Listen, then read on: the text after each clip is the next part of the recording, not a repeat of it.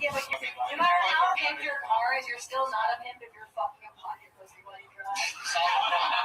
Solid one. What do you? How old are you? I'm 30. Honestly, how did you find out yourself? No, I'm the youngest child, so they kind of let me do whatever I wanted to. Yeah. Yeah, they're just like, I mean, we can fuck up on this. What are your other siblings? They're all business owners. They don't fucking eat ramen, you know. They got beamers. But, I mean, you probably like ramen, right? That's delicious. Wait, how long have you been in Canada for? Like 2.5 years. And what did you do before that? I was headed towards medical school. This is a new physician, you guys. On the way to work, just fucking that pocket.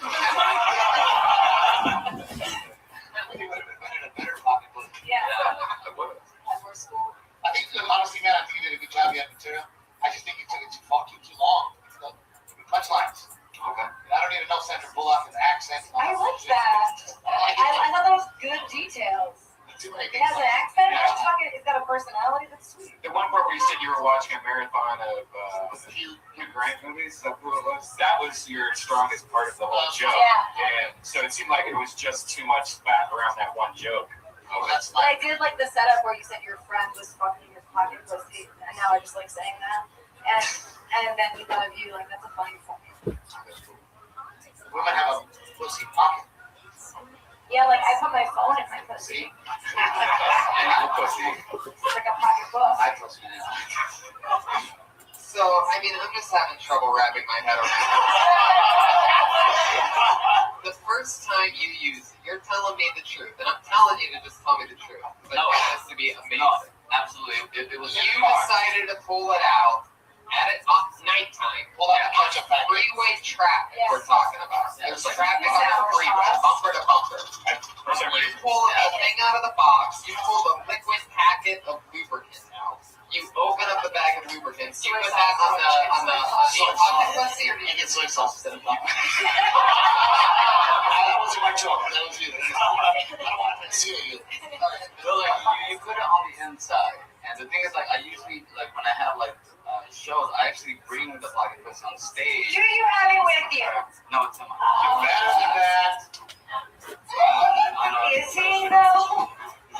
And you're wearing skinny jeans, so I'm guessing this is one tiny pocket pussy that you fuck up. Did earlier like another separate about that, about how like it's a small pocket pussy. Like it's like a small pocket pussy. I'm like I'm an Asian, but I ain't got a baby dick, dude.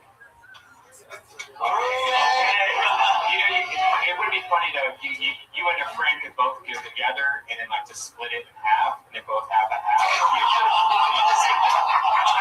Yo, man, they want that pocket pussy. Seeds on a flashlight? Yeah, go have seeds on a flashlight. That's funny. That's funny.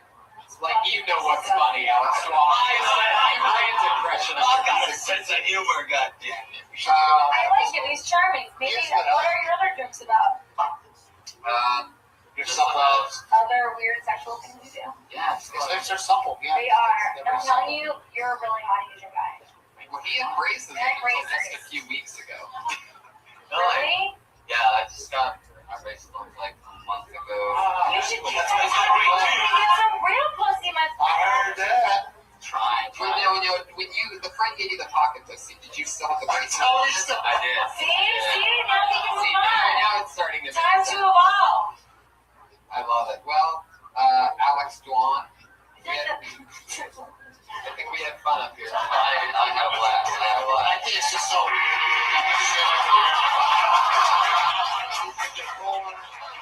He's Asian and stuff, but he's wearing the tablecloth from an Italian restaurant. I've seen more ass on a flounder. Jesus. Hey, I'm doing my squats. Let me see. Turn around. Let me see your shitter. No. Steve's in charge of judging only Asian guys' ass. Turn around. Let me see your shitter. We're not in prison. You can't talk to me like that. Show me I your can do whatever I want. Let me see your shitter. Oh man, you're wow. You can follow him on Shitter at Dapper Dwan, everybody. Shitter, That's right. Alex Dwan. He knows his brand. He's a scammer. There he goes. He's Asian. I like that his pocket pussy is like he's like an energetic clock to a real girl. What? Like that's the reason why he doesn't have a girlfriend. Oh, no, that's not the reason. He pussy though, and jacking off in the car. I don't think that happened to you. Yeah, I don't think Hormones, weirdest thing you've ever had. Tweet it. Tweeted. When I was a kid, like jerking off, I jerked off with a banana peel once. It's pretty good. Did you warm it up? I did not warm it up, but it got pretty warm. Oh my god, the whole time I'm picturing putting inside yourself, but you have a dick. So you just use the peel. You eat the banana and then you start fucking the Do you have to eat the banana? Like, what is this? One of the way away. You don't want to grab up. You don't want to grab up. You should fuck the banana after, or eat the banana after. That's a good point. Yeah. So you can work out. But the banana's in the place where you want to put your dick. Then you take the banana out, set it aside. Let me ask you something. I wish I would have You're been hungry after you see some more. It's like the gym. If I met you at 13, you would have been like that. I would have been like, that's the most genius shit. I only did it once because like it's Vaseline feels What? Yeah, that's Vaseline. Let me ask you something. If you finish inside of the banana peel, does that make a banana cream pie? Hey,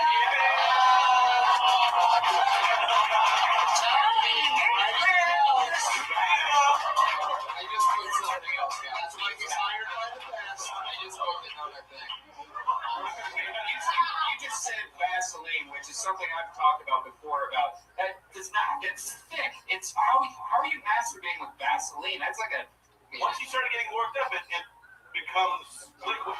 He doesn't actually have Vaseline. He's an Iranian, so he just produces it. It's what we have. It's made of Vaseline. It just comes out of their Are you talking about the Vaseline breaks down, or are you talking about pre-cum mixes with it? No. All right. It's not too weird. No, stop. We're moving on. we're in the presence of ladies.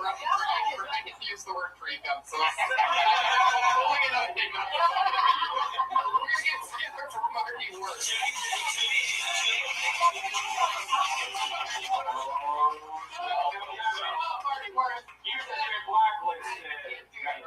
We'll do that. I love you. We can't do it. It'll be the first time I've got. I can't do it, Matt. I love you so much. Please, I love you. Oh, that's not that one. Wait, you didn't blacklisted. Marty Horst, you've been blacklisted. Well, Not Matt. Was anybody able to go to the registry side of the show? Yeah, you can do it. I'll be right back. yeah, by the way, let's just make note for future reference. If somebody gets blacklisted, we're not just going to let somebody go up, because then that will fucking happen all the time. Right, We have to do all that shit all the I time. love you so much, Matt. Well, I Trying to beat the system. Nice. Uh-oh. Wait a second. So random. Maybe it's good for Rusty Haynes.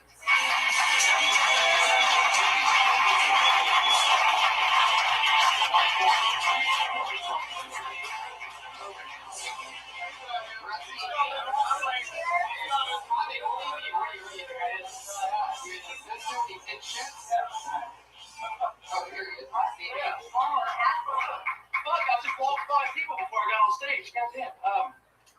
This is nice. I'm in South North Carolina, and I'm a really conservative Christian family, and this is like my mom's nightmare that I'm going to make, like meet an Iranian patriot, and he's going to teach me the Islamic anthem, and I'm going to go home changed.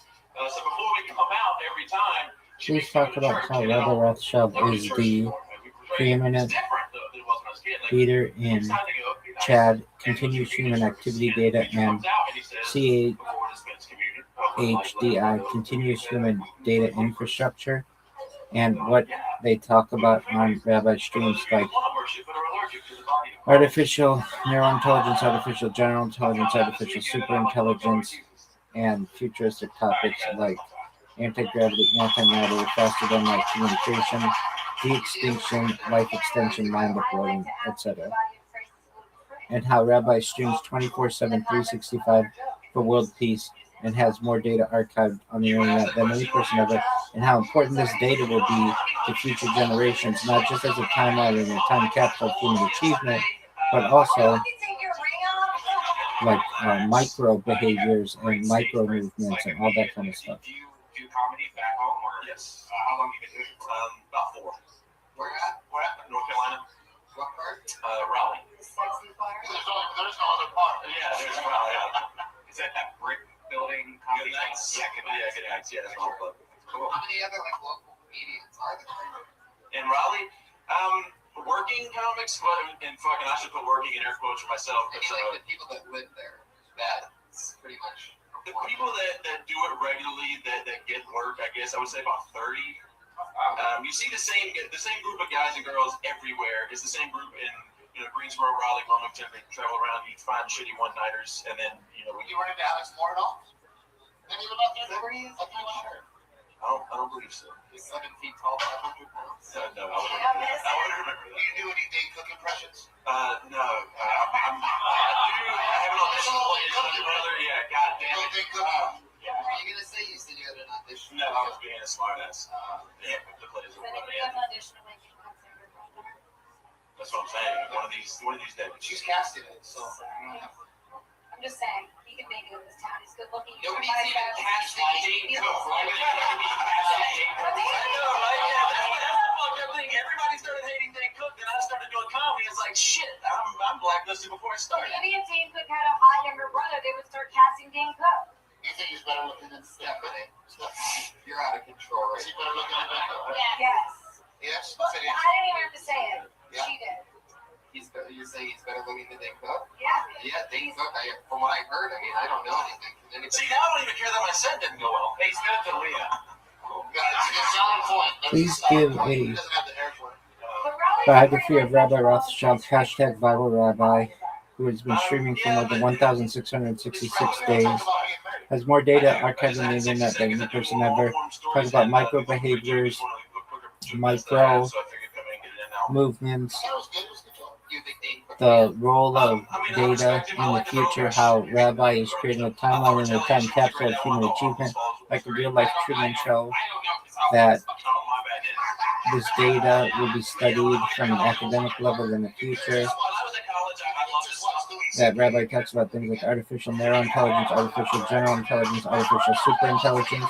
You can give bullet points, say that Rabbi is live on more than 20 simultaneous YouTube streams, viewable to anyone at any given time, and is also available live in Discord 24/7 to be able to connect with individuals. That Rabbi does some in real life streaming and mostly desktop streams, and this data will be studied. Talk about some of the things they talk about, like futuristic topics like quantum computing, cryptocurrency, de-extinction, life extension technology, artificial narrow intelligence, artificial general intelligence, artificial superintelligence, mind uploading, transhumanism, mega projects, that I could totally come out here and make it because it was such dog shit. Look at Ray didn't do this. I'm interested. So you just came out here without your wife? No, she came with me. She flew back this morning, and then I'm gonna be in town for a few more days. She had to go back to work. What are you coming down for? Just Actually, I'm hoping to move out here, so I come out every few months or so, and then until once I find a day job where I can sustain her mandatory minimum level of living, then we'll transition. What is she That doing? sounds kind She does sales support. Please talk about CHAD, continuous human activity data, and CHDI, continuous human data infrastructure. I make more money than she does by day, so if we took her salary out here, it's a typical sales Add job. this into the biography, I please. do government contracts, office products. Basically, I sell paper clips to the Army in North and South Carolina. Wow, you're that guy? Pretty much. That's boring. Yeah, absolutely. So, like, can you give us like a little example of what you would say to pitch us to buy your paperclip rather than the other paperclip? Like, can you give us just like 15 seconds of that? I'm a paperclip. You know, when it comes to sex, I don't release something. I'm like, you you can get Just set it up for that, Stephanie. Yeah, send me this blue pen. Honestly, you can get a paperclip anywhere you go. Everybody has them. They're all the same, for the most part, the same price, same delivery. Everything works. It's a matter of, do you like me more than them? And then, if you're calling me. And so if you want to buy from me, great. We have it. They have it too. I mean, it's your call. If you need me, then just, here's my card. That's it? That's your pitch? It's that simple. Well, why would they pick you? All you're saying is Because the contracts are like, wait, put this paper clips. What the fuck am I going to make it sound like? Look, this one has riches. Seriously, you need this paper clip in your life if you ever want to get your marriage back on track. do you sell any paper clips? Like, I mean, it's just a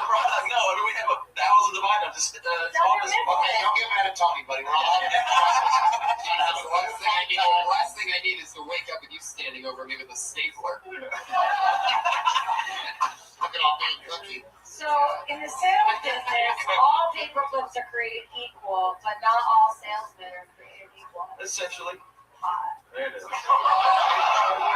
think you might have a game this weekend. Tell me something. Yeah, I can stay in town a few more days. I mean, I can. Rub the clip. Here to Rusty Haynes, everybody. There you go. He's on Twitter, Rusty Haynes. He's the only Rusty Haynes. His name is really Rusty Haynes. Yeah, your parents knew something about you. I think this kid's gonna be a Rusty Haynes. I love it. Rusty. Please include that Rabbi has more data archived on themselves than any person ever, and that, according to the Economist magazine, data is Earth's #1 resource. It's almost like people. That's my brother, Dusty Bottoms. Dusty Bottoms. What's another good one? You're from Texas, Steve. You must know a few Rusties, huh? I know a couple Rusties. Yeah. It's a real Rusty Haynes. It's a real Southern name. Like Dan Cook, but Southern. Shitty. This is the part of the show where we. He's not. He wasn't shit. He was good. I thought he did a good job. If that's my husband, you're Patriot, how you doing over there? How's your legs? Your legs? tired. Good. Sepsis. That's this. You want to check your wounds? Later. Good job, Josh. By the way, if you heard that sound, that's Josh jumping into a grocery bag. Everybody. Josh, come on there. Where'd you go? It was smelling of Corinthians. It's totally like a little kitten. I'm having fun. I'm having more fun with the audience. Oh, look, the kitten found the bottom of the beer. You're like a bad kitten. Joshy, how you doing? What's your favorite part of it? Here, step up to the Patriots mic for a second. What's your favorite part so far of tonight's episode? Or can you stand on your tippy toes? The dance sequence. Oh, you like that, huh? Maybe stay on the stage. Yeah, that'll help you. Yeah, stand up. Don't tell me what to do. Right now. I'm calm. You're what now? What?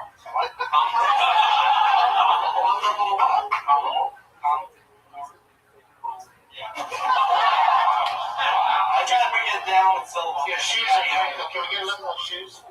You know what, Josh? You need some wedge sneakers by night. Yeah, for all you podcast listeners, the shoes are purple. What would you call that, Josh? How would you describe those shoes? They're blue Bowling shoes. and they're Pharrell. What are they called? Pharrell. And you got the what are Pharrell? What are Pharrell? When you buy Pharrell shoes, is that how you got your fat hair? Right. Sometimes that's how you gotta write the diamonds, people. You gotta throw them out there. Sometimes nothing happens. Stop trying to kill it. Let's get this going. Josh, wait, come back and say it again smooth. If you're gonna say that shit, You're trying to kill some time, and we should probably just. what do you think? Shut Shut up. We do whatever we want. Tony does whatever he wants, guys. Yeah, what the fuck are Josh you is the producer. Are you making a YouTube comment in the middle of this episode right now? Like, what the fuck? And also, I just realized I left my Oreos on the table right there. Oh, sure. You're Doesn't matter. disgusting. Josh Martin, get back to your fucking Oreos.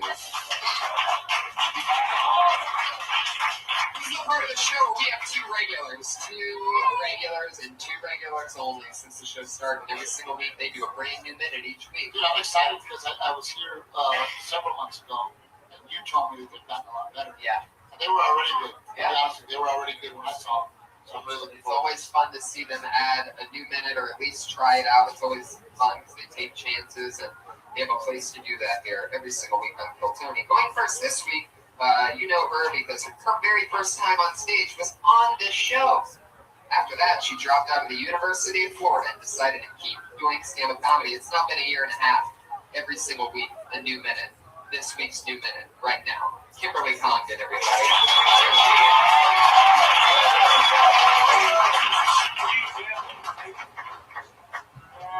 Tonight I want to talk about weird situations that we go through as humans, I guess. Like that awkward moment where you're sitting at a light pretending you don't notice the starving homeless man walking by your car.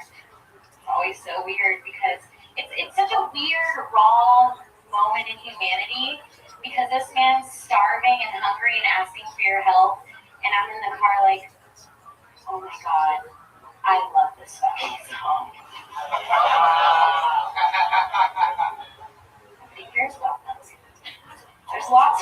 It's true. I mean, you know, some of us here, there's just so many. They're like Armenians.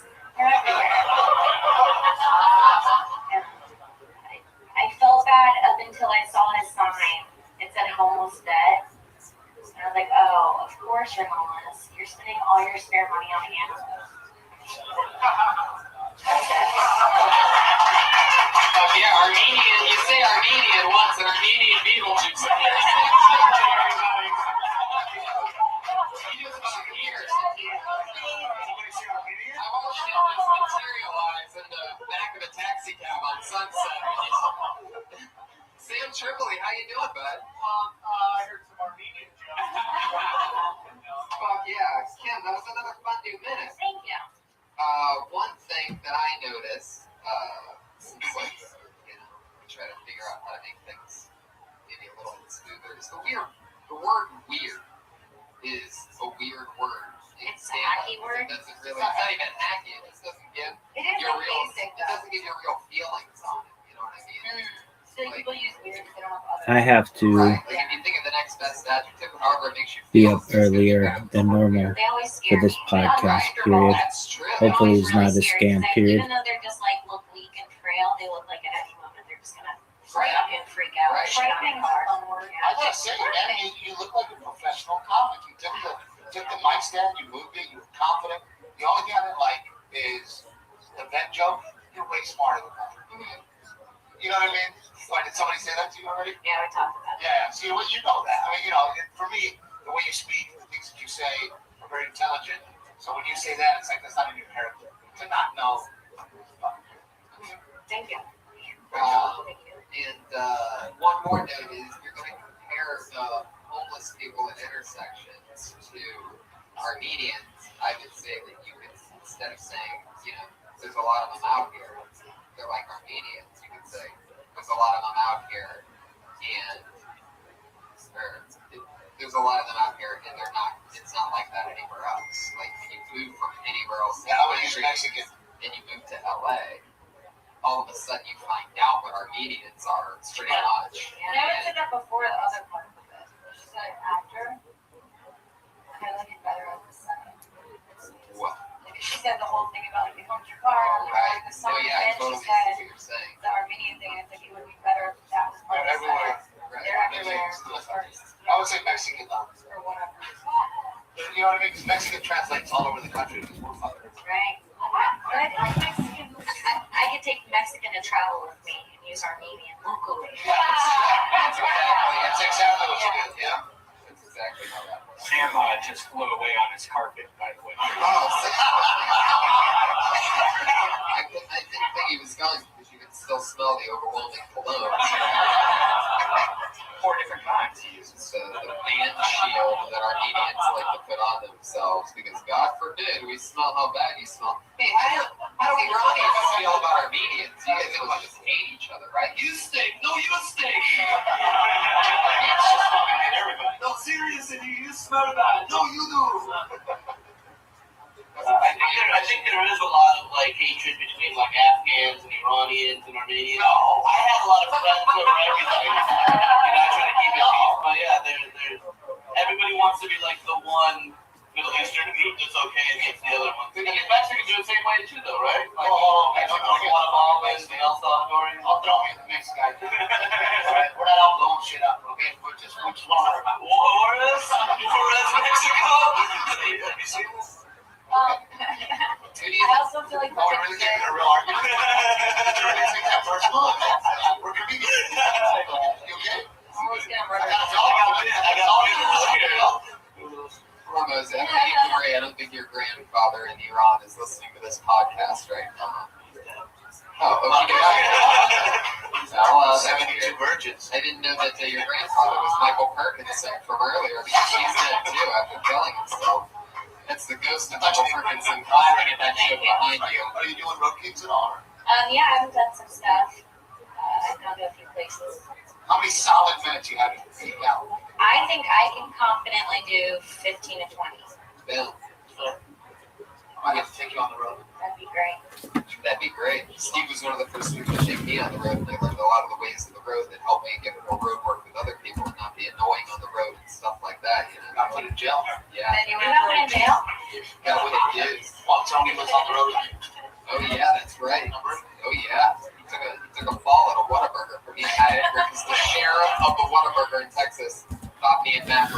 These faggots.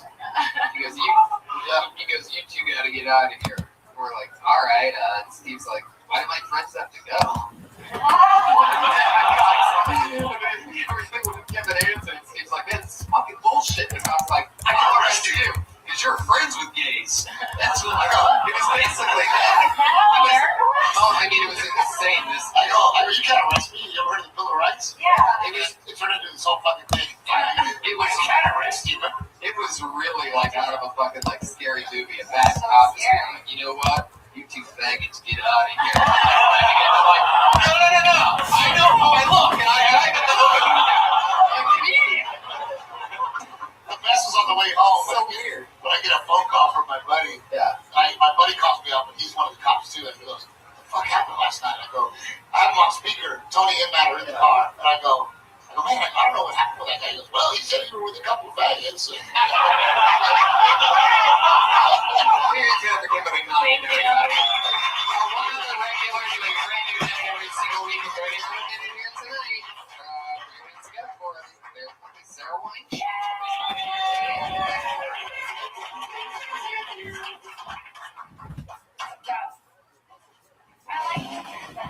I like to judge people based on what they label their stuff.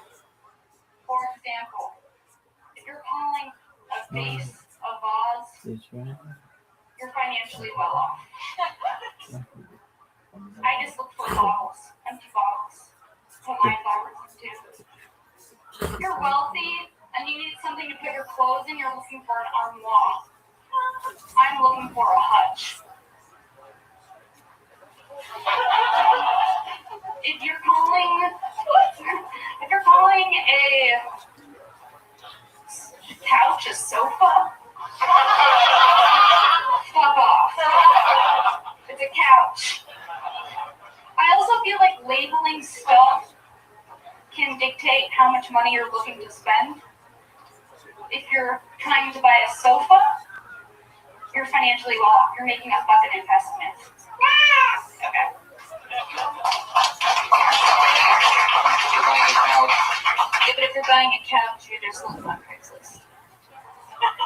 The laundry basket thing, I think a lot of us was like, what the fuck's a hutch? I don't know what a hutch was. I would say maybe the floor or a bag or something. Yeah, a bag. A hutch. It's like I'm looking for a hutch. Like something to throw shit in. Oh, A yeah. hutch. Really? Or what's the You're financially Oh, off. you're gonna say yes. An armoire sounds almost the same as a hutch. Like it seems like you would like rich people would have hutches. You could even say, I would just like to have a hanger. Yeah, that's better. You know what I mean? Or a hook. Or Yeah. a mower. Yeah, there you go. Very Ronnie Newman. You had everybody from the beginning with your What's up? so much fun. That's she sort of does that. Do you guys hang out together a lot? Me and Kim? Yeah. Yeah. You guys dress very similar. Yeah, I was gonna say, did Tommy tell you guys to wear the same conference? Right? Well, no, all three of you. You're wearing the same fucking thing. How dare you? boots, Mine's striped, but not the same shape. tights. Girl comics have swag. Yeah. We're trying, Well, that happens when you hang out with somebody a lot in comedy. You kind of pick up like them as well. Well, like, I don't feel like Kim's channeling me or I'm channeling Kim. No, you guys are dressed very similar. Yeah. I feel like. Yeah, like I hang around with Red Band and Steve, and all of a sudden, It's fucking pussy. I started wearing double XL t-shirts. It's quick. You just start dressing like. Well, you gotta have a couple of things. So we're gonna wrap it up. This is the end of the show. Princess Shank on Twitter. Kimberly Hawkins. Again. Hormones Rashidi is at Hormones Rashidi. HORMOZRASHIDI. Mr. Steve Trujillo on Twitter. Anything else coming up you want to promote? Yeah, my special Relatable is on Netflix, and my podcast is called The Process. Well, listen to everything Steve. For me? Stephanie Simbari. I'm at Steph Simbari. You can watch me on the Oxygen Network on April 2nd. Wow. Funny Girls. And April also Money Girls. subscribe to my podcast at That's So Retrograde. Subscribe to that. Thank you. Follow her on Twitter at Steph Simbari. Guys, nobody's fun. We did it again. Come see me in Dallas this Friday and watch the Beaver Roast. Sure. Enjoy my jokes. Death Squad shows coming up, including Kill Tony 100 live here in the main room, April 14th.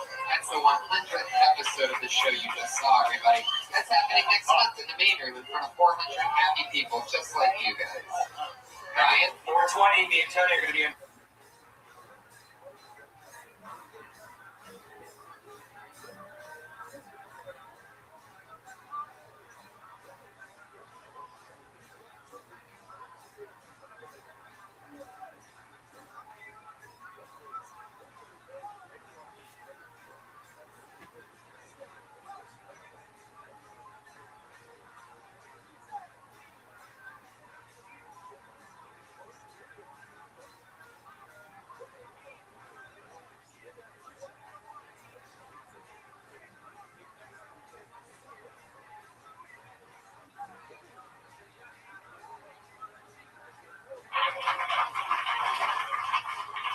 Yeah!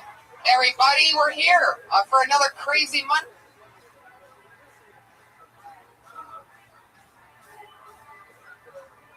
I have the one broken chair in the room. That's great, Josh. Put your hands together for Josh Martin, everybody. The man responsible for everything that you see here. And I get the wobbly chair.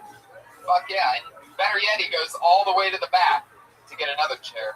Meanwhile, Little is that amazing producer that sets up everything. And we give so much responsibility to know that there's a fucking chair right here. Josh, too late, buddy. And now he's getting a chair for an invisible audience. For anybody who wants to sit between two live cameras that you can't touch at all, there's seats right there that we don't want you to sit at whatsoever. Welcome, everybody. Happy Monday to you. It's obviously a live show. Anything can happen. I'm sitting in one spot now. I'm comfortable. Put your hands together for Pat Reagan, who just played his heart and soul out for you while you were being seated. The great Pat Reagan. Pat is going to be our co-host tonight. Yeah. He's just going to be hanging. He's got his guitar. Want to say hi, Pat? Hey, what's up, guys? You're really concerned that mic's not going to work, huh? It's a tricky one, huh? You don't believe in the mic. No, it's good. It's just a different style of mic. This is sort of a mic you'd feel like on a drum or something. No, actually, that is a musician's vocal singing mic. You should be. Well, Brian, sometimes they have a pop screen in front of you. I get it. They don't have Radio Shack. Those have Radio Shack. I get it. So welcome, Pat. It's fun to have you here, and we're very excited about tonight's show. Catch you up with our lives in the past week. I wrote for the roast of Justin Bieber, everybody. The biggest roast of all time. I've been writing on roasts for a few years, and it was an absolute blast. Got to meet Justin. I invited him to this week's episode of Kill Tony. And as you can tell, he had other things going on. But it's been an amazing week, and I'm very excited about Kill Tony 100, guys. It's happening in the main room, April 13th, I do believe.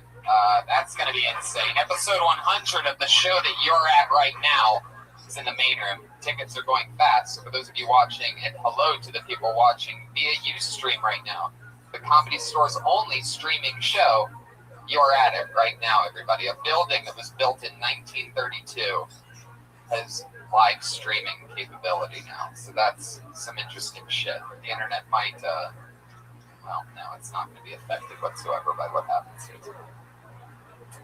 And we're also doing Vancouver, guys. Yeah, 420 Vancouver. Tickets are going on sale this week. Hopefully, it's going to be live.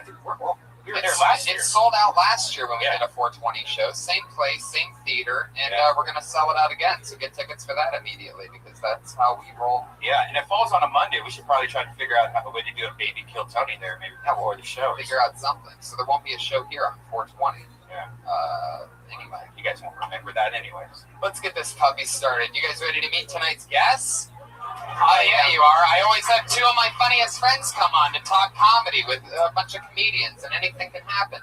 This week, two of my favorites. They've both been on the show before. Two of my favorite comedians who I work with all the time. Two of my favorites to watch. Two of every comedian's favorites to watch. Put your hands together for them. It's Steve Simone and Rick Ingram, everybody. It's going to be a good one tonight. I know when I book this thing perfectly. That's what it's come to. Is now I'm like a fucking chemist, and I know that if I get the right two people up here together, this is what we would call good cop and bad cop. I do believe. Steve, notoriously one of the nicest, most smiley, happy family figures, and Rick is, Hold on, that's not my reputation. the dark lord of everything evil. So it's going to be fun watching you two bump elbows tonight. Welcome back, guys. Thanks, man. What did you think of Pat Reagan's performance earlier? I loved it. How about you, Rick? I don't think guitars and comedy should go together. Oh, you know, and that is something a lot of people think. A lot of people believe that. I mean, if we got them, like, maybe we You could talk guitar to me. comedy duo. You can talk directly to me, Rick, if you're talking to me. Well, we were actually talking about you, not to you. Just for the record. I have a reputation to uphold, sir. Yes, right out of the gate with that. Yeah. Pat, how you doing? Are you falling asleep on that mic? What's going on over there? I'm good. I woke up at 4 p.m. today. I had some cupcakes. Yes. Oh, Good. this motherfucker. Right. You don't. Cupcakes. You want to tell the crowd? I have type 1 diabetes, motherfucker. So You don't look like it. The only thing he hates more than comedians with guitars is comedians with guitars with cupcakes. Yeah. Which, by the way, sounds like the worst That'd be a spin-off of Seinfeld's show ever. the best podcast of all time. Comedians with guitars. with guitars and Everybody in Silver Lake would watch that. yeah. I'm so excited about tonight's show. Over 30 comedians signed up for the chance to do 1 minute in front of us. Pat, do you have any questions for our guests? Is there anything that you've always wondered about these two, by the way? Normally the co-host always asks one question. Yeah. Rick, how does having a negative attitude affect your day-to-day life? Well, probably in the best way. I mean, I wake up every day knowing that other people are shit, and you know, and from there it's pretty much spend all day going, nailed it again. It was exactly as expected. So yeah, it's a good thing. How about for Steve? Do you have a question for Steve? Yeah, I got a question for Steve. If you could have any other first name, what would it be? Larry. Wow! I love that name. You do. You had that so ready. Yeah, Is that a Three's Company reference? Like Yeah. a creepy Larry? Dude, there's never been a Larry that wasn't up for laughs. That was so quick. What about Larry from U2? I don't even know there was a Larry. I think there's a Larry. It's Bono, the Edge, Larry. Larry's one of those names, it seems like no matter what you do, you don't have your shit together. Your name's Larry, like, You're always Larry, I'm sorry. Larry lost his keys again. Exactly. It's a great name. Well, let's jump into it. Like I said, over 30 comedians signed up for the chance to do 1 minute of uninterrupted stage time. And then we talk to them afterwards. Comedians, you know your minute's up when you hear the sound of the kitty. Aww, it's adorable. That means wrap it up then, or else you're going to bring out the angry West Hollywood bear.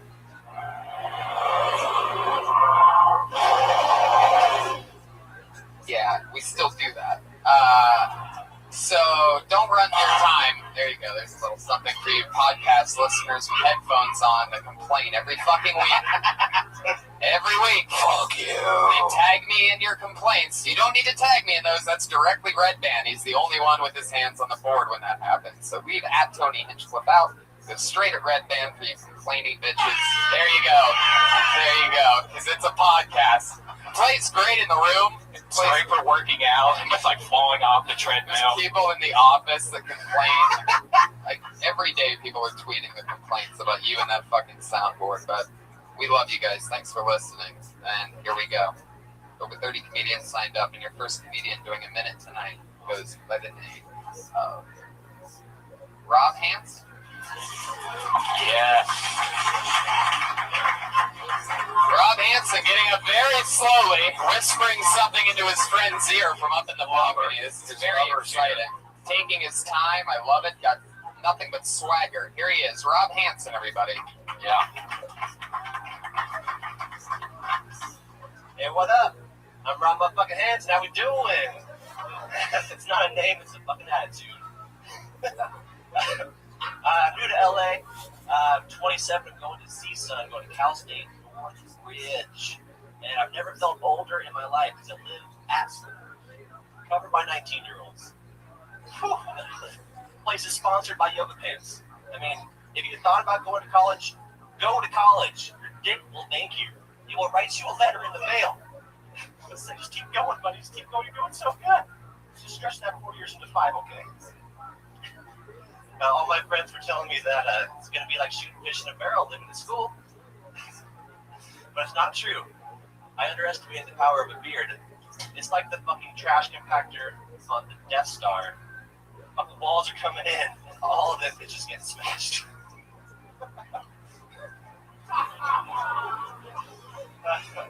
There you go, straight to the bear on that one at 1 minute and 4 seconds. Rob. Fuck yeah. So are you saying that you are getting pussy or you're not getting pussy? I don't even understand what you're saying. Very confusing. You can still fuck the smashed pussy. It's okay. It's okay. Still don't know. Yeah, I mean, Bad joke. I have a girlfriend. there you just got bonus points on that. Congratulations. That's never happened on the show, that sound. So, I mean, you did something special. I don't know what. He offered to buy me a drink earlier, so. That's right. Was this your? How long have you been doing comedy for? Like 6 months or so. I've done like 2 open mics. Get right into that microphone. That's number one. I had turned you up to 11. Yeah, he's up to 11 right now. Damn, hey, thank you. See how much? Oh, you have a soft voice, huh? I'm so scared right now. You're not that funny. Wait, what was that? You're gonna make that noise? You're gonna make that noise sitting next to me? He was asking me earlier. We're just getting warmed up, Steve. Come He sees on. the effort. Yeah, I love your style, Rob. My favorite part of that entire thing is when you said, hey, if any of you are thinking about going to college, you should go. You realize that most of the people that you'll always be performing in front of at a stand-up comedy club either have gone to college or at least have already committed to their decision of not going to college. Yeah. Are you planning on doing a lot of high schools or something? Like where a joke where, you know, that motivational speaking, for sure. That sounds good. Go to college with a pussy. But I have a girlfriend. She goes to UCSB, and what did she think about you comparing your beard to a trash compactor on the Death Star? By the way, Death Star references in general, such a good way to get pussy. Right. Totally. Just really let the girl know you have no idea what you're doing with the vagina. almost automatic. Specific Star Wars scene. Well, that one keeps going on. It's like I talk about scene 3P ain't gonna save you, and even the Dryer pussies by the second. Do you do any comparison to that like one kid with all the tentacles that comes out at all? I do the comparison with the steak thing with the little eyeball that pops up. Yes, it's like yes. even he's getting pussy. Right. Yeah. All right, I can feel the people turning off their iPods right now. Rob, where are you from? From the Central Coast, from San Luis Obispo. Oh, I've been there before. Yeah. How long have you lived in LA? Like 6 months, something like that. And I've been going to CSUN since August, so I can't do math. 7 months. What do you want to graduate with? What do you want to do? Doing television, trying to do TV producing. Perfect. Yeah. This town is in need. Yeah. Yeah, for sure. Yeah, no doubt about that. Getting television right at this point, you know, this is a good time to get into TV also, by the way. Yeah. And That was sarcasm. Well, I mean, the goal is to do business, to try to make my money on the golf course. That's the goal. Yeah. well, you might get a chance to do that since you're probably going to be riding a lawnmower for the rest of your life. You're definitely going to be making money on a golf course. I don't know if that's the way that you You'd be the most successful Northridge graduate of all time. Yeah, exactly. Thank you so much. I'm sure it's going to be one fancy golf course, man. Oh, yeah. Pat, any thoughts about Rob over there? What are you thinking about? Yeah.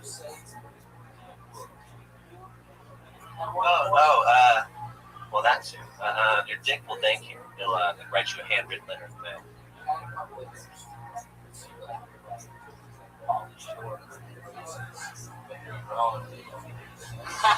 That's really, it is nice. I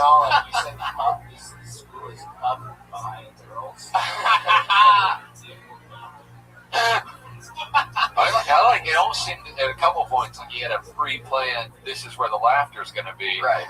And then, you know, afterwards, like, we'll edit it in later. I think you did a really good job. I'm the Pablo Abdul person of this panel. No, you're not. With Steve Samote sitting on fucking nothing but compliments over here. I mean, you've only Just waiting for it. You've only been doing comedy 6 months. You really have to find your voice, and you need to listen to yourself do comedy if you don't do it already, because it'd be interesting for you to like sit there and go, that's funny. If you really do that, then just quit comedy right there. But Steve, say what Brian just said in a better way. No, I agree with Brian. I mean, 6 months in, you were personal. You talked about your life. You had a Star Wars reference and a dick joke all in a minute. That's a pretty good start. My only advice, right?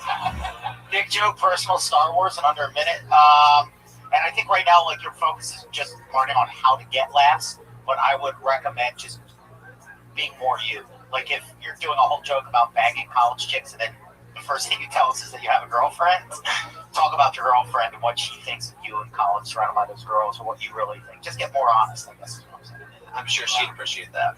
Yeah, definitely. well, it gets to a point when you do like a fake story where it's almost uncomfortable to do as a comic, and when you hit that point, you understand it more. But I used to do the same thing. Like, oh yeah, I came home, this guy was on my porch, and I made up this whole thing. It's like lying almost, and you can kind of tell when you're a liar. So it's harder. It's harder. No, it's harder. Like anyone, it's lying to you. It's a little bit harder to tell, but like this audience can easily pick up if it's not true or not. Right. You know, compared to if you're telling a real story and you're excited about it, you can find a way to put tags in it, then they're going to believe you more and be on board more. Instead of like, it's different. So what he's saying is, don't tell stories about getting pussy. Yeah. That would be a Talk lie. about that big shit. Fuck yeah. Gun, nightstand, huh? Rob, how long have you been with your girlfriend? 3 years, actually. Do you have any material about her?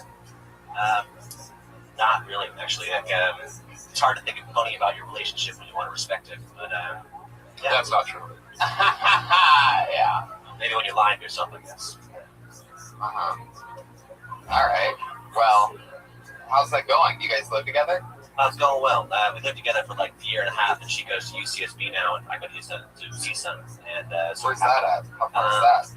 middle of the valley, like it's maybe an hour and a half, How often do you guys get to see each other? like every 2 weeks, something like that. Like, so pretty often. Still pretty often for being that far apart. All right. Well, great. Well, Rob, I guess that's it, huh? Hey, well, thank you very much. Thank you very 6 much. months, huh? Where do you perform at? Open mics at the school, and that's about it so far. Wait, so you're at the college telling people they should go to college? Right. Yeah. Rob, best of luck, buddy. Yeah. Thank you guys. Thank Rob Hansen. He's on Twitter at RodMFN Hansen. He really is committed to that Rob motherfucking Hansen thing, and that is not good. But it goes perfectly with your trucker hat and half beard, so that's exactly what we would expect from you, Rob. A soft-spoken guy for being sort of lumberjacky, you know? Yeah. I liked him in all the not liking kind of ways. Yeah. Do you guys remember anything that you did when you first started out stand-up comedy-wise that you can't believe that you did, like, or said, or anything like that? Like, Right? Yeah. you just always amazing, right? Yeah, I was just a killer from day one. When I started, I did impressions, which is just as embarrassing as humanly possible. Right. So, What was your main ones? just pretty much anything that Will Ferrell was doing at the time. I just kind of ran with that. It just, was crushing the Kansas City comedy scene, which it's like LA, New York, Kansas City. Those are the big three. So I moved down here after doing comedy for like a year and a half, and pretty much everyone at the Comedy Store was like, "You got to stop doing that shit. It's fucking terrible." And so yeah, I stopped doing it, and my career has been awful ever since. Steve, how about you? This most embarrassing one I can think of was when I was a kid. I remember watching a Howie Mandel special. I thought it was hilarious, and he told this joke about smearing a candy bar in his hand and then going to a bathroom stall and putting his hand and going, "Well, I'm out of toilet paper over here." So I saw that when I was like 11 or 12. So I did it to a teacher at a middle school dance. Like Mrs. Chandler. Yeah. Oh my God. Yeah, I came out of the bathroom. I was like, "Mrs. Chandler, we're out of toilet paper." And then I licked my hand. And she was like, "Jesus!" Right? Because I was like a chubby fat kid that just wanted attention. So So that before I got to the Comedy Store, I probably was on stage 20 times, and 4 or 5 out of the 20, my big closer was telling that story. But I would smear the candy bar on my head. No, it was so bad. I'd be like, oh shit, I gotta go buy a candy bar, and then go out on stage. Did you ever forget a candy bar and use something else? Like, No, it was terrible. All right, let's go back to the bucket. Now we know more about our panel. Whoa, we know this guy. This is a guy from Mississippi. He's from the South. How he sounds and acts, it's really him. Put your hands together for him. It's Eric Carter. oh yeah.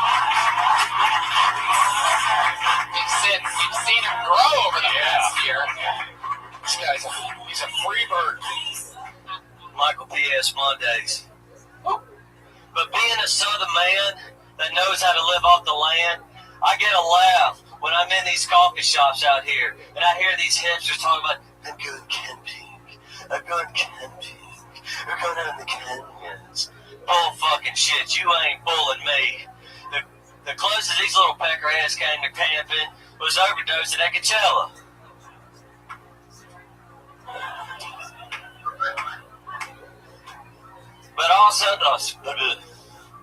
But being a Southern man living in LA, there ain't no better place for me to live than a gay community. That is the truth. They're clean, they got nice shops, they're all rich. I mean, like, they ain't gonna want to mug me. They don't want to steal a flannel shirt. It's a gay community, not a lesbian one.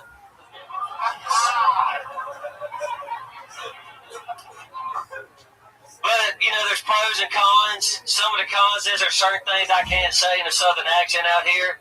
Like, I can't refer to non-white males as boys. I can't compliment a girl's mouth or her smell. Wow, Eric Carter. Good job, buddy. Look at him. Look at this guy. Oh, my God. What? Somebody's been practicing that minute in the mirror. Jesus. Holy shit. God, your heart is a rock too. What the Wait. You got him to look. It's a fabulous free bird right there. You really got him to look like he thought his dick could have been hard. Man. Eric, that was awesome. You did it. That was the Thank best you. set you've ever done on Kill. Thank you. That's amazing. Can you Oh, talk? yes. Yeah, I can talk in a microphone. Oh, yeah. It just has been a minute since I've been on here. Can you please talk for the rest of this in that voice you were doing earlier? Which one? The guys in the hill voice. Yeah, just the rest of that. Yeah, don't talk. Oh, I can't do that. You're the only person on this entire show with a funny voice, and of course Brian tells you to sound like everybody else. It's amazing. I mean, yeah. No, stick with that white trash Billy Goat fucking thing you got going on, please, because it's gold for podcasting.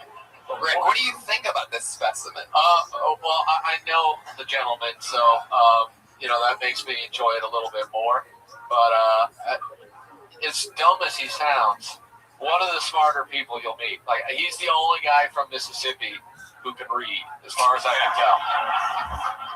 He knows history. It's always crazy. But what I do like, you have pro wrestler attitude when you're telling comedy. Yeah. Like, you were literally picking out what dude in the audience you were going to kick the fuck out of. Yeah, it was like a promo. It was a promo. Yeah. But very intense. I enjoyed it. Thank you. I don't remember why I haven't watched wrestling. One of my earlier memories. Wrestling. So good. I was about 4 years old. Holy I remember my brothers and my cousins watching wrestling. I just remember the Warrior shaking the ropes. Sure. And that's one of my first memories. And then from there on, we got SummerSlam on VHS. And God, that's beautiful. He means One right of my now. favorite memories. Wrestling memories. Now, when you say memories in wrestling, you got to know you're doing that, right? Like, doing what? I mean, you're overdoing it. What are you saying that I'm doing? Let's look at you. I ain't overdoing shit. This is how I talk. So you go on a date. Let's turn it up a little bit. No, I'm cottonmouth right now. Talking about I'm cottonmouth, and it's affecting my So voice. you go on a date. You don't turn it down a little. You just go full on. Like, hey, we're going to go to the Applebee's. Like, Yeah, because going on a date's like performing in front of people. That's exactly no, I what mean, like, do you when you're with a girl, like on a date, how do you talk? What's it? What would pretend like you're on a date? No, I'm not going to pretend like I'm on a date. You're a man. Pretend like, come on, you can pretend. It's okay. We're performing right now, Eric. All right. Say that me and you were out at a dinner date. Like, how would you talk to me? I'll play a beautiful girl. Talk to me. His hands What's your name? stroking. Oh, thank you so much. Well, what's your name? Tanya, and I'm so glad that you brought me to Applebee's. It's so good. So what do you do for work? What's your life like? Well, thank you for asking, Tanya. I'm a successful comic. I've been featured. Well played. Yeah. Dude, I mean, at that point, he's getting a blowjob at Applebee's. Just Two for 20 and an appetizer. Yeah. I hope you don't mind if I suck your dick for the rest of this night. Thank you for asking. That's the least you can do. The ladies never ask those questions, so I mean, you found a good girl with Tanya. Yeah. She cares about you. That's exciting. It's not just what you do. Where would you take Tanya after the? Where would you invite me afterwards? Say with this. So, boy, that sure was a delicious meal. Thanks for paying for half. So, what do you want to do after this? We're on to go to El Segundo. I guess you could play that song after anything, and it's funny. We're gonna go to El Segundo, straight into Jamboree. El Segundo. What are we going to do in El Segundo? Oh, I'm so excited. Please answer my question. You're making me That's when the nervous. fireworks are going to go off. That's where we'll make some babies. Damn. Okay, well, I guess. Hear that guitar? That's the cue. That's when the going gets good, you know? Yeah. Okay. So that's what you'd really say that to a girl? Go make some babies in El Segundo? Is that what? Absolutely. Works every time. How often does that work? About 11 out of 10. Damn. All right. Mississippi mathematics. It's on fire right now. Okay. I don't even know what I feel like. I can ask you anything, and it's gonna kill right now. Well, ask away. What do you want to do? You didn't even see what I said. I didn't ask a question. So good. You want to go to Ace Hardware or something? Am I going to go to Lowe's? He's got the kind of pride that makes you think the South won the Civil War, which is really exciting. We learned a different version in my school. Now you're from real. I mean, it's very clear you're a real Mississippi, guy. Like, were you raised on a farm? Like, is that? Were you born in a barn? No. No, I was right. It was like a bunch of old family land, like between all of us, about 500 acres. So we just raised out there in a small Do you town. have animals? Yeah, Like what? dogs, chickens, goats, horses. Which one did you fuck? Which one did you fuck? I'm gonna guess the horse. You know what happens in Mississippi stays in Mississippi. Right. Yeah. Interesting. Did you ever think? Do you think you had any relatives that hooked up with an animal ever, Maybe. other than your sister? I think it's important to remember that in Mississippi, they probably aren't fucking animals because they're not related to the animals. Well, the good thing about Mississippi and this show is that I can say anything that I want about Mississippi because they have no idea what a podcast is, and they have not gotten the internet yet. Well, once they find out their own son is out there killing it, it's going to probably be the first podcast they get. Successful comedian. Maybe that can happen.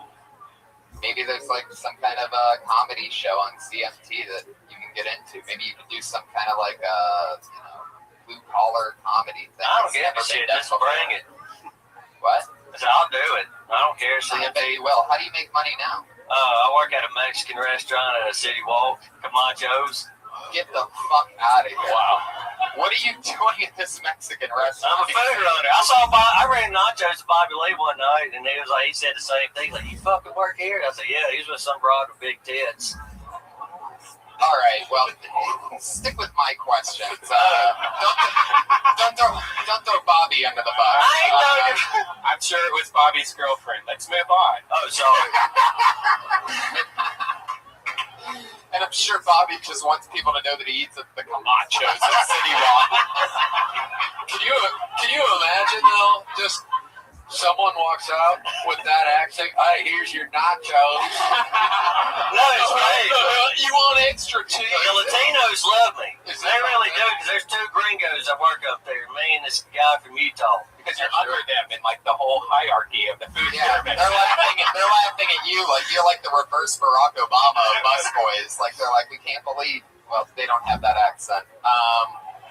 But yeah, you are like white as fuck. So you're a busboy. No, I ain't a busboy, just run fucking food. That's it. That's it. You're a food runner. That's it. So you're the guy that's responsible for carrying food to a table. After the chef makes it in a sterile environment, they put it in your hands. Hey, which one of you motherfuckers got some cake codes? Oh shit! How long you been working there? Since beginning of February. What's anything crazy happened there? No, well, they've been teaching me Spanish. Like, they came up with some Spanish names for me. Like what? They called me like El Gringo Loco or El Diablo Blanco. Anything else for Eric Carter, guys? Anything you want to say to this guy? I mean, that's the greatest luchador name I've ever had. El Diablo Blanco. See, senor. Hey, Eric, do you want to do the Death Squad show Friday at the Ice House? Hell yeah! There you go. Wow, look at that. One of the lucky ones. He actually got a gig out of this. You killed it, dude. Great job. Eric Carter, everybody. He's on Twitter at CallMeEC. Holy shit. Killed it. Other comedians, please hold all fist bumps and handshakes until forever. There you go. Pat, what do you think about Eric Carter? I mean, he is a real something else. I was looking at his pants and his shoes, and it looked like he woke up like a crack of dawn in his barn. That was my observation. Yeah, it does seem that way. He's a real. It was a real working deal. Yeah. That's interesting. Machos. You know, it makes me really want to go there just to see him. You I know what know. I mean? Like, get stoned one afternoon and just sit there and be like, look at this. You know, I remember seeing a comic. People probably don't know who he is anymore, but I went to Chipotle one time and Skeezy was fucking chopping get the fuck steak. out of here. Oh Oh my It was just god. like 8 Mexican dudes and Skeezy, and you could tell they were definitely. Explain to who Skeezy is. Skeezy is a white dude from East St. Louis who, you know, he's as black as someone could be personality-wise, and he raps like Bone Thugs and Harmony, but he is white as fuck. Yeah. It's very uncomfortable. The funny thing about him is, like, he's extremely you know, I feel like all comedians are bipolar to a certain, like, semi-controlled way. But Skeezy is hilarious to everybody that knows him because he's a guy that will literally go from, we're gonna do this, man, we're gonna fucking make it, we're gonna be on everything until, you know, forever, we're gonna be huge stars. And then 10 seconds later, like, he'll go to the restroom and come back and he'll just be, man, I'm telling you, I can't believe it. Like, it's really hilarious. He'll just be, you see the toughest fucking rapper, thug friend, just crying more than anybody else back and forth. Did he punch you one time? Yeah, he punched me in the face. Really? Yeah. Only time I was punched in the face here. What, like, did it hurt? No. But he did get me with an interesting like upper headbutt. But it didn't hurt here. He got me right under the chin, but when my teeth clanked, I had a dental implant at the time. Like I had chipped my tooth on a scooter when I was a kid, and the next day that fell out. Which is a real problem. Yeah, when I was a little kid one time, this is how white trash I was. I could have turned out like Eric Carter, fun fact. Like, I could have. Funny. Had my mom given the fuck up, I totally could have been Eric Carter. Did you just make that noise again, Steve? Let them make it. I can't have you making it right next to me. Steve, just, Before we started, he was like, so what's the deal? They do comedy and then we just give them advice? I'm like, yes. Yes, that's what we do. Steve, are you ticklish? Get out of here. He's laughing. Get out of here. Guys, one more time for Eric Carter, everybody. Let's move along to our next person. This is so fun. All right. Put your hands together for Rodney Peterson. Oh, yeah. Yes. Yes.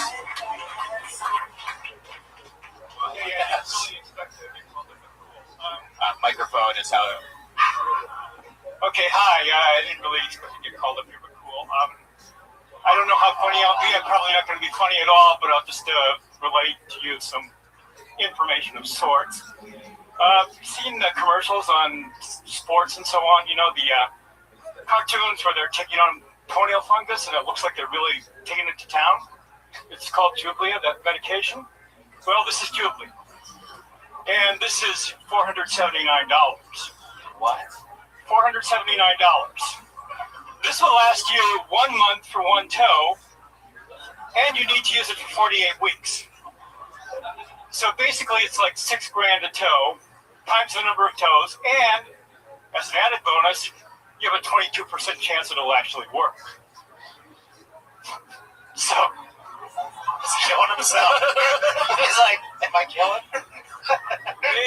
it will work somewhat half the time, according to their own research. So,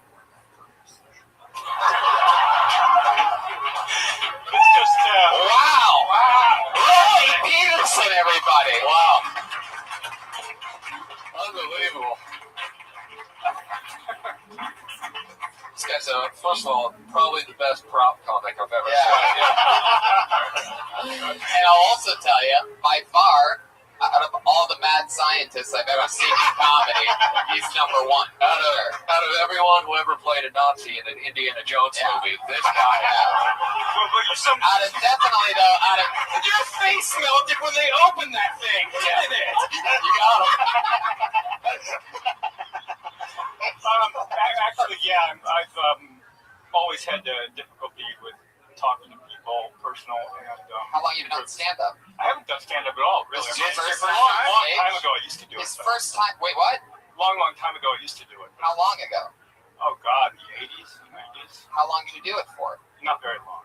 How long? It wasn't successful. I couldn't talk to people. How long? How many times do you think? A dozen. Wow. So this is your first time since the 80s. Basically, it's the first time I've been on a microphone since I've been on the radio. Yeah. Wow. So you're on the radio? yeah, I've been in top 40 in several markets. All right, what do you do? Are you on the mic? Yeah. Can you bring up a song? Give us a bumper. Play a song, sure. How about we play the song what we were just playing, Elvis Costello, Radio. So why don't we do that? You want to give us a little intro and we'll roll into it? How do you want to do this? What's your DJ name? DJ Rodney Peterson?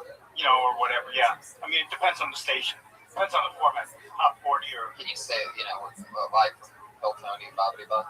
Sure. Right, but how about this? We're going back from a commercial. All right. Live from the Comedy Store on the Sunset Strip, it's the Kill Tony Show. And we'll kick things off with Elvis Costello and Radio. And we'll have a bunch of comics for you and all kinds of cool shit. Hang around, because it's going to be a lot of fun. All right, is this CB Radio? Are we talking about CB Radio? Yeah, you just lost out on the job to Eric Carter.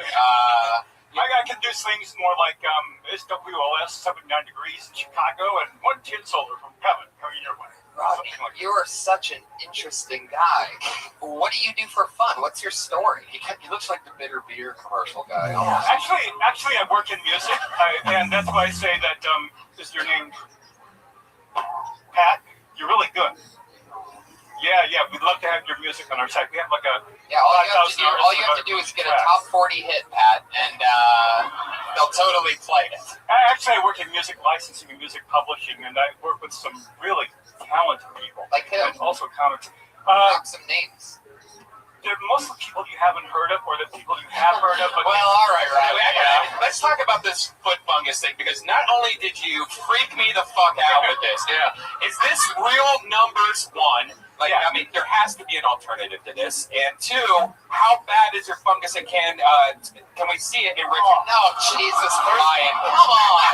Right, he's rocking what appear to be dress socks and Tevas. Whoa. It's a lot more comfortable that way, and it's really not that bad. You know, the worst thing that happens is they take toenails off, but they're going to do that anyway. Oh, that is fucking disgusting. I do not want to talk about this. The first, what I like is the first 15 to 20 seconds while he was up there, he just kept taking things out of his pockets. It was like very uncomfortable. Where it's like, what the fuck else does he got there? And out of everything that he was taking out, I can't believe that the prop was really the actual fucking medicine. A lot of people brag about like having things worth money, but to pull out the toenail fungus. Yeah. That's like an iPhone in your hand right now. Right? Yeah. I mean, that's the same. No. I mean, that's the same price as an iPhone. That little piece of medicine that you have right there. Yeah. Now, have you tried just? I mean, to add to that joke, you could pretty much almost say like, "Hey, this medicine costs so much money." Blah blah blah blah. I'd rather just chop off my feet or something like that. There you go. You know, we did the old chop off my feet misdirect. You're talking about thousands of dollars. His smile is amazing. Yeah. It's a very genuine smile. It almost screams, "I molest child molesters." Yeah. I'll tell you what the deal is. He's a child molester. He fights for justice amongst he's the superhero of child molesters. I'm just trying to be more social. My job is totally on the internet, so I work with a lot of really talented people, but it's never in person, unfortunately.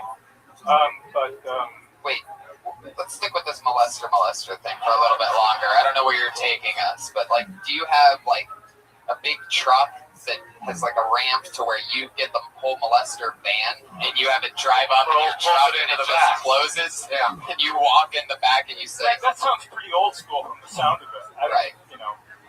For someone that works in the radio, I've never seen somebody talking to the side of a microphone like that. It's been a long time. You're like, I'm going to make it sound like I'm on the other side of the room. I'm in the back room. Oh, here we go. Okay, cool. Yeah. It's one of those things where it's like very important. Radio 101. Well, Rodney, what else? What are your goals? What do you hope to do? Is this like? Did you just try this? What made you? I'm really more interested in behind the scenes. I don't think I'm funny. I think I have terrible social issues. I wanted to get a chance to hopefully meet more people and talk to people, hand out business cards, things of that nature. So you got to do the first part. And I think we should really tell the internet, if you guys know anything about this medicine that he's using, like if you have a healthy alternative that would be better, you can't spend your money on that shit, man. Like seriously, like have you tried gasoline? Have you tried everything possible? Rodney, don't take this the wrong way. Just dip them in bleach. Cheese grater. Rodney, have you tried maybe taking some of the moisture from your lips? Putting them on your toenails? They're really good idea. Opposite effect. There's almost an abundance of moisture. Seriously, Vagisil probably would work also. Probably would. Better than this stuff, I imagine. He's the only guy I know whose chin reaches the same level as the nose in terms of extension from face. Rodney, you're the nicest guy at the comedy store. You're nicer than Steve. Yeah. You guys want to have it nice off? Can you guys have it nice battle? Let's do this. Come on, Steve. Say something nice to him, and then you say something nice back until one of you runs out. Come on, say something nice. I thought you did great. Accomplished your goal. He did. It was a win. Hey, you look great, considering the turtleneck and everything. Damn. Oh, no.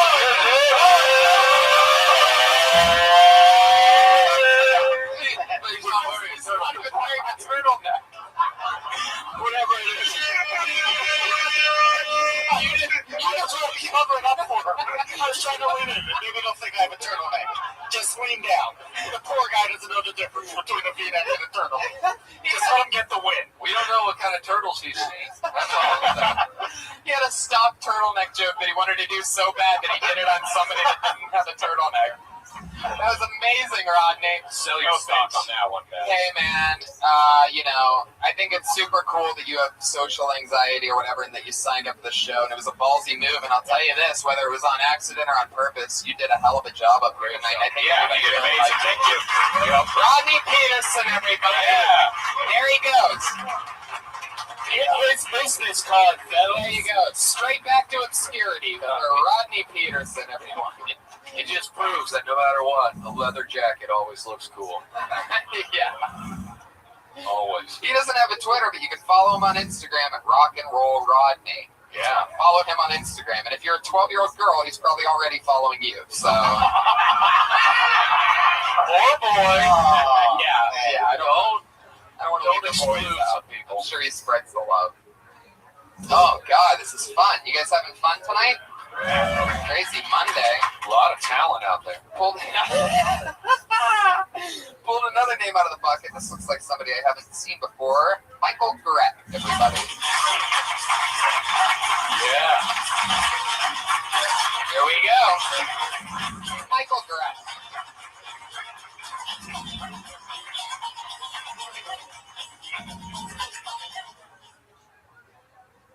How you guys doing? So for me, I feel like I need to put myself in a position of power to really connect with women, and I would take advantage of it. So if I was a college professor, what I would do is, I'd hit on one of my students, but you don't want the really smart ones. You don't want the really stupid ones. You want one that's kind of like middle ground, like she's borderline, she's almost failing. I'd pull her aside and say, I looked at you in this class, Kathy, your grades are just, you're almost gonna fail in this class. I want to give you something. I want you to get something in this class. It looks like you're gonna get a D. The thing is, Kathy, you're gonna like this D. This is gonna be the best D you're gonna get in college. You start to unbutton my pants. Like, what do you think about that D? What do you think? That's what I would do. Well, I'm not a college professor. So that's all I got. Wow. I just want to start by saying the comedy scene at CSUN is obviously. I was worried about doing that because I'm like, we can't have multiple college bits, tonight. I figured you guys were on tour together or something. Yeah, we're going to tour elementary schools. We're going to listen, guys. This is something to look forward to. You're the reason I'm not gay. He's got the look. He's got the haircut of like a great-looking guy in like 1997. That felt very uncomfortable. We all knew where the joke was. When you did do the joke and you continued to do the joke, it was just uncomfortable, like we were being slowly raped. We know that, Brian. Everybody That's saw the that. point. I mean, it's about molesting. Yeah. Was that your goal? To molest someone? Or Let's go back to your hair for a second. All right. Do you still listen to Soundgarden? I never listened. You never did. Oh, this is just not getting a haircut. It's not a haircut. It's just not having one. That's what. You didn't get a haircut. That's just I haven't. When's the last time you got a haircut? Like 6 months ago. Once I got fired from my regular job. What was that job? I did a finance and international trade consulting. You did what? I did consulting, kind of like international domestic trade. Why are you going to college? You're not. If I were to be a college professor, I would molest my students by talking to them about grades in the context of my penis. I don't know. Tony, oh my God, that did not just happen. Am I out of line? Where did I fail to communicate that? I guess it was what I'm trying to understand. I mean, your mission at a comedy club is to make people laugh and be happy. Now when people are like, Jesus Christ. But you know what? Maybe you could be that guy. Yeah, you know what I mean? Like if you see this guy that's terrible, that's so terrible, it's great. And people be like, oh yeah, I think I heard of him. One thing I like is his hand gestures are like someone who's never acted before. I'm into financial trade. You need to. There was a very honest moment that got a laugh. Like time back to what the first guy I was trying to tell the first guy. There was a point we all knew you knew it wasn't going well.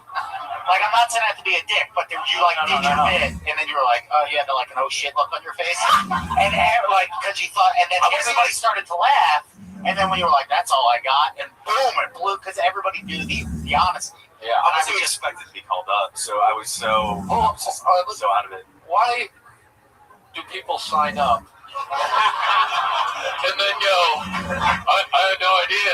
Right. Yeah. We didn't write your name down, right? You wrote it down. It's not the same. Did not go up tonight? Perfect. What?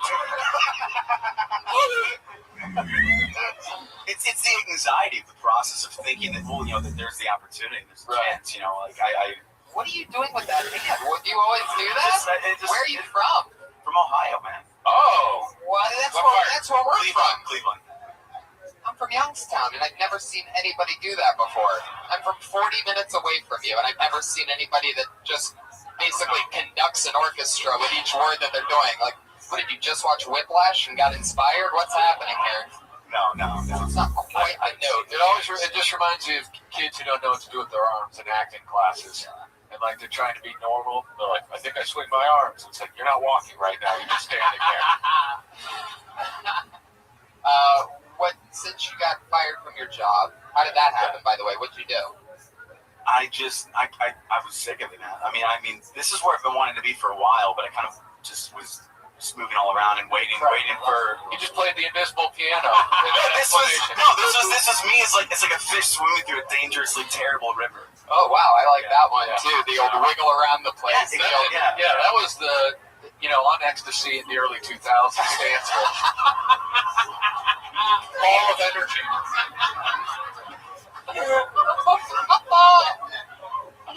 Oh my god.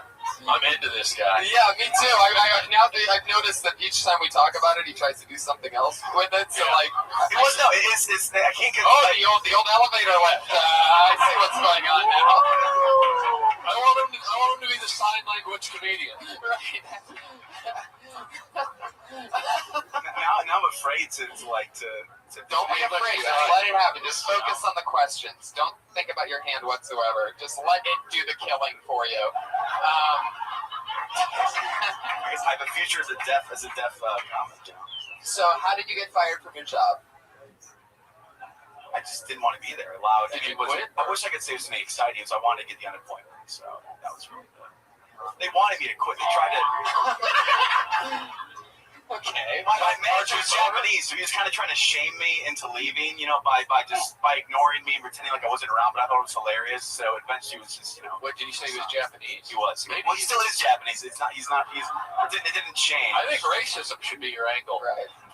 No, it's a Japanese management technique. By the way, when you say Japanese, maybe some karate chops or something. Yeah, maybe that's why he was upset with you, is because you insulted his kung fu culture. Could be. I don't know.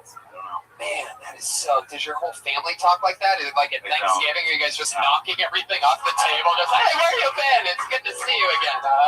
No, it's just everything. It's just me. I'm the yeah. What are your favorite things to do? What else are you into? I'm into music and comedy. That's pretty much What kind of music?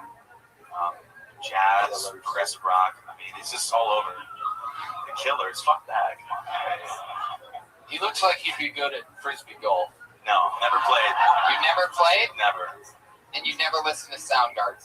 No. I went to Miami, Ohio, so I mean, they had great frisbee golf courses there, but I never. Right. You see the Bermuda Triangle on that one, everybody. They have great golf courses.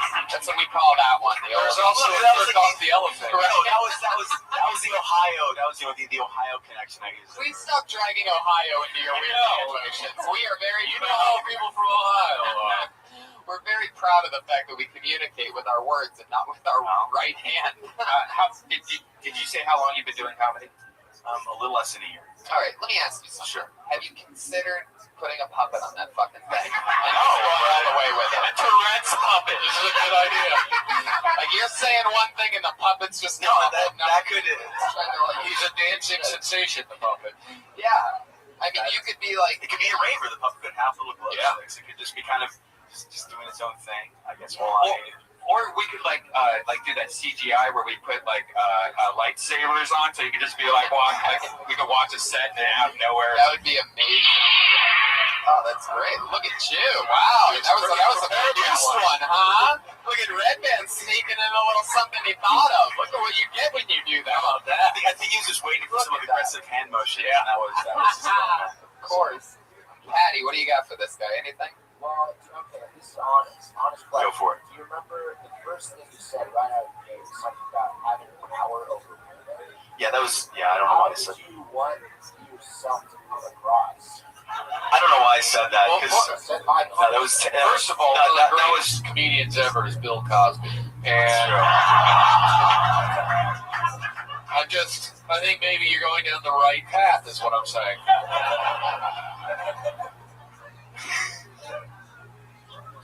Steve, what do you got for this guy? What do you think?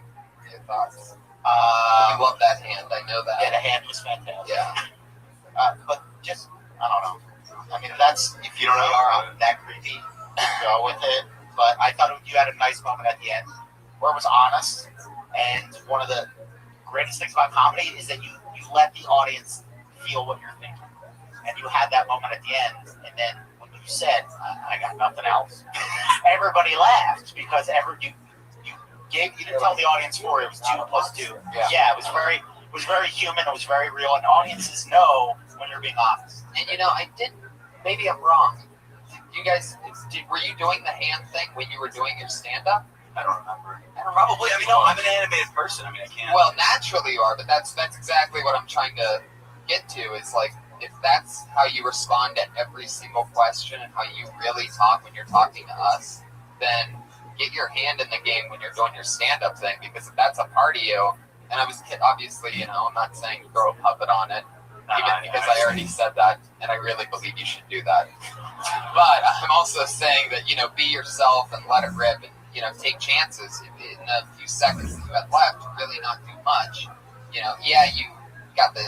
You ended the tension and got a laugh with Bobbity Bob, but always do your time and always take chances instead of just doing the one thing that you had prepared. You know what I mean? Because that's where you're going to learn how to roll with shit. If you want to get rid of the hand, just tie a belt to it. You'll get right. That's a great way to. How about like 2 belts? I have like a second belt, I guess. Or you just do with the one. That's the one. All right. And you don't need to draw it out so much if you're going to keep up with the joke. It should just be, I unzipped my pants and said, you're going to get a D in this class. Right. Instead of like, you'll probably get a bad grade, which would be a D. And then I'm going to slowly take my pants off. And then here's a D. I don't know if you know what I mean yet when I say, but there's a D coming for you. But you're going to get a D, and that D is this penis. So that's how it was. No. Yeah, that makes a lot of sense. You literally beat around the bush on your dick joke. Yeah, I know that. Hopefully, you can write in a period joke, like 3rd period, 4th period, or something. Yeah, exactly. That's going to save it all the way. It's just going to be a 7-minute bit after you throw that period thing in there. Yeah. Michael, how long have you been on stand-up? 6 months, would you say? A little under your colleagues. Maybe around 8 months. Where are you performing at? Flappers is where Brian. You got to get out of the safe zone, man. You got to lose your safety. Well, I've done the Pollock here, and by the way, go listen to Soundgarden and play frisbee golf one day. It's just one. I think it'll change your life. Check out the other clubs, man. Play Ice House. Try to get like the improv. Show everywhere. Go to shitty open mics that you have to wait a while for. No, I hit up the improv in here every Monday and Tuesday as much as I can. So. Try the Ice House. It's one of the best clubs in the world. It's one of the oldest clubs in the world, and they have open mics weekly. And Ari, who works here, runs the not Ari, the other Ari, actually runs the open mics there. So okay, talk to him. Cool. Eat a dick. I think you mean eat a D. Michael, I had fun with you, and I hope you come back again soon. For sure. There you go, Michael Graf, everybody. He's on Twitter at My Longest Hot Dog. He's that guy, My Longest Hot Dog. What is it? My Longest Hot Dog on Twitter. Very clever. What does that mean, Michael? You want to yell it to us? Is that your old nickname or something? But what about the D giver? Something to think about it for the future. I'm talking about the like right. It's a 4-paragraph handle. 1,000 characters. I don't think. I hope this next comedian, whoever it may be, is prepared to go up tonight. I bet they won't be. I bet they're going to be shocked. Oh, this looks like another new name. I'm excited about this. Put your hands together for Raphael Lechuga. Yeah.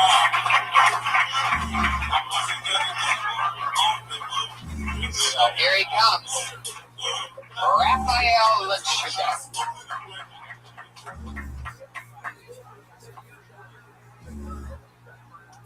So, last October I started my first year at UCLA. Thank you. And the demographic really scared me because it's mostly white and Asian and, Latino. There's very few Latinos and blacks there. But I just want to say, as long as you believe in yourself and skip the application process, you'll get right in. I'm not applying to USC this fall. I tried cocaine recently. And I want to do it again because I want to do it again. And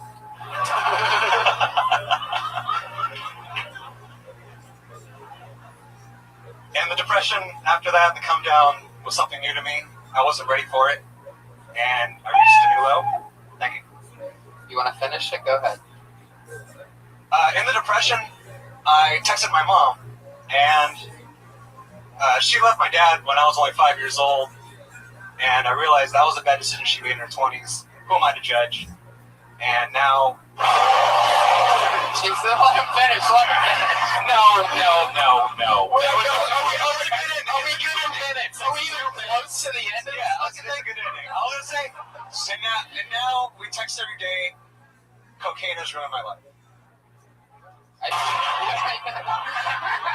For those podcast listeners, unfortunately, that was not the sound of Raphael killing himself. That was just, I'm sorry. No, I love this. By the way, I thought only Jeopardy had a college edition. I did not realize Kill Tony was going to have one tonight. What's that? It's been everybody here has gone to college, and then there's also Rodney Peterson, who's not allowed within 500 feet of one.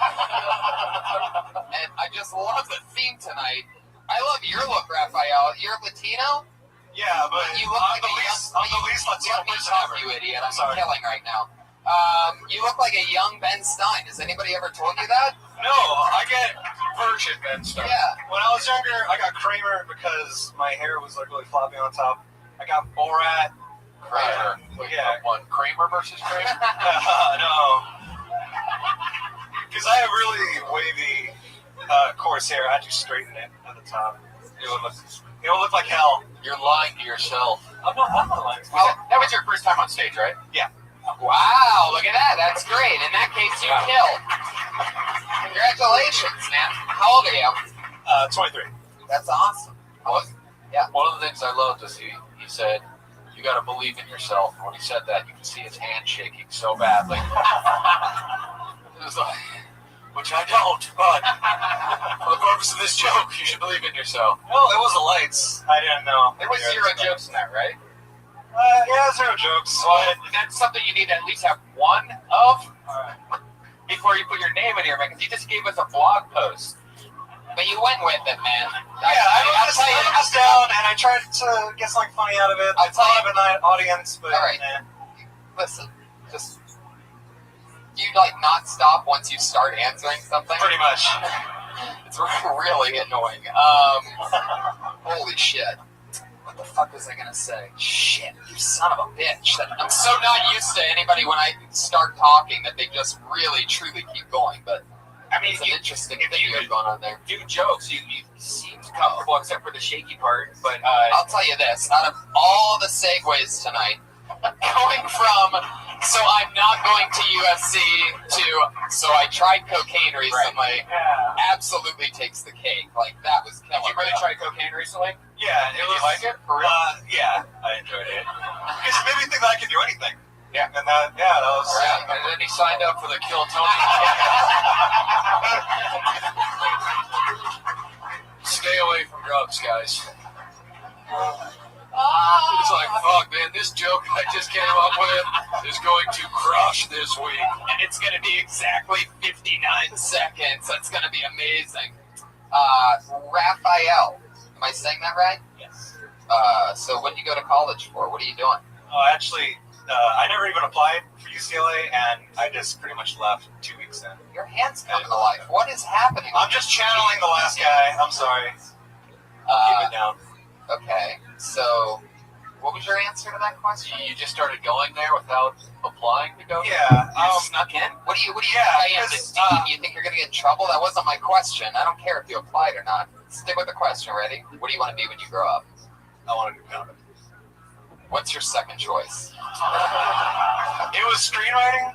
My first choice was actually screenwriting in life, and I didn't want to risk a bunch of money on going to film school, so I thought... You know you don't have to go to film school to be a screenwriter, right? You have to write screenplays. Yeah. My book called Save the Cat. I've written a few. Yeah, I have that book, and I finished half of it. I'm a bad book guy.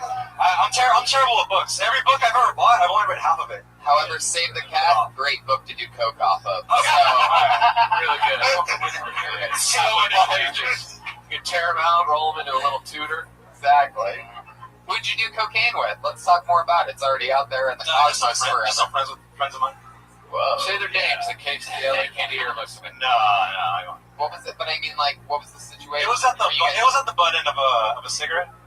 Oh, yeah. I just keep tapping and smoking. It was also my first cigarette as well, so I kind of knocked those two out. I knocked those two out. It was the first and last time.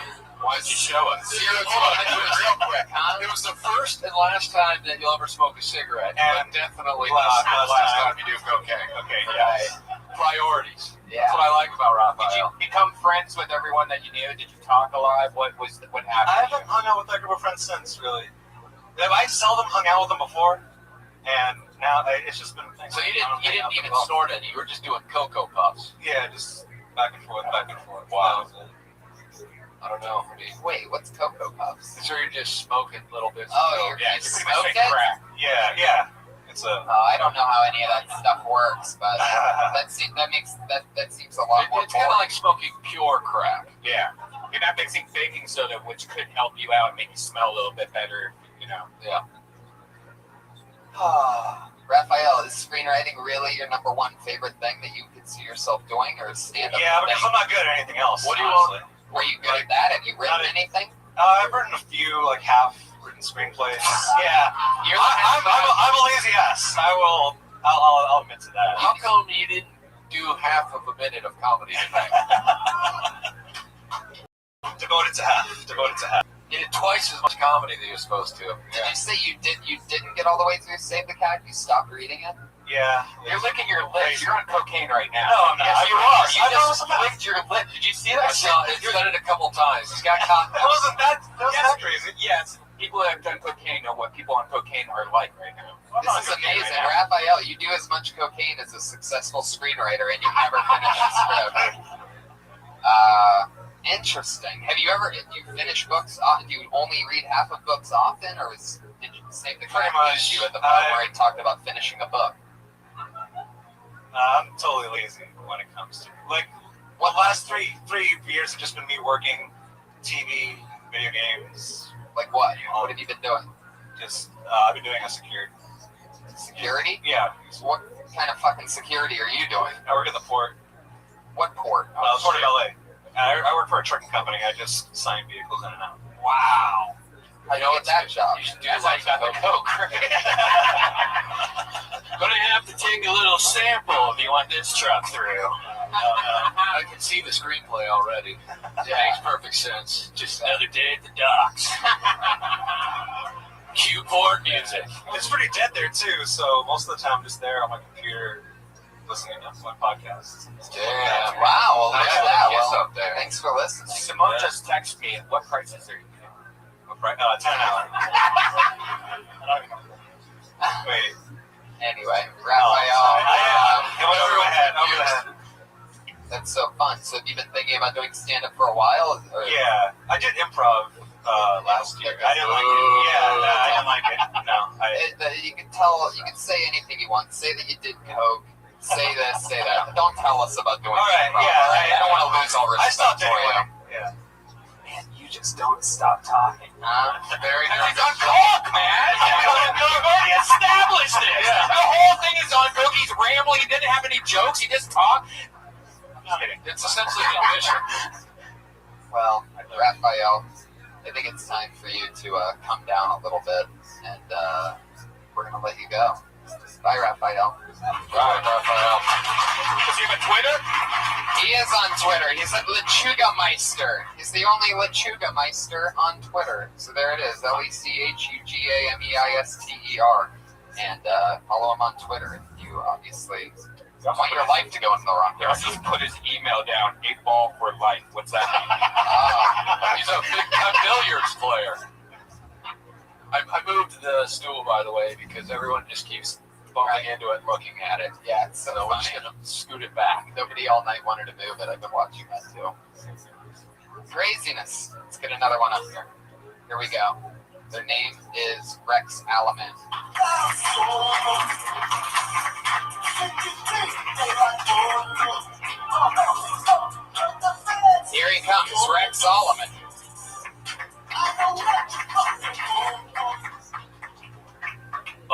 everybody, my name is Rex. I do come from Russia, if you know the slight twang in my accent like Eric over here. Anyway, I want to talk about my time here in America. I came here on college visa. Keeping the thing with college. And I overstayed because America does not care about immigration. You're getting weak, America. Soft like my belly. Anyway. Quiet now, I'm telling jokes. I want to talk about one more thing before my minute is up. The homosexual problem in Russia, big elephant in the room, on the news all the time. I like America, you handle it better than us. They look to me when they come here, you give all homos free Toyota Prius. And you let them drive in the far lane of the freeway like separate but equal. It's not bad, it's a good situation you have here. Anyway, since I have a little more time before scary grizzly bear, which I'm not scared of, I'll tell you some differences between Russia and America. I noticed when I come here, all my friends tell me when you go to America, the ladies had a low guy with accent. I do not feel it there. Keep going, finish it. You want to or you not want to? They don't like guy with Russian accent. Alright, so what's your real accent? Actually, I come from faraway land called Orange County. Yeah, that's what I thought. I could totally tell when somebody's doing a fake Russian accent thanks to myfreecamps.com. Nice. Well, I've talked to Tony before, so I know there's no. Really, you have? Yeah, he doesn't ever remember any of that stuff. But yeah, so are you doing it in a different accent? No. What made you go Russian accent? The Russian bit's fairly new. I actually had a. Hold on, you've been doing that forever? Right. It was it's a exchange student in high school who kind of fell into our social circle. He was from Russia, and so I just kind of picked up the accent, hanging out with him all the time. Wow, this is like an inside the actor's studio for something that should never be done again. Never. I love your style. You went for it. How long have you been doing stand-up for? Off and on for a long time, since 2005, but just in 2014 and now I've had enough time to dedicate pretty much most of my night time to it. What were we dedicating it to before that? I just had a job that took up way too much of my time. What was that job? I was working for this morning. It was a medical company, and I was helping sell Botox and lap bands and all that. Cool. Get out of here. Totally not boring. Fuck yeah. Guys, what do you think about Rex Olive? Well, alright, the crowd just started to like you for the first time. The crowd's like, get him off the stage! Yeah. That was the Shame and Tosh clap, where they're just like, just move on. I guess hearing the name Rex was pretty much a dead giveaway that you aren't Russian. Yeah. I don't think there's ever been a Russian Rex before. Every Rex I've ever met is from Orange County. Yeah, that's probably true as well. Trying to do like an Andy Kaufman, I'm pretending I'm foreign thing, probably isn't going to fly for that long. So I would guess you want to focus more on being you. Yeah. Kind of what Steve was saying with the other guys. It's going to get real if it's going to last. Can you take that mic real quick? That cable is fucked up for some reason. Josh, I'm going to fix that in 3,000 weeks. And just hold it so that you don't bump it. There you go. Sorry. No, you're right. It's just been a bit that I've been doing for fun. I used to just be myself on stage, and I will be again. But it was somewhere I was doing the Russian thing around. Will be again? Like, don't worry. This monster. Rex is coming back 2016. Be prepared. No, just my friends would be like, dude, the Russian accent's kind of funny sometimes. You just do it on stage. I was like, is it your friends who knew the Russian kid that you grew up with? Some of them. Yeah. Right. That might be an inside joke thing. Well, I've done the bit. I've actually performed it here in the OR room, and it went really, really this well. This isn't the OR room. No. Downstairs. Oh, you performed it downstairs in the OR. And it went well with your. You did it for 3 minutes. I did it for your 10. Oh, yeah.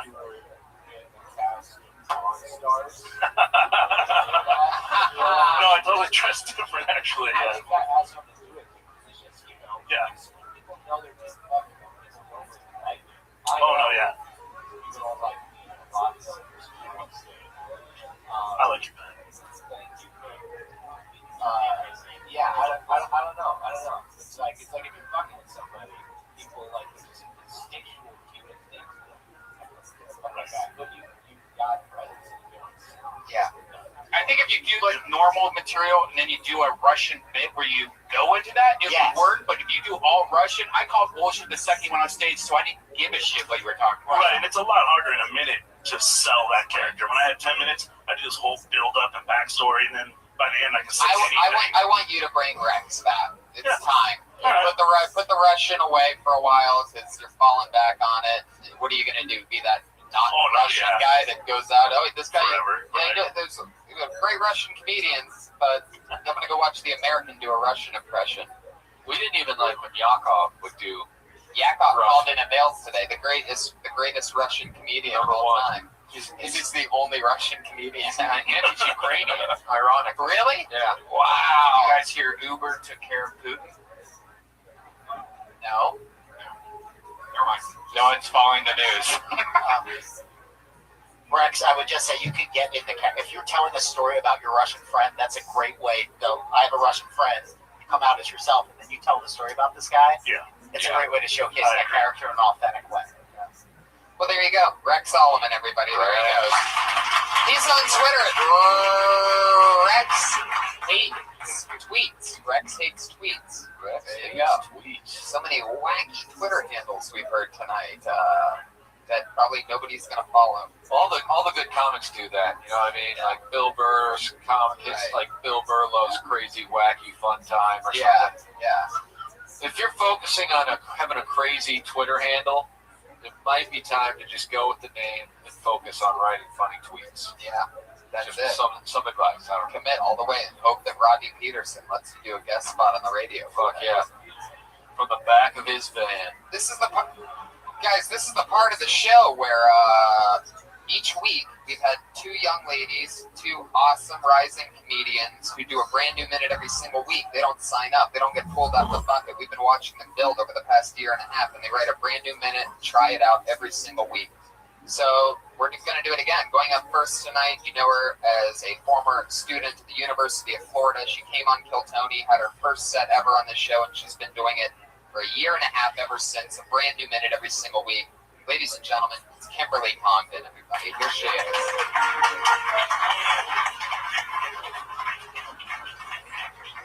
Thank you. I feel like I come up here a lot, and I start off my sets really dark. I'm going to go something nice today. I lost my father at a young age. It was really sad, but what was sadder than that was that my mom let me live for him for 4 years. Did you check in the closet? You don't have to feel bad for me, though, because, I had him for a few years, and growing up with an alcoholic father teaches you things. Like, now I know that Merlot pairs really well with bad parenting. My dad was a magician because he disappeared out of my life. It was his best profession. I'm out of jokes. 57 seconds of thunder, though. Tried. The magician thing, I mean, obviously you're trying to fill time. But I like that thing about your mom not telling you and letting you look for him. You know, I think you could probably drag that out and extend that out some more. Yeah. And, Kim Congdon, 7 minute. Thank you. What do you guys think? Is that true? Is your dad really dead, or is that just no? He's not dead. He was like kind of around until I started. He's from Florida, and he's kind of around until I started like dating a black guy in college, and then he wasn't around. You just found another minute for sure, just on that. Brian, don't. It looks like we can see her vagina. I know, thank you. Not we. Don't put me in it. He's not looking. He's looking at you. Yeah, nobody's on your side with that one. Yeah. Good outfit.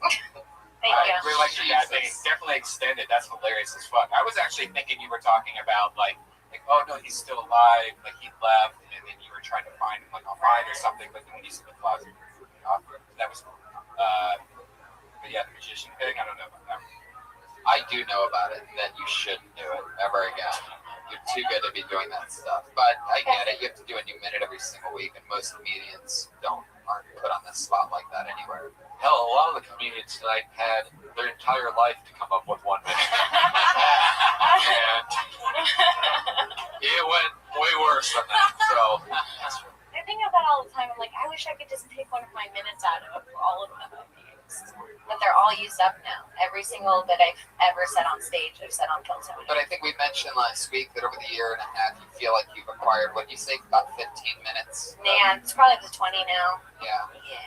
In a week, it jumped up another 5 minutes. Well, I've been working on it 5 In minutes. a week that you wrote 35 We seconds talked about it like 2 material. weeks ago, and I'm a good writer. I write a minute every week. We know that. That's why you're on the show. How's stand-up been going for you?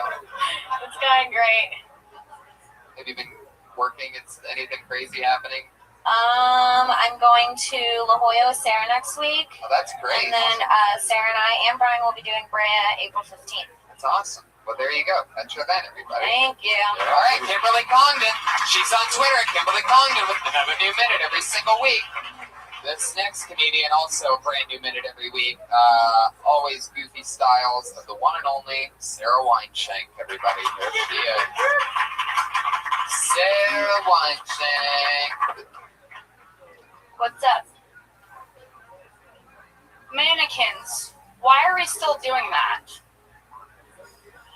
I went to the department store and I guess, oh yeah, we're still doing this. We're still making replicas of humans, not to scale, to sell clothes. Doesn't make any fucking sense. Do you know how lonely the people who dress those mannequins must feel? Can you imagine every day your job is to change this headless woman into a fashionista? Like, figure out what kind of accessories to put her in? It's really dark.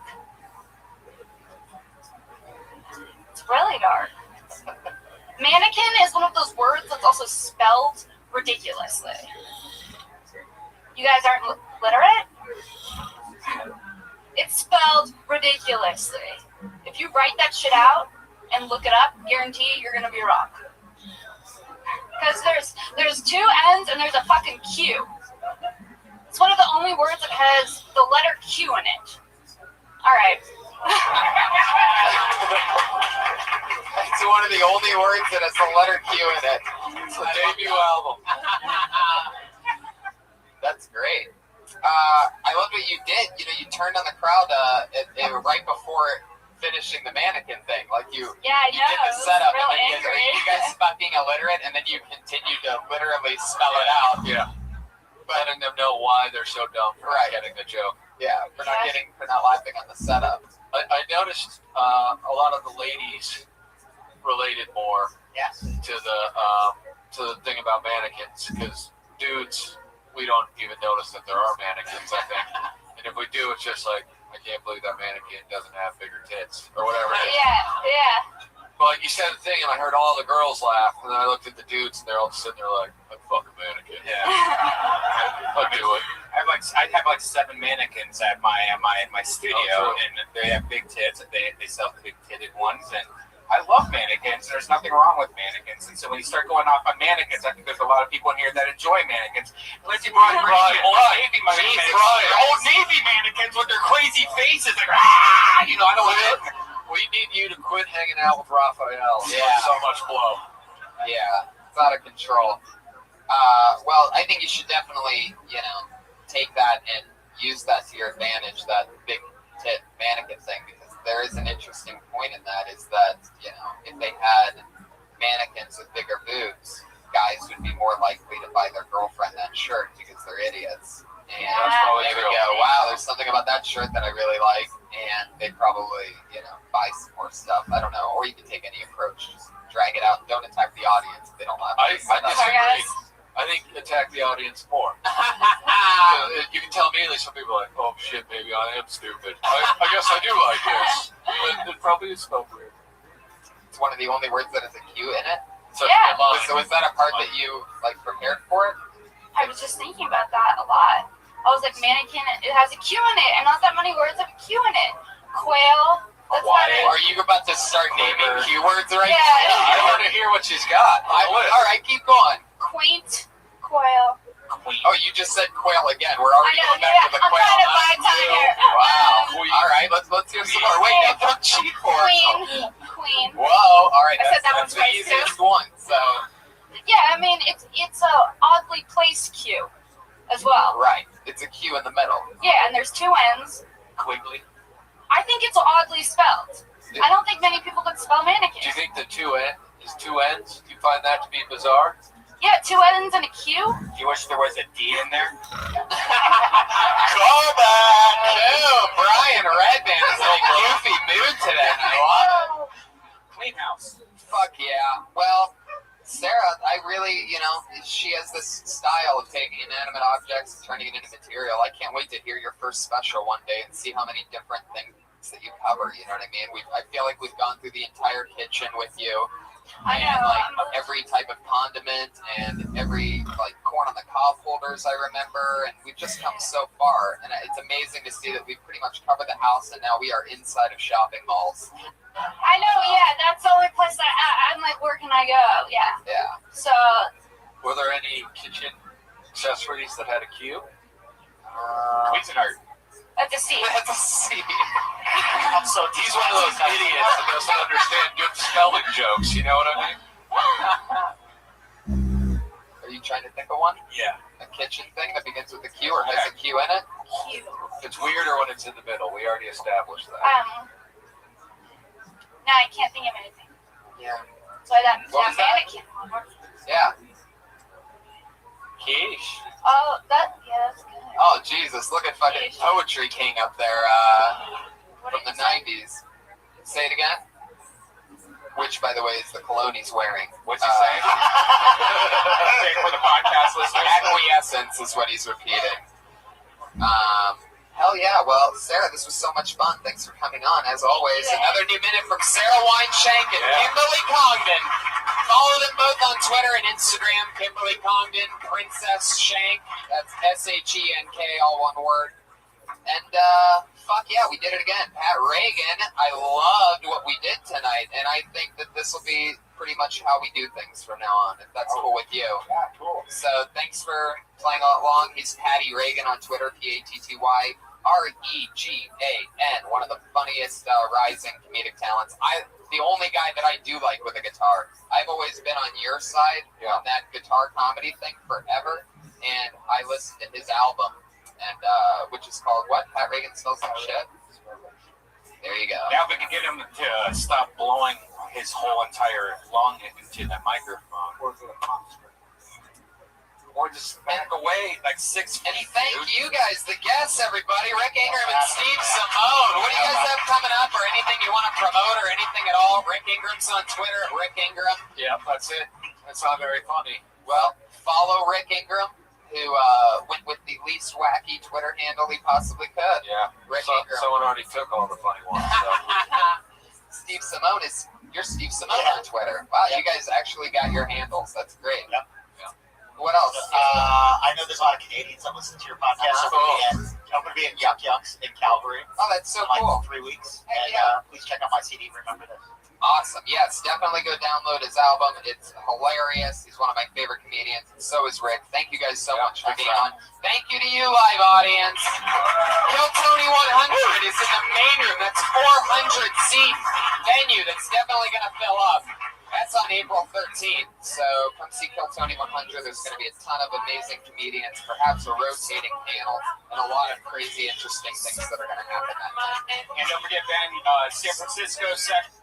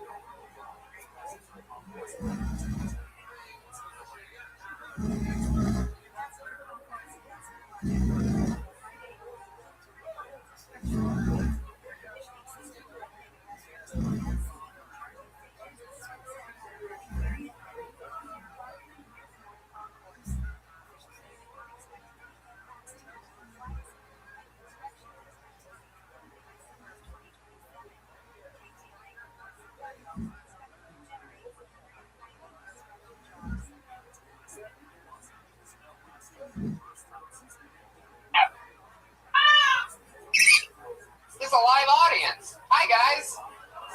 We are streaming live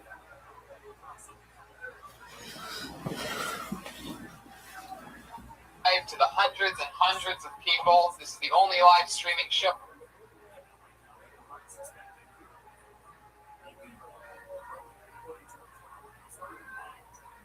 The world famous Comedy Store. Welcome everybody to Kill Tony. Yes, here we are. Getting pretty popular. Over 40 comedians for one of the very first times ever. We hit over 40 comedians signed up for the chance to do 1 minute tonight in front of us, two amazing guest comedians. We have one and only sponsor, everybody, Elise Lane, sitting right over there. Professional chef to the comedy stars. Elise Lane is one hell of a cook.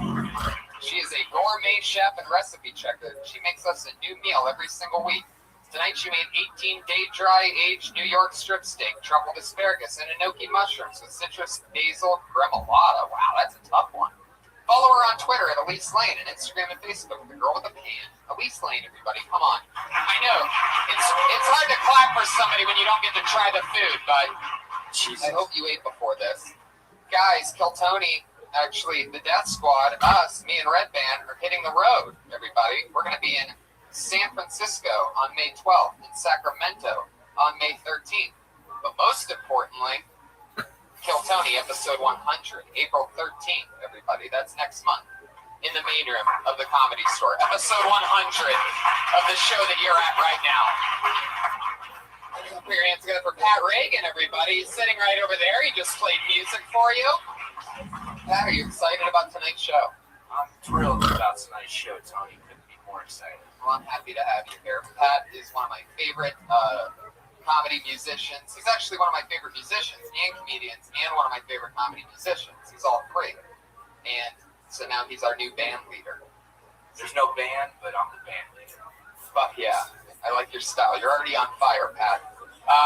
Let's bring up tonight's guests. Two of my favorites, two of the best in the world. I'm so happy when I booked this show absolutely perfectly, and I did it again tonight. Put your hands together for awesome, awesome fucking comedians. Dom Irera and Bob Oshak, ladies and gentlemen.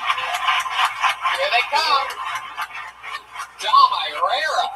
Wow. Amazing. One of the best. Two of the best. Dom Irera.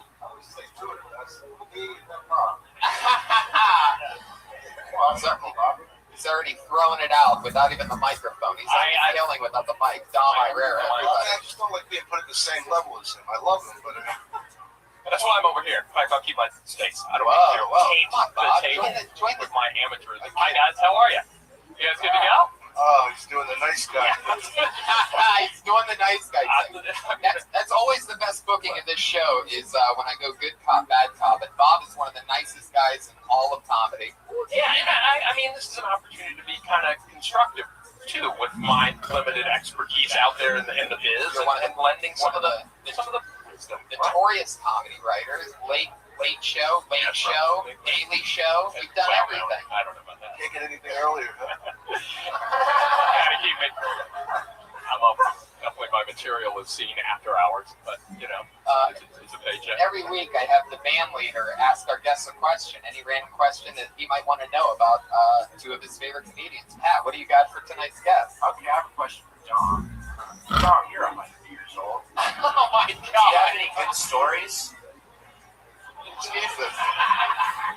Well, you know what's so weird about it, and I don't mean to be blunt with you. No matter what you do, no matter how hard you work, you will never be as good as me.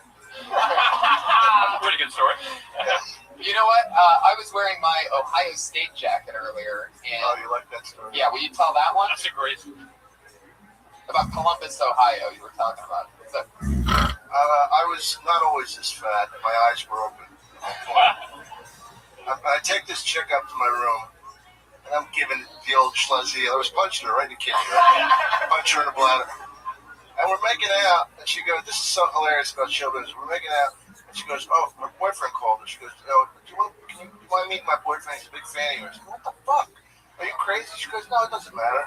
So I go downstairs, and I got lipstick all over me. She's all fine. He goes, man, it's really cool to meet you. I don't know what to say. Hey, it's really nice to fuck your girlfriend. Thank you. I thought the story was better back there. Yeah, so did I. Pat. Oh, Tony, easy. Pat, what's your I'm question? 100 years old. Pat, what's your question for Bob Oshak? Are you Googling him right now? Yeah, that's what it looks like. It's all right. No, I got a question. Okay. All right. I wrote this down. I can't prepare. Okay. Put yourself in my shoes. 14 years old, hung like a princess, you got chips down your ankle. Guy walks up to you, says, "Hey kid, you want to make $1 million?" You say, "Sure, what's the catch?" He says, "You got to put on a bear suit and fuck my wife silly." You say, "I'll let you put on the bear suit and I'll fuck you instead." He agrees. 20 minutes later, boom, you're a millionaire. Great question. I got a question. I think you just answered it. Fuck yeah. Let's just listen to Dom's Columbus story again. Yeah. I should have given him the bear on that one, right? That was perfect.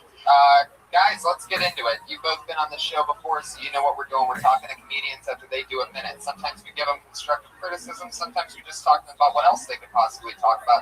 Sometimes we just make fun of them. Comedians, you know your time is up when you hear the sound of a kitty. There it is. That means wrap it up then. Don't keep going too long, or else you're going to bring out the angry West Hollywood bear. Sounds extra angry tonight. Is that like the bear you're fucking? All right, there's a Is that little like the bear something. you're fucking in that story? There's a little something for you guys to complain about on Twitter this week. Fuck yeah, so let's get it started, everybody. Are you ready for Kill Tony 90-something? I've lost count. 96, you said. I've lost count. I don't even know exactly what episode it is, but it doesn't really matter, because if they're listening, then they're already listening. Your first comedian tonight, this looks like a new name, so let's see what happens. Art Hernandez, everybody. Art Hernandez. 60 seconds of Art Hernandez. Here he is. So Belly Room. All right, so growing up, my father was in prison, so I used to go visit him a lot. It was always like fun and exciting. So a lot of my friends didn't have armed guards around their parents, so I thought that was always fun. But the best part about prison was whenever I was leaving. I'd be young, and my father would always try and impart some like wisdom on me. And one time he was telling me, he's like, "Come on, man, don't look at me. Come on. Hey man, you're looking a little small, huh? If you ever get locked up, you're definitely getting raped." I was like, "Oh shit." He's like, "You need to start working out." I was thinking, I need to start obeying the law. So, having all these tattoos, a lot of people ask me, like, "Oh, are you ever going to regret having all those tattoos?" And I tell them, no. Because when you have this many tattoos, no matter where you are in the world, anywhere, people give you free weed. All right, it's not always true, not everywhere in the world, but everywhere in the world you go, people will follow you in stores. And Makes what? Makes for good customer service. I don't know. Justin, confused. Give it up for him. Sure. All right, go ahead. Go ahead. I can tell you guys wanted to do that. His dad was in prison. Come on, people. Help him out. Isn't every Art Hernandez's dad in prison? They all are. With tattoos like that. Yeah. So what are you saying with that last one? That you dress like that? People follow you in the stores? Oh no, with just having this many tattoos, people will follow you around in the store. Why?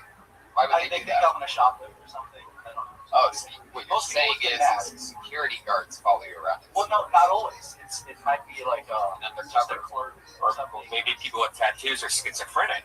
Have you ever thought about that?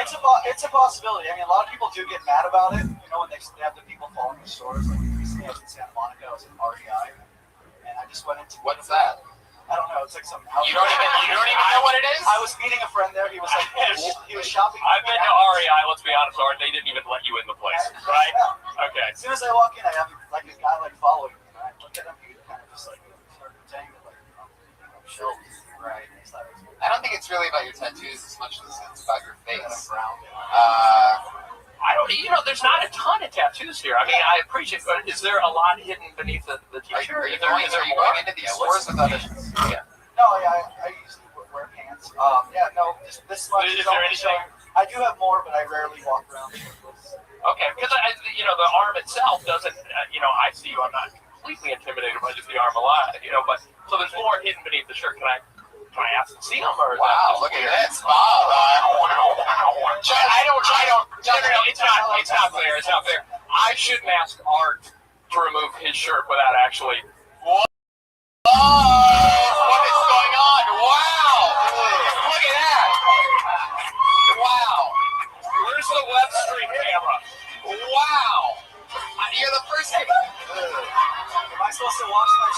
There it is, Bob. It's right there. Turn to your left. There's a Bob. There's 1,000 people to your left that you didn't show. Bob, Oh Jesus, Bob! Look what you started. Yeah, it's so good to see you. It's so good to see you're always writing, Bob. Yeah, I gotta never tell gonna you, resort to cheap I'm laughs. gonna tell you something. When you came up here, your act was so incongruous with your body language. You actually skipped up here, which you skipped a little, and you came up with this joyful thing. And then my father was in prison. They told me I was so small I was gonna get raped.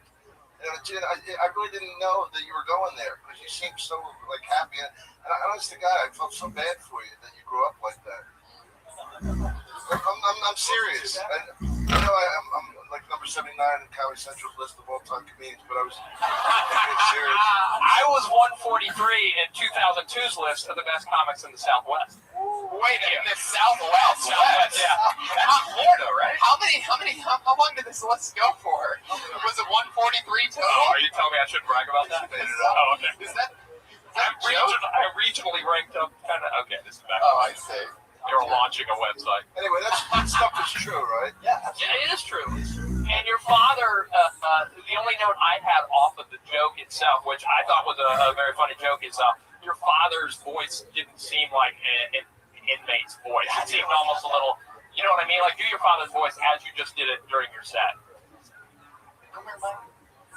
You know what I mean? That sounds like an opener for Willie Nelson. You know what I mean? That's like, it needs to be maybe a little more, right? A little more intimidating or A little more funnier. That would be the key. Don nailed it on that one. All right, how long have you been doing stand-up? A year, a little over a year. Where are you from? I was born and raised in Culver City, but I became a man in Carson City, Nevada. You became a man in Carson City, So Nevada. with a prostitute. No, well, there was a bunch there in Mound House, but I moved there when I was 21. I lived there for 7 years. Right. Yeah. Right. So I think you got stage presence. I think you got something, man. Cool, thank you. I live in Culver City now. Yeah. One of the things, Culver City is Culver City.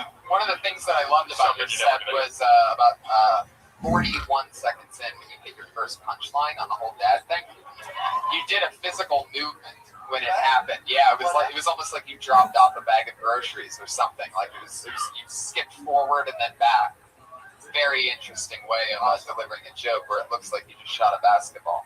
Keep it up. Yeah. Listen, I really think you continue mining your life for comedy. If your dad was really in prison, telling you that you were going to get raped if you went to prison. Did you just do a spell on him with your hand? What is that? Are you throwing water on him or something? I'm emotional when I get to. I really like. I had nothing to draw from my real life, which is why I'm where I'm at 20 years after first stepping on the stage. You had a dad in prison. I mean, for most people, for most professions, that's a horrible, horrible thing. But for stand-up comedy, if you have a dad who was in prison, brother, good for you. You know what I mean? You're in the right field, man. Mind that for all it's worth. Can I ask your dad's fate? Where is he now? That's actually interesting. He was sentenced to 2 consecutive life sentences because of the third strike law. Okay. And he actually got his third strike while he was out with a woman who wasn't my mom, and she shoplifted naked. So he was on probation. Wow. That's a violation of parole, which is What were his other crimes? Murder. Yeah. I've never heard of anybody getting a double life sentence for 2 speeding tickets and exactly accessory to a shoplifting. Wow. No, I actually want to know. Yeah, what were the first 2 strikes? Yeah. I think allegedly it's. Come on, dude, you're from Culver City. We already know there's a story. Come on. Yeah. Well, allegedly. Stop saying allegedly. I don't know. Like I was going to say the perpetrator. I'm Hispanic, and the way my family brought me up, they don't talk about it. They every time my parents were brought up, they were like. What else do Hispanic families talk about? Wearing condoms. Everything as fast as they possibly can. That's what they talk about. No, yeah, but okay, allegedly. Okay, so allegedly they say at one time. What the fuck did he do? How many people did he kill? There's some like drugs and gang stuff related to it. I don't exactly. We don't need to know anymore. Yeah, Is he in jail now? Is he in jail now? Or what are you, his attorney? No. Actually, about 8 months ago, his case came across a lawyer's desk because lawyers in California have to do like 6 pro bono cases per year. Okay. And my dad's case came up, and he called my sister and said, "I can have your father out in a month." And she didn't believe him because he's been out. He's been there for years, like trying to get him out for a long time. And he was true to his word. Like a month later, after doing the case, he got it reversed because I guess it's a non-violent offense or something. And he's out now? He's 100% out now. And you didn't bring him to the He show? has a cleaner record than I do. Oh. They wiped everything because he did 23 years more than he should have for that. Wait, your dad? Yeah. So he's not serving a double life sentence. No, he was. He served 25 years of that life sentence. And now he's out. Yeah, but now I don't feel as bad. He's out. Yeah. Oh, jeez, oh man. He's just like a regular guy now. Does he still only call you once a day? No. Allegedly. He one time called me while I was living in Nevada. I was walking through a Target. I got a phone call from a random number. I answered it. It was my father. He said, "Hey, there's these things they have that are small phones. Can you bring me some? Can you sneak me some?" He asked me to smuggle in phones for him a long time ago. How many did you fit in your ass? Art, we just got word that from your dad that he wants you to stop talking about this on a live streaming podcast. I didn't mention any names. I am a junior though. Right. There you go. There you go. Art Hernandez. Oh, yep, that was your dad just killed somebody else. He's back in jail. Allegedly. Art Hernandez, everybody. Our first comedian of the night. IDTT Podcast is how you follow him on Twitter. He's at IDTT Podcast. He's got a podcast, that guy. The whole thing that he's not in jail anymore bothered me. I know, right? Ruined the whole drama and the fun. I don't feel bad. Now it's just a fucking act. I love it. I love watching you yawn, by the way, during this guy here with the glasses. There's nothing more disarming to people performing. Just you didn't even have the courtesy to put your hand over your mouth. Just fucking. Well, I couldn't sleep weeks, and I went to this Kill Tony show. I was out like a light. Put your hands together for your next comedian, Ron Bush. Ron Bush. Here he comes. He's right behind a waitress. Hell yeah. How you doing, Ron Bush? Hey, Ron. So, I'm going through kind of like an identity crisis. I'm sitting inside a coffee shop, and you know, with your cell phone, you're not really paying attention. It's been for drinking double shots of inside steam room. What happened? I started getting pissed off. I'm like the white man. And, you know what I mean? When you give it an order, and nothing happens. So I start looking around. What the fuck's going on, right? So I look up, and there's this Korean kid. Looks like he owns legs. He's got a hat, jerseys, shorts, he just looks at me like this. What's up? I can't. Guess what's deeper than mine? So I try to act black. I give him a handshake. I gave him a handshake from like 3 weeks ago. He stops me. Pat, pat, pat. Sprinkle.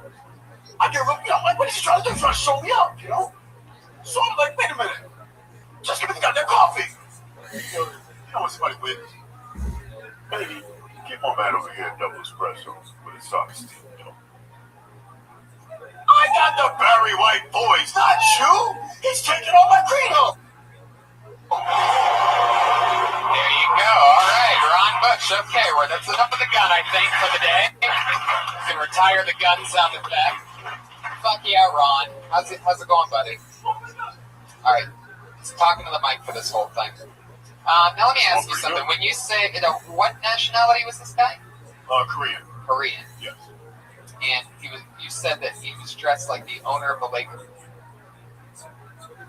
He looks like he owned the Lakers because he was with the full outfit. But do you think that the owner of the Lakers wears a Lakers baseball cap, a Lakers jersey, and Lakers shorts? You know, there's a certain terminology that your brother says. Wear so much gear, he looks like he owned the place. So that's what I was kind of. Speaking of brother terminology, during that set, there was one point where you looked at me right in my eyes. I did, and you looked uncomfortable. You're like, he's my. Well, you said that the white man. Yes. Gets upset when we don't get their double espresso with steamed milk on this side. Do you think that's a real stereotype that I've never heard of before? I've never even had a double espresso with steamed milk. You've never heard of the impatience of the white man? Wow. All right. racist here. I see what's going on here. I think plenty of comedians have said, it's like Ron, I'm really glad you could make it here. Look at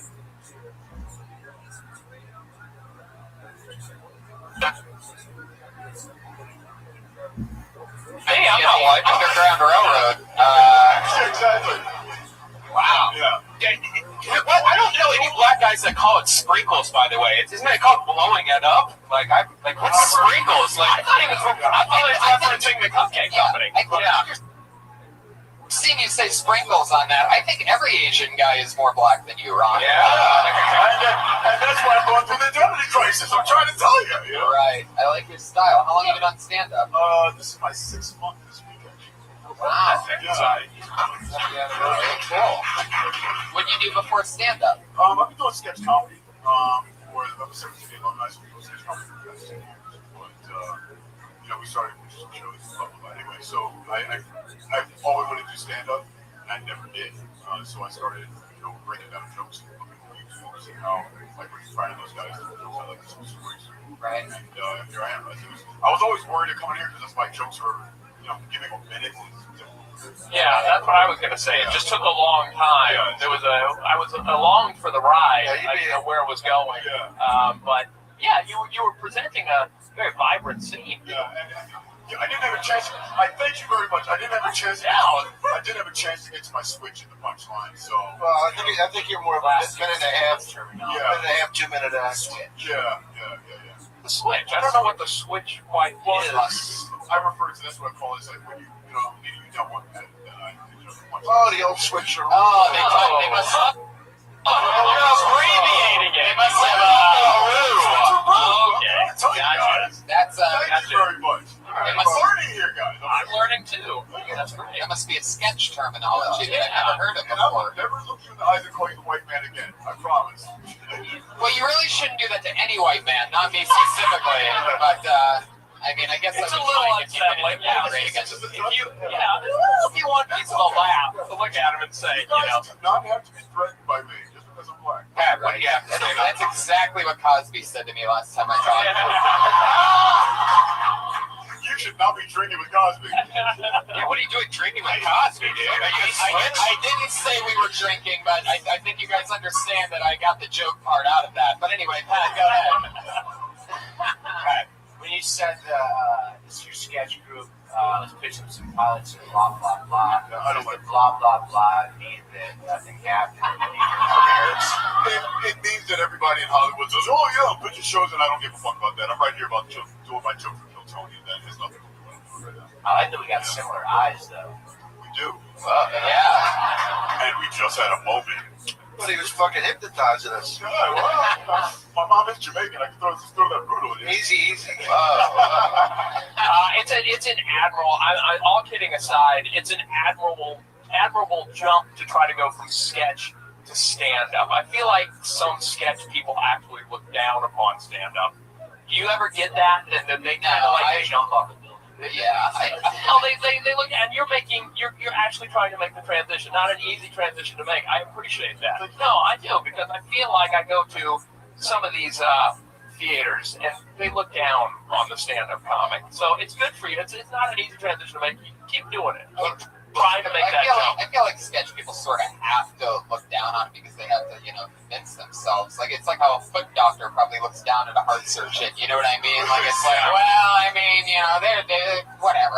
My job's more specific or something like that. Yeah. They have to rationalize it. Sure, go ahead, Ron, because you are not stopping no matter who's talking right now. So go right ahead. And your head's about to fucking explode. Why don't you just say it, Ron? There's a lot of energy up here. Yeah, I know. It's like there's comedians up here. I was actually talking to a friend of mine who's like, "Why would you do stand-up?" Yeah. And I told him that, I think that sketch comedy, there's a place to hide. Yeah, definitely. And if you're a comedian, then you get up there. Well, there's a place to hide here too, Ron. If you stand right up against that curtain, I'm pretty sure you disappear. There you go. Well, Ron, I had a lot of fun with you. Anything else for Ron, Don Herrera, anybody? Let's end it on that black joke. He paid you back for the white joke. No, I think we're Cheer the fuck up, will you? I've never been this happy in one day of my life than you are on this stage. You did a minute of stand-up. You act like you just won the fucking lottery. This is Chill Tony. Are you kidding me? Dozens of people are listening via the radio right now. Oh, via the radio. He almost nailed me until he said radio. He was so close. Give it up for Howard Stern. You tried so hard. You tried to roast the young roaster, and you blew it in the end. I am. Ron Bush, everybody. There he goes. Good job, Ron. Dozens of people listening on the radio. Radio. For those of you, we're the only show that both streams live on the internet and AM radio. So he's on Twitter at Ron Bush Comedy. Oh my God. At the tone, it will be 8:44. Beep, beep, beep. This is a national test of your weather service because we're on the fucking radio right now. Let's keep it going, baby. Your next comedian goes by the name of Davina Joy. Wow. A Comedy Store employee, waitress, very charismatic little whippersnapper. We know her. We've seen her before. Here she is. What up, motherfuckers? How's everybody feeling? We as a species are giving too much credit to celebrity people. You know what I mean? Like, we're pretending they have integrity, but we don't know shit about them. For example, Bill Cosby, as he was just mentioned. We all knew that he was a good guy as Fat Albert. And we all knew Bill Cosby was a good guy as Dr. Huxtable. We assumed Bill Cosby was a good guy as Bill Cosby, right? Nobody knew what the fuck he was doing. Like, I saw how he looked at Rudy a couple times, and that shit was a little suspect. Of all the fucking occupations as a doctor, he was a gynecologist, you guys. Like, he was not hiding the fact that he's a motherfucking vagina addict. No dude wants to see a baby come out of a pussy, but he's like, I'll look at pussy, I don't give a fuck. 24/7, give me that pussy. Am I right? It's a little crazy. That's my Bill Cosby stuff. I'm gonna stop right there. Thanks. Motherfucker. Well, thank God we're not on the radio. Oh, yeah. Pussy, vagina, stinking pussy, pussy. Bill Cosby's pussy, pussy. My mama's pussy. Bill Cosby was a gynecologist. Yeah. Yeah. As a real person? No, it's Dr. Huxtable. Yeah. Yeah, I know, but pervert. Why do you keep pulling back your sweater? What is that? What are you doing? I don't know. Peanut butter. Davina, I heard you almost slip into Bill Cosby impression. Yeah, I heard that. For a second, really? I was looking at Rudy, and I said, look, little suspect. I always love hearing it. Everybody's Bill Cosby impression always sounds terrible to me. It sounds a little like, I don't think I've ever heard one and gone, wow, that's a real Cosby. that was kind of like Adam Sandler Bill Cosby a little bit. Oh, I go to Davina. Great energy. I mean, great energy. You came right up, I think, on the stage and just full of just charisma and excitement. I don't know how long you've been doing. I know you've All I been want to working do in is the club. molest your body this entire time. I've been thinking about your 12-pack Bobo shot. What the fuck? Oh, Wow. What? Yeah, Bob. I didn't even mean to show I that. should have done that for 60 seconds. So embarrassed. Oh, Bob, that's so crazy that you wear that one ring on your wedding finger because you're not married anymore. I can't believe, you still wear it. Shut the fuck up. You are single now? I can't believe you still wear it since your wife died last week. Oh, yeah. You want some lap dance music? Art Hernandez's dad allegedly murdered Are her you dad. playing a lap dance at a circus, Brian? What the fuck what kind of lap dance music is that? What's that? Cosby Show thing. Oh, that's a Cosby, okay. Oh, yeah. Of course it's a Cosby Show thing. So, Davina, I don't know how long you've been doing this. I've been focused since like October 2013. So like a year and a half. Year and a half, okay. And you get up at the comedy store a lot, or is this? Here and there. You are a comedy store employee. How's that been treating you? I love it.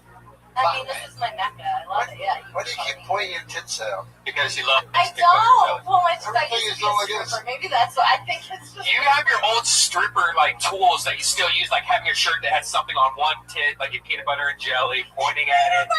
It's like Maybe that's awesome. hypnotic. That's an adorable fucking shirt. Yeah, but that subconsciously, This is all leading to your boobs. Look at my boobs. You know, you got some. Did you say you used to be a stripper? Yeah.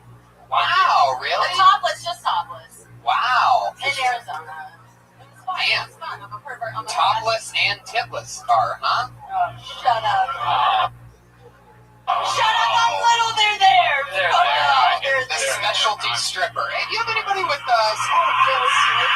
Love it. That's very good. Stage 2, let's give it up. Oh, stop it, Brian. Brian, I mean, now that's Brian. Come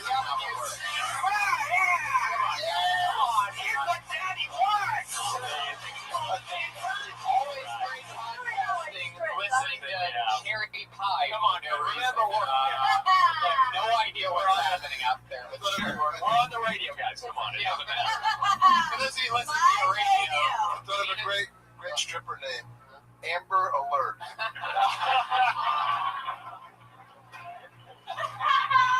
There he is, Tom Irera, getting warmed up over here.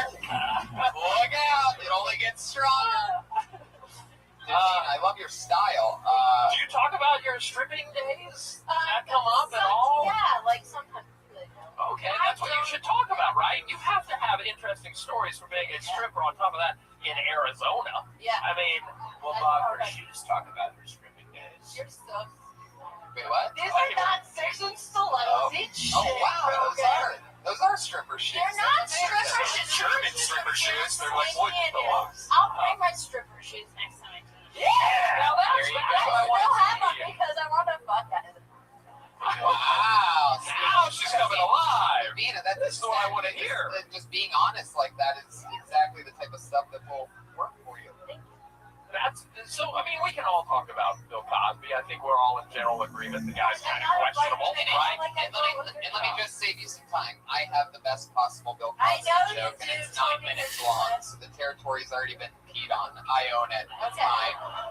But Tony's stories about fucking dudes and stripper heels not as good as yours, Right. So that's what you should focus on right there. You have to have stories. No, I It's do. all I fun. can't. And you know, and this is a record. It's the funnest part of being Oh a my stripper. God, really? Oh yeah, you fart on people all day. We wonder if they know. Like, come on. We're sitting on your lap and it's a direct boost, like right to your skin. Like, can you feel that? You know what I mean? I wonder. Or like when a guy's too trying to lick your tits and trying to like fuck you, like, God, Hate don't that. fucking Wow. fuck me. You just get. Wow. And I don't fart in front of people. But if you're annoying me. Did anybody ever, My tits are out. did any of the customers ever complain about the, Guys love that you get like an extra $20. Like they're nasty motherfuckers in this world, guys. oh my Oh God. my God. But it's money, so. Wow. Sounds like you were doing really good for yourself before you started stand-up. Yeah. Until 2008, Tony, I would agree. But the recession fucks with my. The recession of what? Your boobs? Boom! Another small boob joke. Hey, you can't tell me you're a stripper and have small boobs and not. You haven't seen my tits outside of anything. They're perfect. What do you mean? Show us your tits. Show us. Right. So what are you saying exactly? Yeah, my tits are perfect. And it's not about the size. It's about the perfection, and I got it. So. I'm from Africa. Listen to all this. I got African teardrops. These are, Like, everybody on this show is so far trying to talk over the host. So I'm gonna get rid of you. Davina, enjoy everybody. There she goes. Davina. Every comedian just keeps on talking. They think they have another great idea.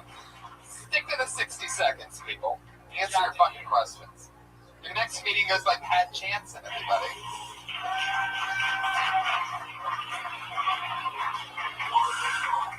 Yeah, so I have obsessive compulsive disorder. Anybody else here have OCD?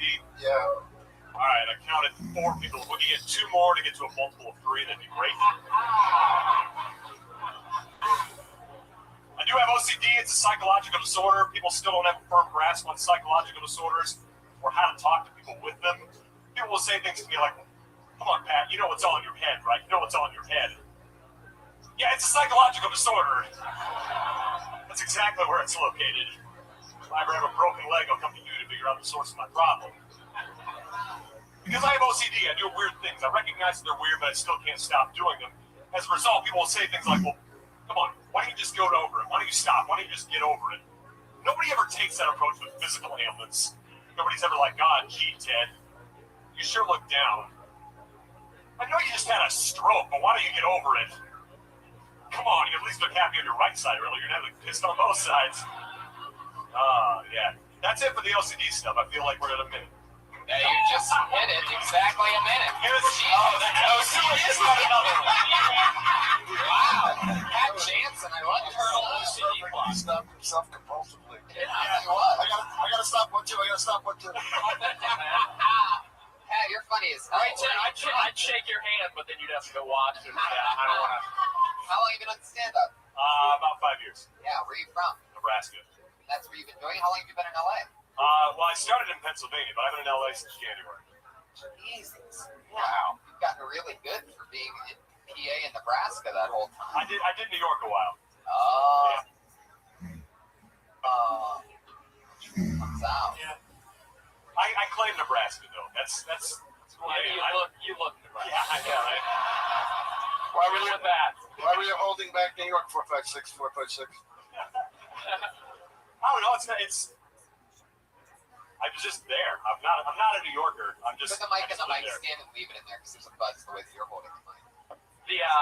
How long into stand-up did it take before you started talking about the truth? I assume the OCD is truth. It's not. Yeah, it took me a while because it was uncomfortable. It just wasn't something I felt great addressing. Then I'd say about 3 years in.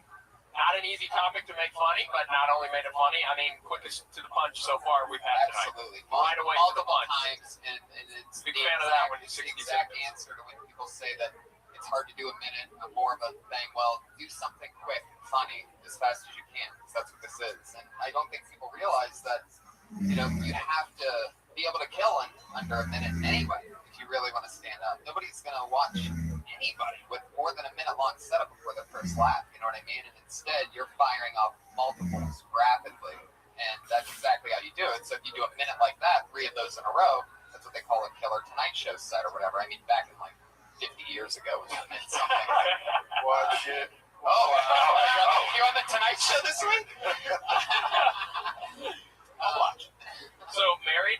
I am, yeah. She's Okay. actually still back on the East Coast right now. Yeah. I got out here before her, about a year and a half before her. She's finishing her PhD. What is to get the stripper back out for you? Come on out, Davina. Yeah, first. Fuck yeah. I don't have this one right then. How much time can you do? I've had mine. Oh, you have? Yeah, Okay, so in this guy. places like Nebraska, though. Right. So, So what is that, 11 or 12 minutes? I did a show back in, it was about 40 minutes in Omaha over the holidays. I was going about a block and a half away from Kevin Hart, but we sold out the place. Wait, you 67 you people. competed in Omaha, Nebraska against Kevin Hart? Yeah. How many, you said you sold it out? Yeah, but it was a tiny place. How tiny? Like 70. Like Kevin Hart size.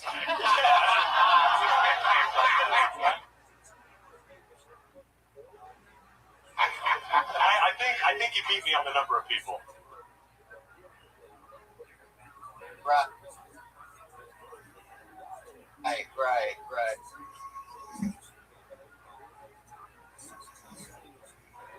Wow, so that's fun. And you are getting married? And No, I am married. You just got married. No, I got married 7 years ago. How old are you? 31. Wow. Let's say, I know you don't want to talk about it. No, go ahead. I got 20. I'm not that bad. I got married at the same age.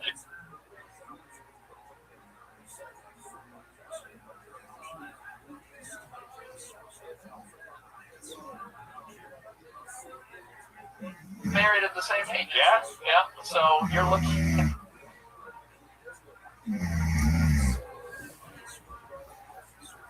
You're 31 as well, right? You're looking at the ghost of Christmas future here.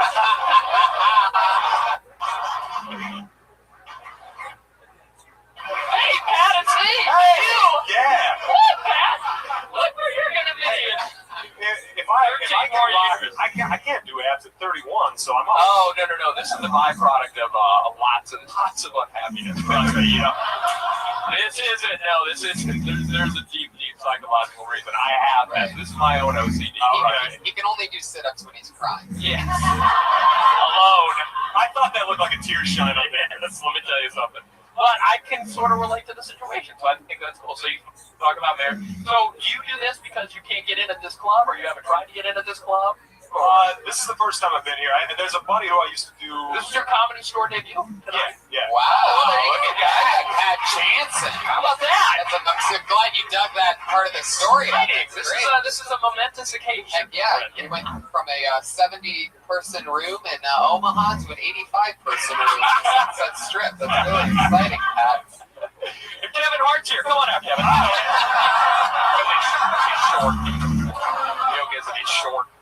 Wow. Well, good luck. I think you are clean, by the way. Yeah, I can. Completely. No, I don't. I do. Of course, he works clean. Yeah.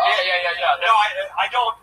I hate the term "work clean" because it's. I don't. I think that's fucking great. I can do clean or not clean. Okay. All right. I personally think that actually makes you stand out more. If you can work clean, or if you can do a set and literally just cherry pick the obscenities out without it affecting the quality of your act, that's something to lean toward. I did a show on a boat for a bilingual church group in Philadelphia once, so I made that work. I got to do my bit about religious doubt, and I realized you could tell anything you want as long as you preface it with, "I just came back to Jesus. This is how I used to feel." And it worked. I got a standing ovation. Wow, a standing ovation on a boat in Philadelphia in 2 languages. A standing ovation in 2. Only half the group understood me because I don't speak Spanish, but yeah, they thought I found God, and suddenly I got a standing ovation the first time ever. Wow, that's amazing. Now with your OCD, is that mostly just a number thing, or is it other things as well? It's a whole bunch of things. I've had it since I was probably junior high. You start with like a left foot, and yeah, I go left right. Yeah. I have to go left right on everything, whether I'm shaving or you name it. Do you have to touch the doorways when you walk into a different room? You're No, by yourself. No, I've pretty well gotten rid of all that. Some of it is a little bit just trying to beat it out of yourself a little bit too, but right, some jerking off helps. Yeah, a lot. It takes forever to wash it off though. Do you have a car? Do I have a car? Yeah. Would you like a spot Friday at the Death Squad show at the Ice House? Oh wow. There Sure. you go. Pat Jansen, everybody. There he is. Awesome. He's on Twitter at Pat Jansen. JANSSEN. And after his first spot ever at the Comedy Store, he's now performing on another show at the Ice House on Friday. Awesome. How cool is that? look at Redman. I know, Redman. Give it back. Give it back to the little people. I'm just amazed the last, couple of times there's just been so many great comics that just pop out of nowhere that you're just like, holy shit, I want to actually see more of this person. That's very cool of you, man. Yeah. If I can, I don't know that side of you. I think Dom wants to get booked on the show on Friday at the Ice House. Jesus, Josh, you are dropping the ball in the hardest way right now possible. What the hell is going on?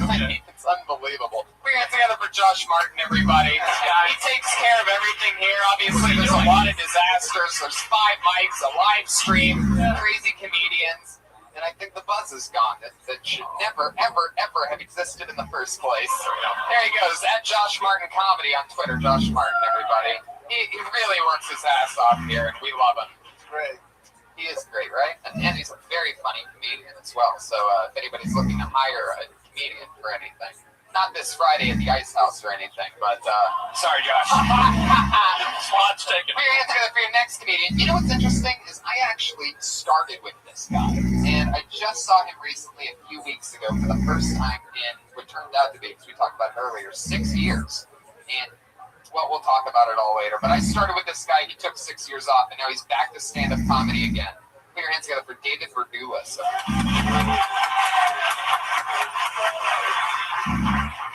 All right. Thanks, Tony.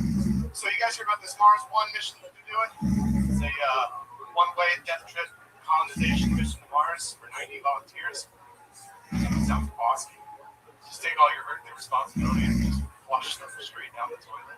Like if you need a guy, smoke weed Xbox all day on Mars. I'm signing up. So I check out the website, and their pitch to get volunteers is all wrong. It's talking about being like Christopher Columbus remembered for 1,000 years. Who cares? One simple slogan: not on Mars. Think about what that means. So many things for so many people. For me, am I going to have to pay off my student loans that I'm currently drowning in? Not on Mars. Am I going to have a hard time getting laid? Because there's only 89 other people up there. Not on Mars. Am I ever going to have to heat my studio apartment with an oven again? Not on Mars. But there's a downside too. Probably. Are there any hot chicks on Mars? Not on Mars. Am I ever going to look out the window and see anything other than a red desert hellscape? Not on Mars. Am I going to have more than 165 days to live? Not on Mars. But that's cool, because is it considered suicide? Not on Mars. Thanks, everybody.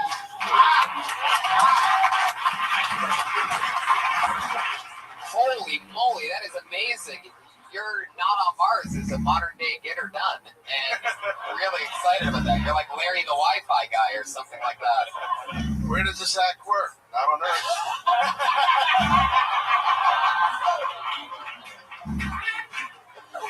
Oh my god. Oh shit, that was so funny. Okay, David Mardulis. Now, we started together, right? And we did it together at like open mics all the time for like 2 years. And then you disappeared. Yes. He's got another gig.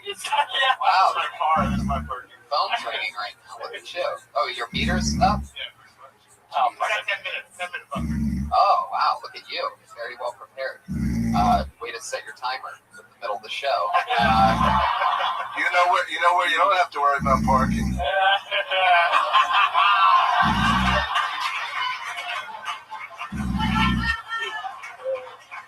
on Mars. Thank you. Yeah, you really didn't need to say it on that one, but you pretty much stopped the laughter with that not on ours.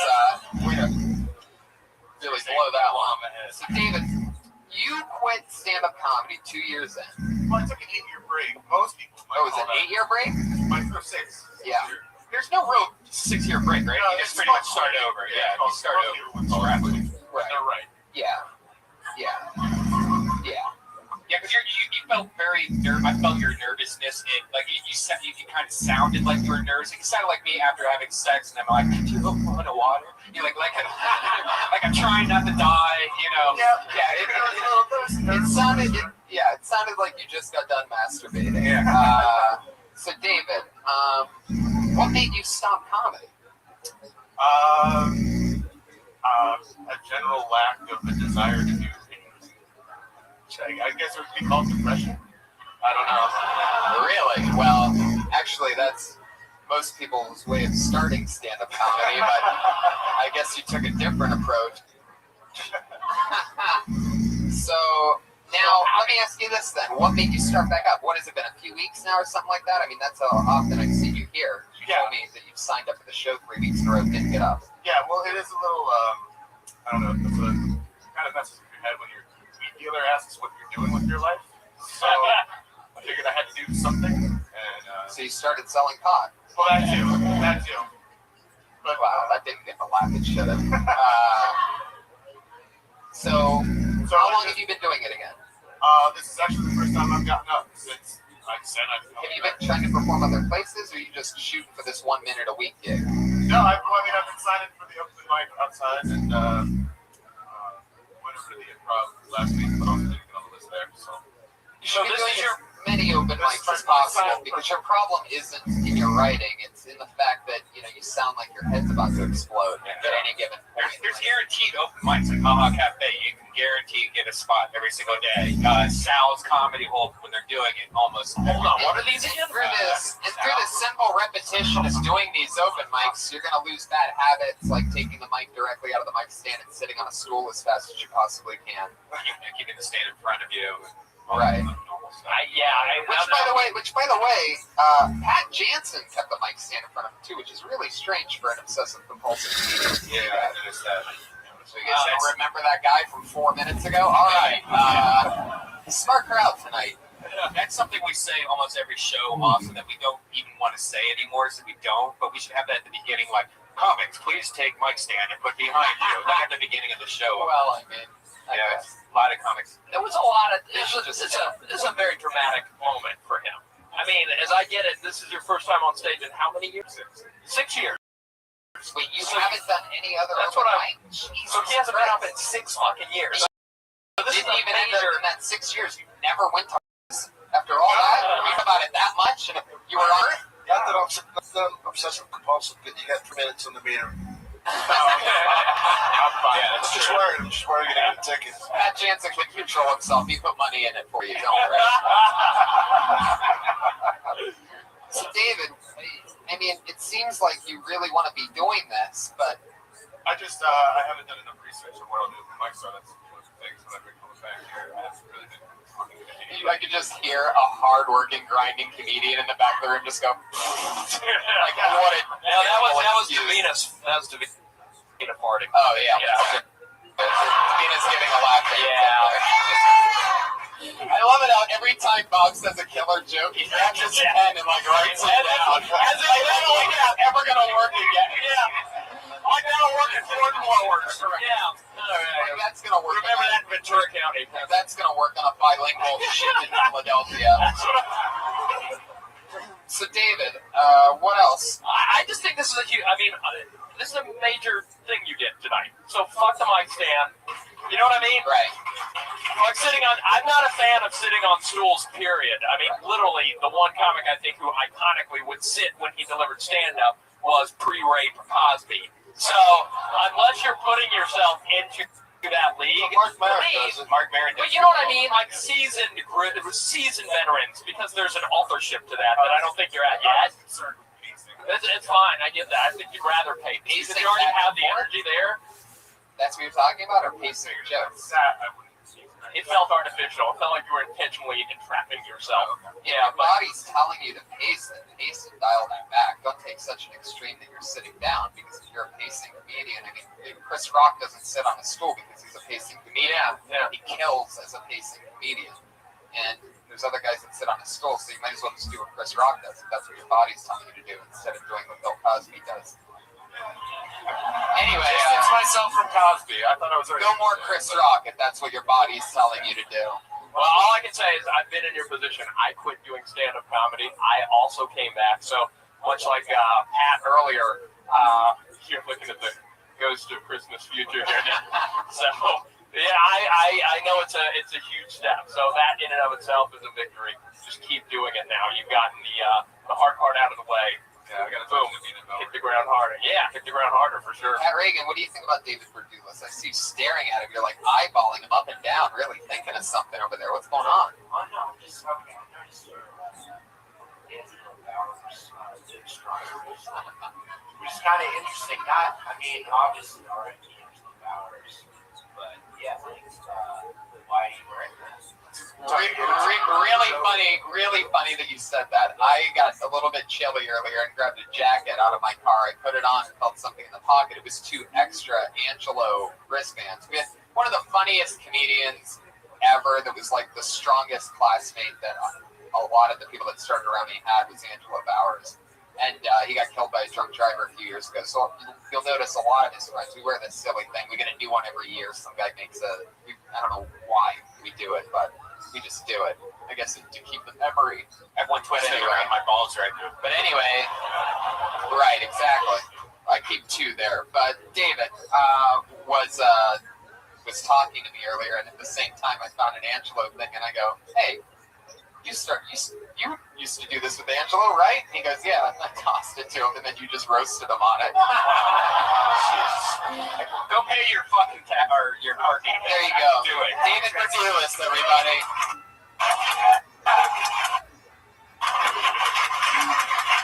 It's a rough spot to be in. It's always hard. It's always hard to do comedy when you know your meters are running out. It's always a tough position. But you know what it was? He wasn't in the moment. You know what I mean? He wasn't really like there. He was reciting that set. And that's why he was so. Because I'm sure it could have been much funnier. But, you know, it's like if you're doing Fiddler on the Roof every night, you got to be there as Tevye, wherever it is. You got to be there. You got to be there at the moment, whatever it is. And he wasn't, and that's what. I think I get exactly what you're saying, and I agree. David Berdulis should go try out for Fiddler on the Roof. Precisely. But yeah, the buzz is back. Maybe Josh can come up here and slam some microphones together and fix it. Let's just keep it going. Put your hands together for your next comedian, Scott Duggan. Scott Duggan, here he comes.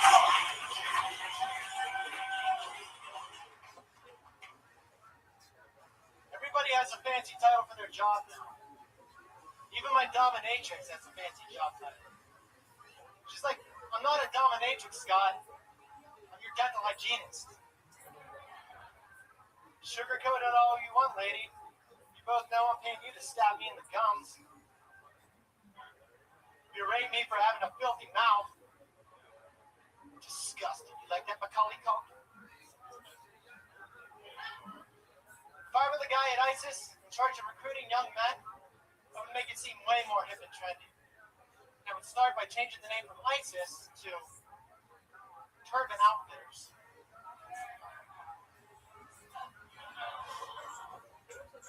Great. Okay. I guess if you just bail out at 43 seconds, it just ends that awkwardly. Okay.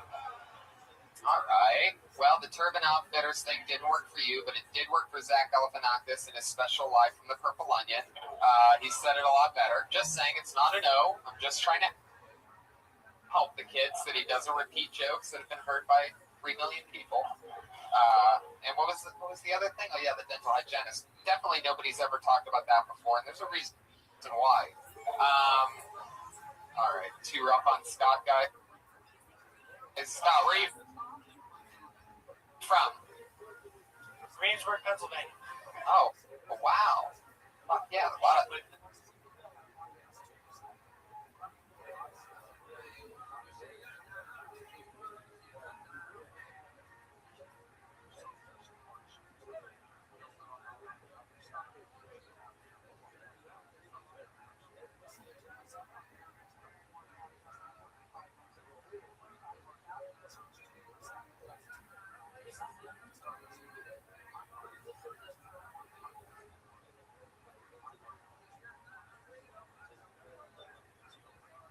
Back in the mic stand and then take it out.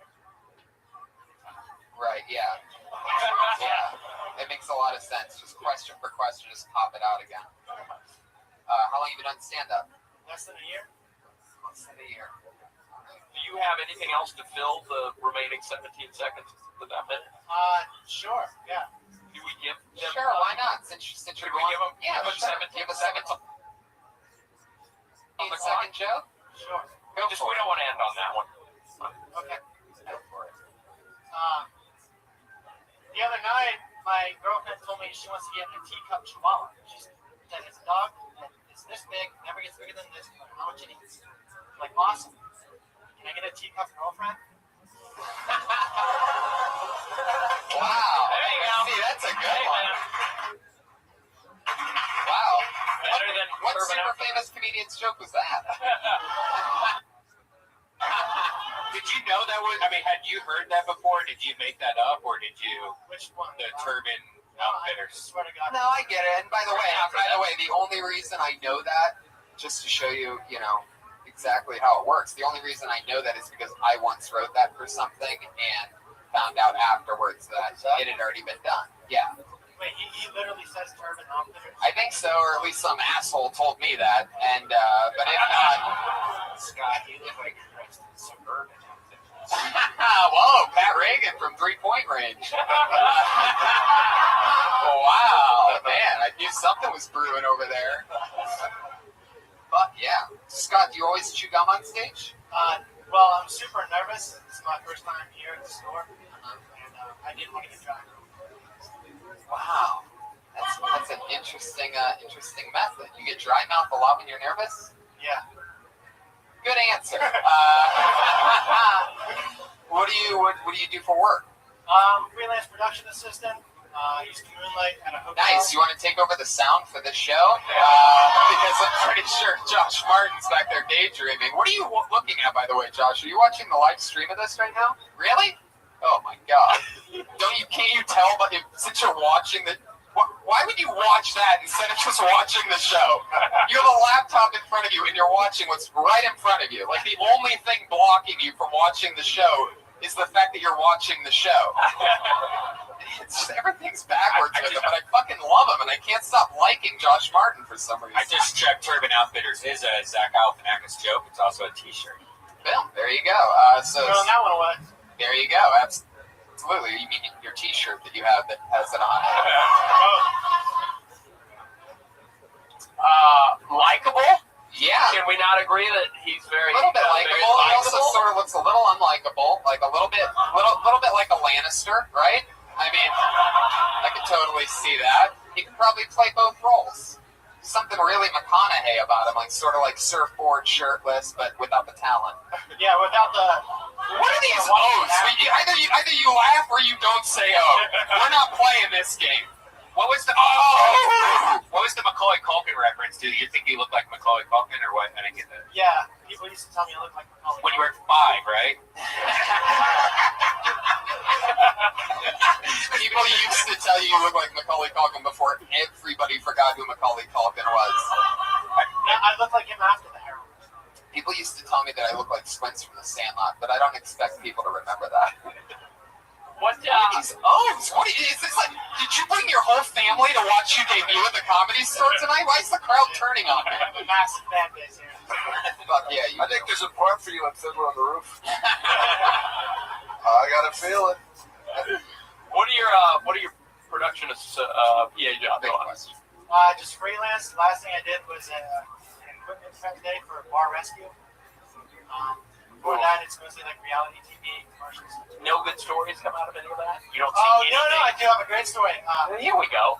I was a production assistant on Nicole Richie's reality show. Okay, there we go. Last day of shooting was at Lionel Richie's mansion. And I took a good look at Lionel Richie's house. Yeah! Fuck yeah! Wow.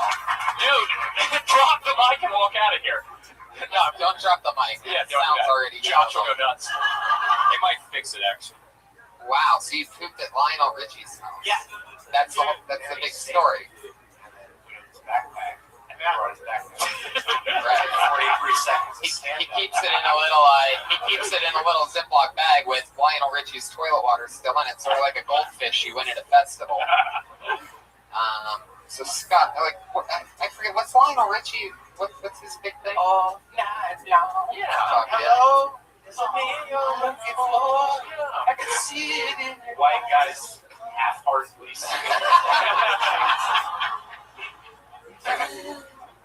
Scott, congratulations. You took a lot of hard shots from me tonight, and you also took a dump in Lionel Richie's house. That's right. I did both of those. There you go. I shit on you like a toilet at Lionel's house. So there you go. Scott, is it Duggan? Dugan. Dugan. Yes. Fuck yeah. There you go. Scott Dugan. There he goes. First spot at the Comedy Store. There we go. We're Let's popping do it. cherries here tonight. Yeah. Dreams are coming true. Epic. A lot of people's first times at the Comedy Store. Good luck, Scott, whatever you decide to do. It's clearly. Yeah, it was an honor to have Scott for his first and last time at the Comedy Store. So cool. All right. Your next comedian, I know this guy. He actually makes a lot of the cool art for Kill Tony, a lot of the cool fan art. He is a rising comedian through the ranks, came from Chicago. Really cool guy. Sometimes he's a little bit too stoned to actually perform when he gets pulled out, but let's see how he does tonight. It's Ian Ellis, everybody. Here we go.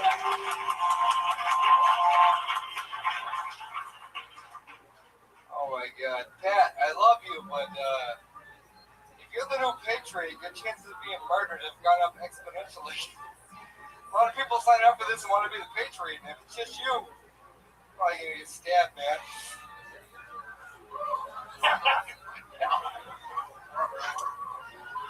Haiti wants to be 99. He's gonna get fucking stabbed by it with a fucking machete. That's some black shit. Are you like giving advice to guys going through breakups? Fucking every guy in this room is written a this one breakup note they'd rather die than have read out loud? Here's how you go through a breakup with your dignity intact. First, you agree with the breakup with a single word, and then you walk the fuck out. See your broad says to you, I don't think it's working out, stars in the moon, see other people, whatever. Say, cool, and you walk the fuck out. What that does is it crushes a woman's soul.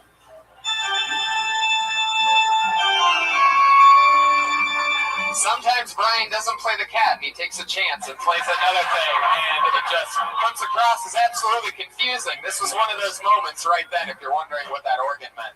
Are you punching your time is hurt by alcoholism? All right, Ian, you already bombed for a minute straight. I love it. Out of all the comedians that are drinking coffee tonight, you seem the most tired.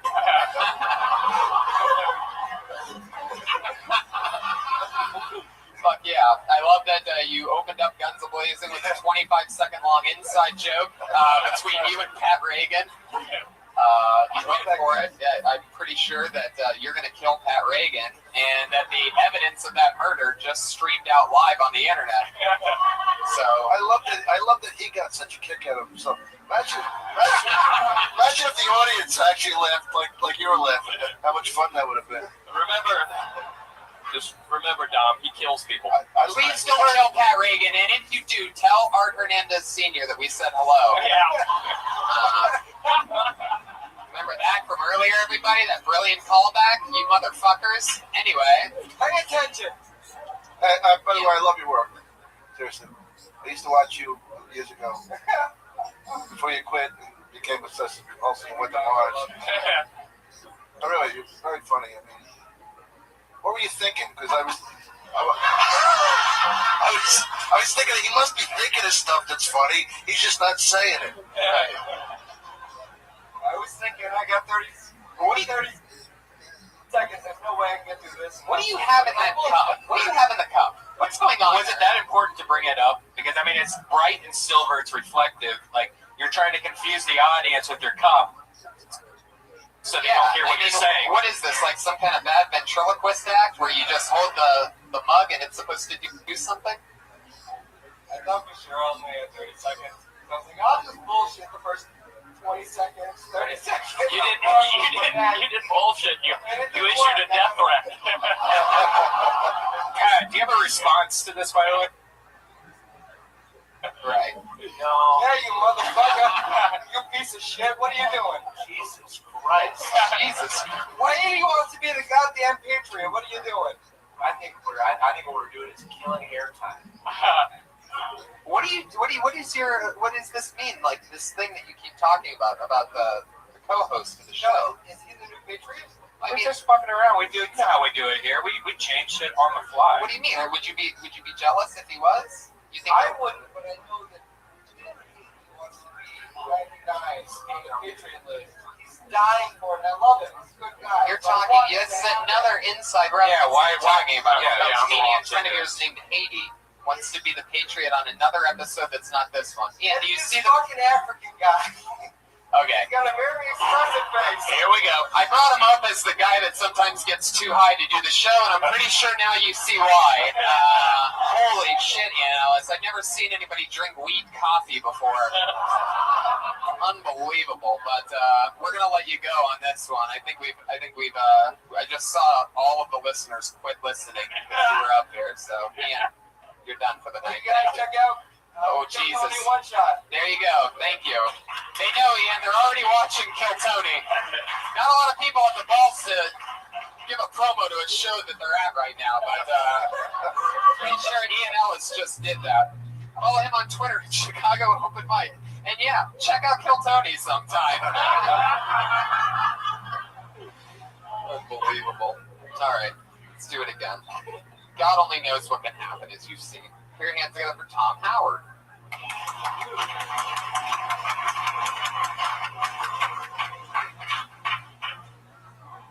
I struggle with alcoholism. I don't drink, it's just a difficult word for me to spell.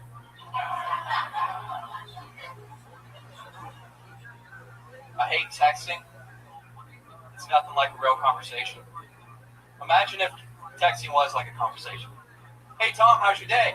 Good, Craig. Yours?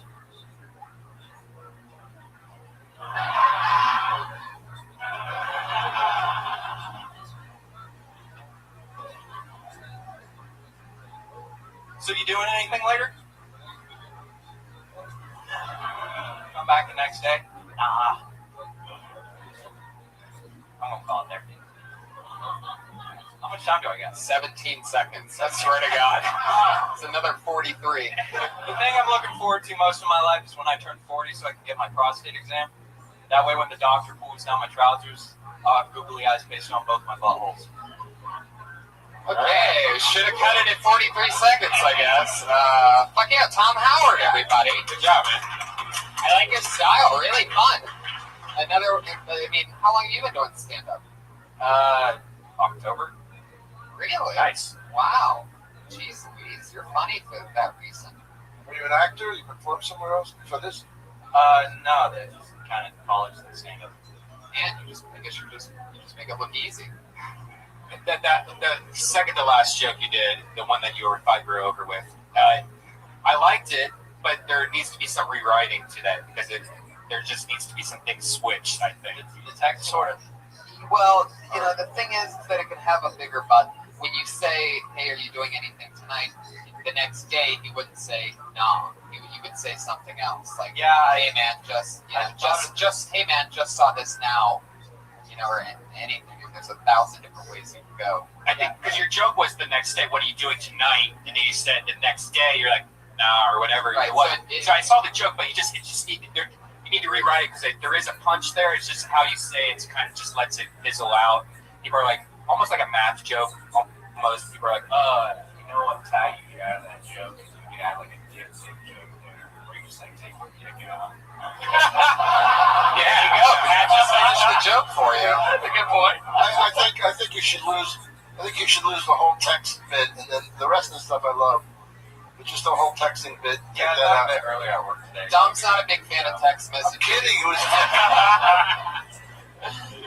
Bob, anything for Tom? No, I thought you were going to be actually a Stephen Reich-like comic when you started out. You know what I mean? You did a very Stephen Reich, sort of a setup punch, kind of abstract, observational type joke. But then you kind of delved into the text thing, which didn't really go anywhere at the end. It sort of fizzled out there at the end. Do you have more that lend itself towards one type of joke or the other, or is it sort of that mix of the two? It's usually a mix, basically. It's kind of working whenever it comes to my head. Were you influenced at all by the setup punch classics like Stephen Wright or someone like that? I mean, kind of. Like, I thought of the joke when I was pretty high. So, it's a shame Ian Ellis couldn't think of jokes when he was I don't think I could hang at all. Right. It would be terrifying to hang with Ellis. Well, I don't finish sentences. It's going to be a problem with comedy. Yeah. So fix that, yeah. But no, I thought it was a great opener. Very good opener, and the second one, just one of the things I really loved about that opener was that his body was facing us. That was weird. Facing the audience. I know. It was sort of like he was I almost thought that was his thing. Like, see the comedian Nobody faces to the side and looks at the audience. I thought he was like, that would be brilliant. Right. He could be that guy. Nobody does that. Right. That could be what he's known Plant for. your feet, you can do more model moves. and then look at the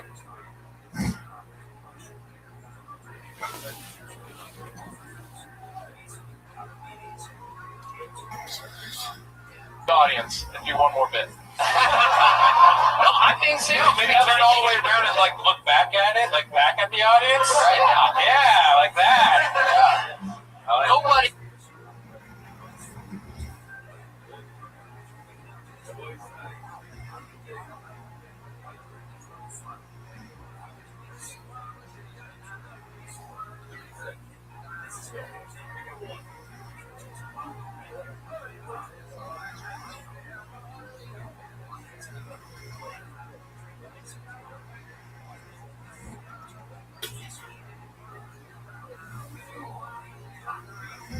He does that for a solid 20 minutes.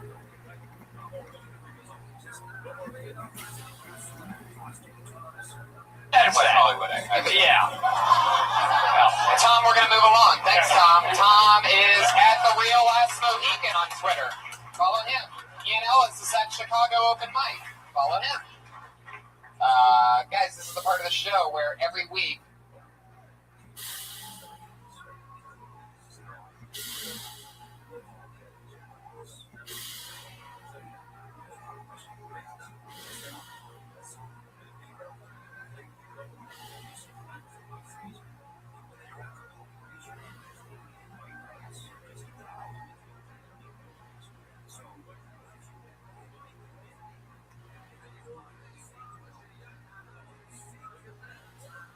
instead of going to the bucket, we have two regulars, two young ladies that have been writing a brand new minute ever since the start of the show. They are extremely funny. It's always fun to have them and watch them grow and try out new stuff. Probably the only two people I know that actually write a new minute every single week. And it's always a blast. Bring hands together for your first comedian of the night, formerly a student at the University of Florida, and after her first time on Kill Tony, she decided to stay here in LA and write a new minute every single week and perform it. Here she is again. It's the one and only Kimberly Congdon. I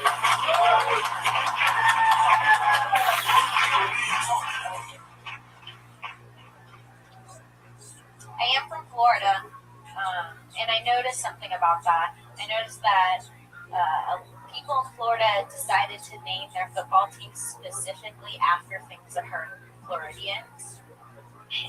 Like Miami Hurricanes, Florida Gators, Miami Dolphins. And I know what you're thinking, Dolphins, right? But I had a best friend who was raped by Dan Marino.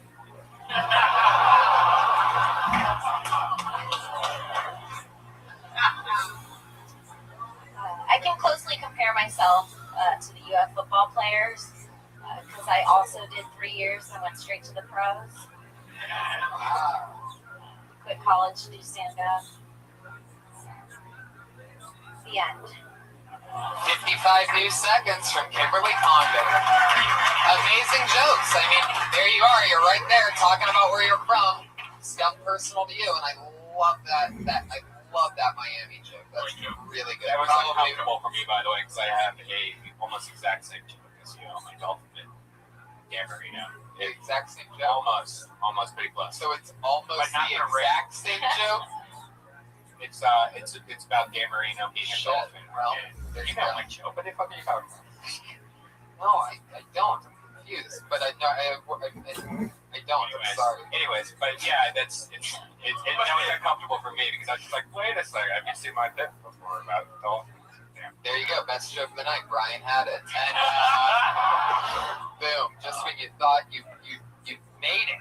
I can't believe you did that to her. I mean, it's my closer, so like it's kind of weird. Really? I mean, I feel like I've heard you talk about dolphins raping people. Yeah, I've heard you talk about dolphins raping people. What's your Dan Marino? You didn't specify the I'm beginning of my closer right now. Just take the 15-minute joke. Give me the juice right now. But would it make it better if she changed hers to Larry Zonka? I was gonna do the guy that just got the guy with the weird name, the new one, but I couldn't pronounce the name today, so I was like, I'll take Dan Marino because everybody knows. Tannehill? Yeah, right. Do Larry Zonka, and then it's not almost the exact same joke. Fuck yeah. So Great joke. I'm not gonna get involved in this subtext here, but as somebody who likes jokes, that was really good. Thank you. Very good. Let's put it this way. I love your joke, both of you. Yeah, right. You guys work beautifully together, or individually. Yeah. I love the premise, by the way. I was literally in my head trying to think of more universities and their mascots. Like I laughed at the premise as a sports fan, right? And someone who has knowledge of what you were going into. I thought that was a great premise. I don't know if you can explore it even more or expand a bit. Love that totally. Cool, thank you. I was trying to figure out how to make the 3-year straight into the pros to explain it more about stand-up because I feel like some people don't understand what I mean by that. I didn't understand what you meant. Right. That was a very Ian Ellis inside joke move. But you dropped out of college after 3 years and then started stand-up comedy. Yeah, that part's probably never going to work. Unless I said it at the beginning of a longer set. Like I dropped out of college 3 years. That's only from football. It's not basketball. So that's kind of confusing. Right. You should drop right out immediately. Dom actually. All right. 100 years ago. Kim, I think you gotta. Paul Reagan. I think you gotta stop eating lunch. you guys are thinking the same thing. You guys are finally confused. Next thing you know, you're in the same cycle. Stop being a cock blocker. Fuck yeah, well, there you go. Another brand new minute from Kimberly Condon. Thank Very you. good. She's on Twitter at Kimberly Condon. Think of another dolphin. Your final comedian of the night, the other regular that does a brand new minute every single week. Put your hands together for the very funny stylings of Sarah Wineshank, everybody. What's up? I have a problem with Hangman. I think it's a bullshit game. You want to know why kids are illiterate? It's because they've been playing Hangman. If they don't figure out the word, they're afraid of being dismembered or lynched. Wrong message, guys. Like, who decided that was a good idea? Guys, give birth to a man. Kind of make it like Wheel of Fortune. And in the end, he's either going to die or he's only going to have a few limbs. I don't understand. Like, at least in fucking video games, you're defending yourself against weaponry. In Hangman, you're just making people with half body parts. It's bullshit. Alright. Fuck yeah, it's exactly 1 minute. Hell yeah. I don't mean to be busting your balls, but I used to end with all right, too. It's weird. I'm just saying. Almost the exact same way he said it. Yeah. Almost exactly. And wearing the same skirt that he's wears. Right. Maybe replace All Right with Larry Zonka.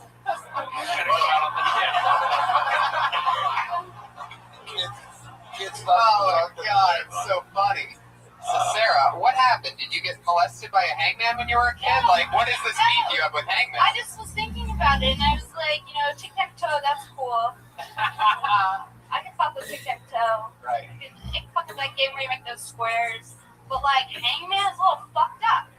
Yeah. Right? Yeah. It's like, figure out this word or else this man's gonna die. That's what was missing. Yeah. You didn't explore the topic. I felt like you were kind of talking at with the topic that you were trying to, right there, you were kind of figuring it out. Yeah. And there's more of a realization there, the way you just said it. Yeah. Than there was when you came up. I thought you came up here with a little too strident and convinced of what it was you were saying. I wasn't quite sure what you were saying. Right.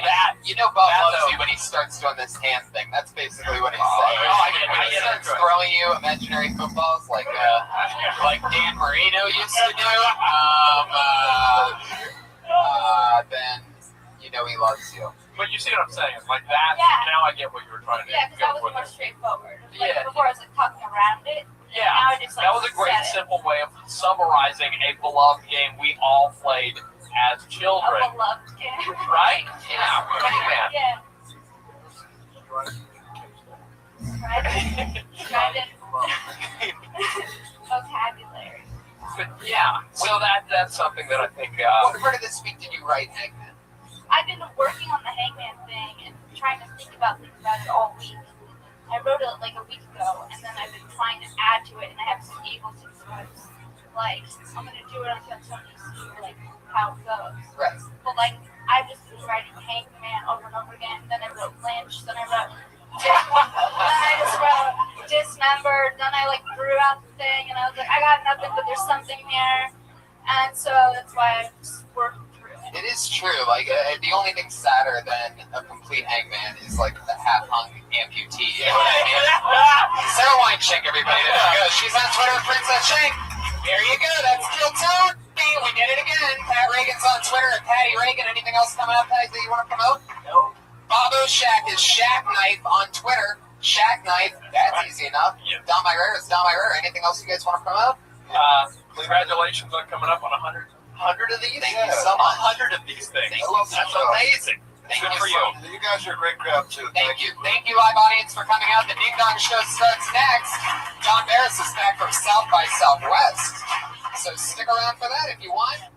Remember, San Fran, Sacramento, middle of May. He's Vancouver 420. That's right. Kill Tony 100, April 13th. Thank you.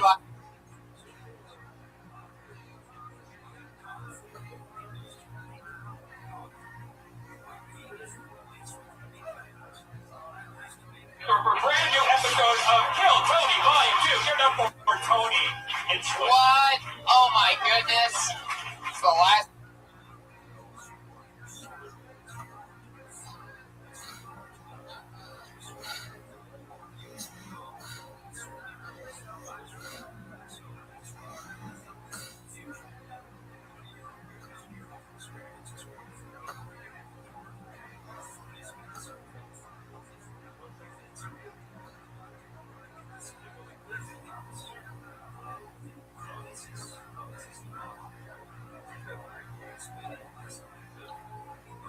Time we ever move this show from a Monday to a Tuesday. I know.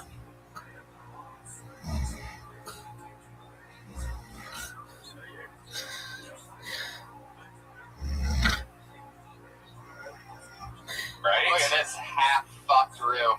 Yeah. What did...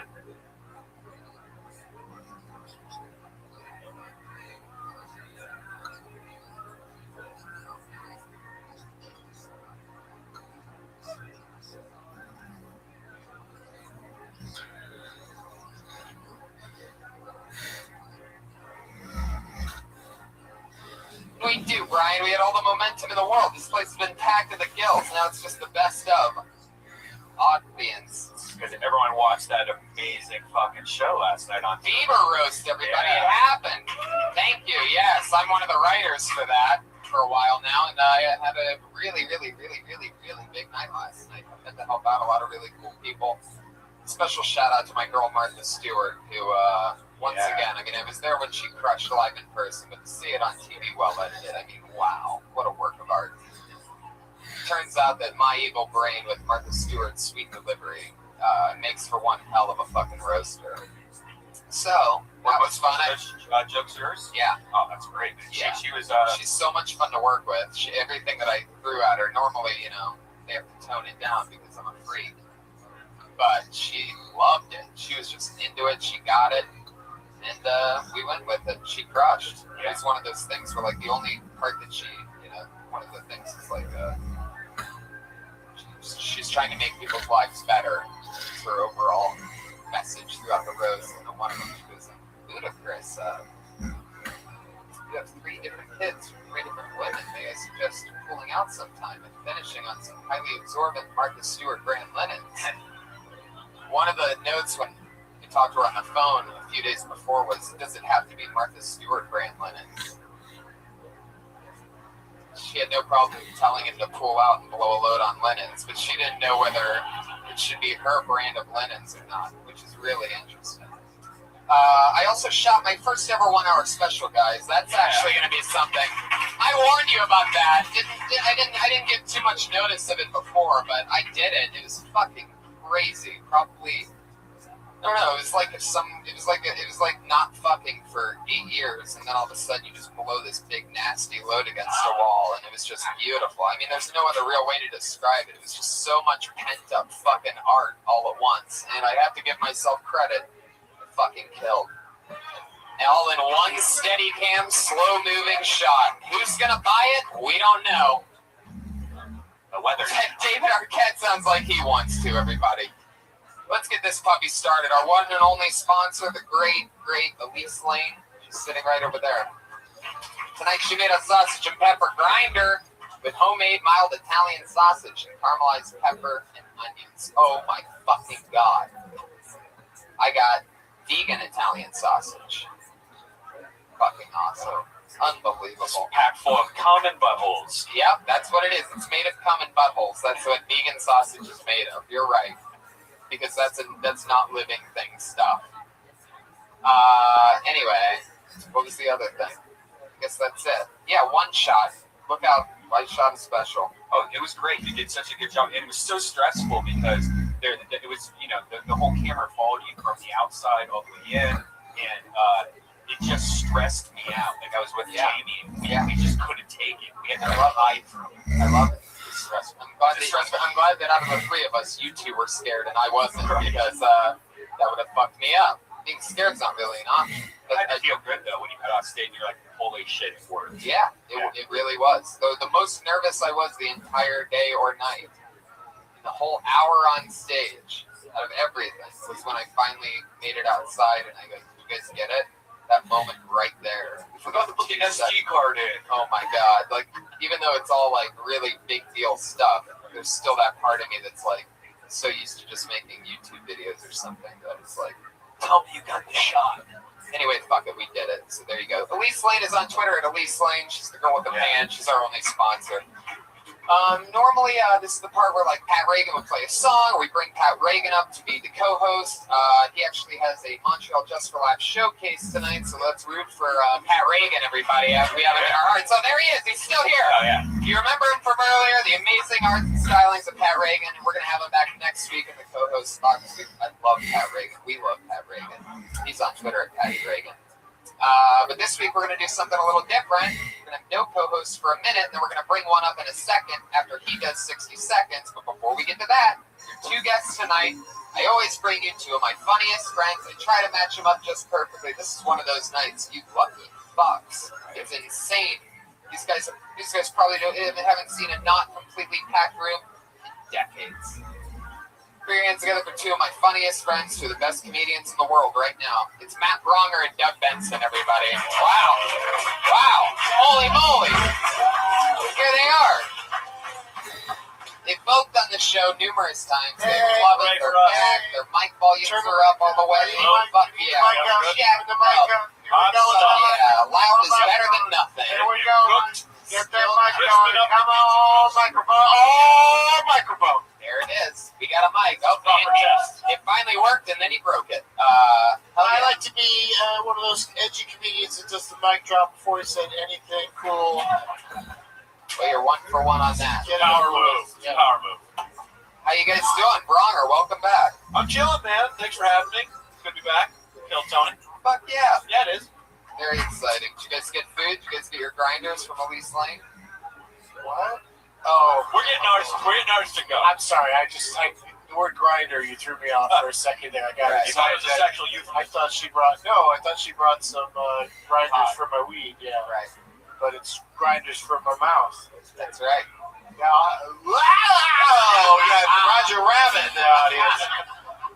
You guys have been on this show. We know you. We love you. The people that watch and are obsessed with the show are the biggest stand-up comedy fans in the world because they love watching comedians watching comedy. That's what this show is. And we talk to them after they do 60 seconds of material. Comedians, you know your 60 seconds is up when you hear the sound of a kitty. Better wrap it up then, or else you're going to bring out the angry West Hollywood bear.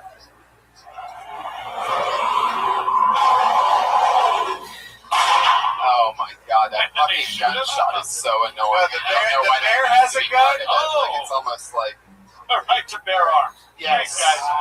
Thanks, everybody. Whoa, Bronner's already bringing it. I do it for a living. Jeez, I can barely bear it. Anyway, barely bear? Guys, let's fucking do this. We have a special thing that we're doing tonight where this comedian that's going on first doing 60 seconds is then going to be the co-host for the rest of the show. So we're going to have some fun with this. He is an extremely good friend, awesome guy.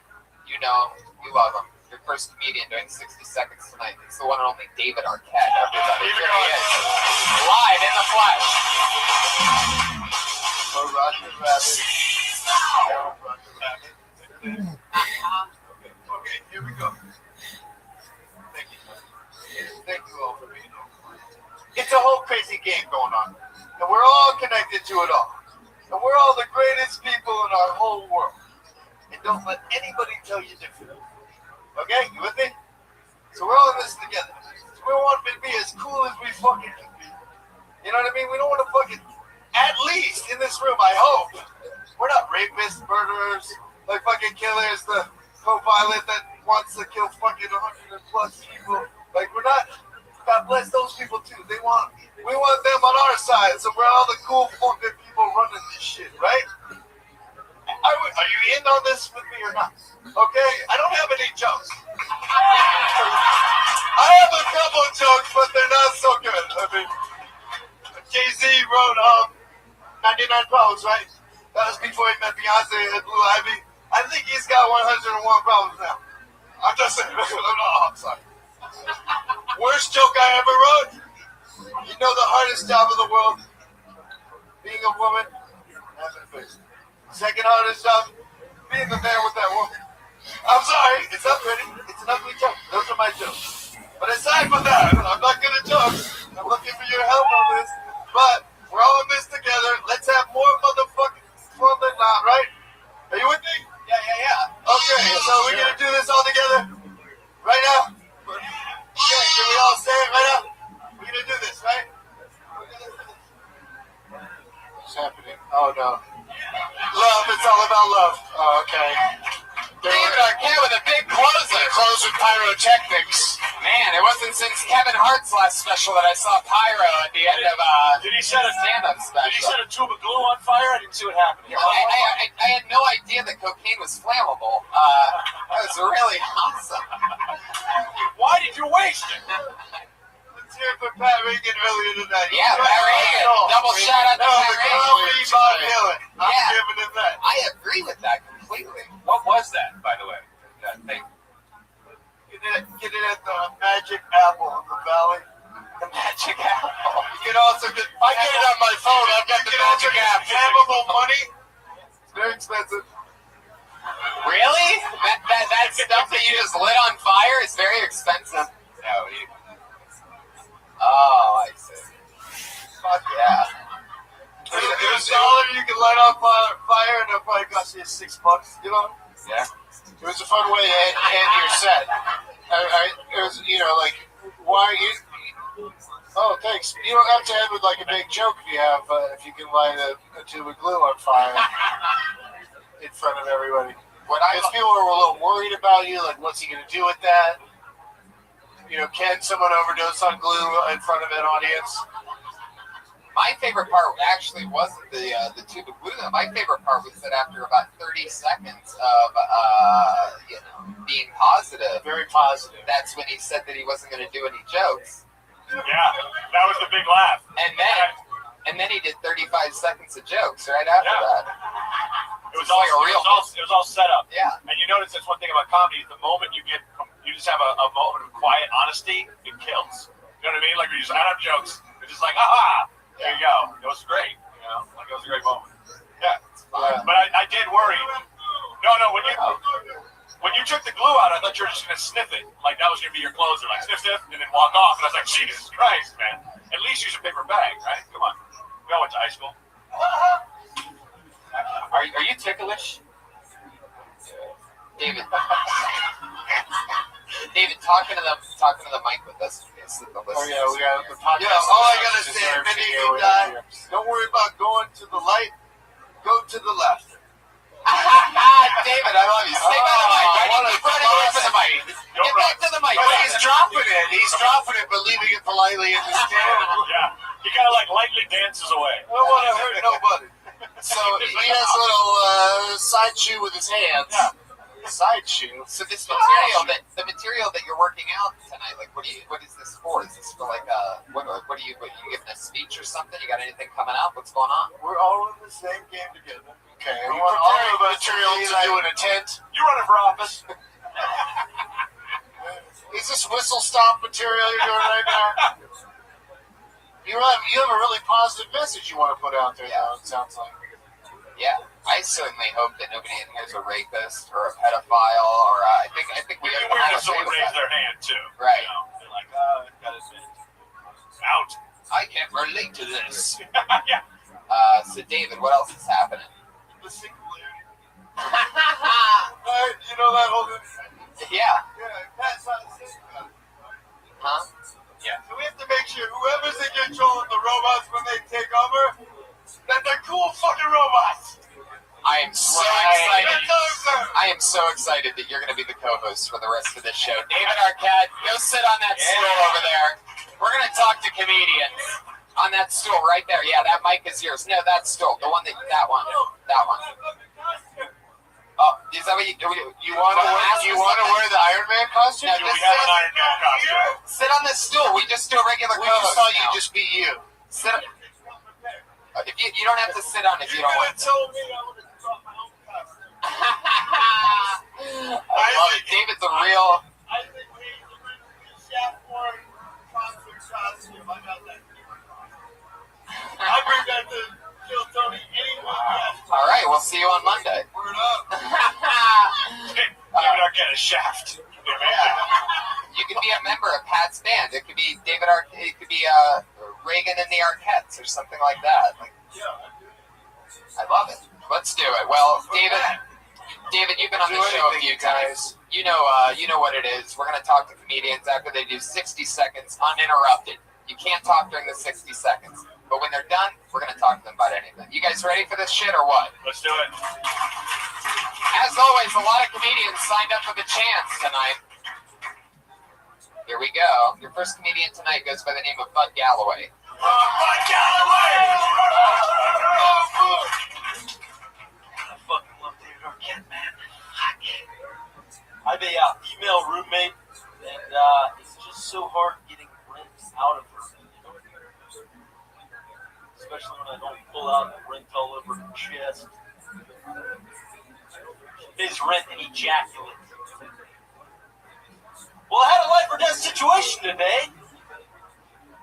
It wasn't today, it was like 3 weeks ago. Now I know for sure I'm not Jason Statham. I was taking a left on Fountain and I had to cross traffic. I was in a hurry. I just had to Jason Statham that shit. And it just guess and go. And I guessed wrong. And the sound came out of me I've never heard before. It was kind of deep, kind of low, kind of like, whoa, whoa, whoa, whoa. What the fuck was that? I realized it was the sound of masculinity leaving the body.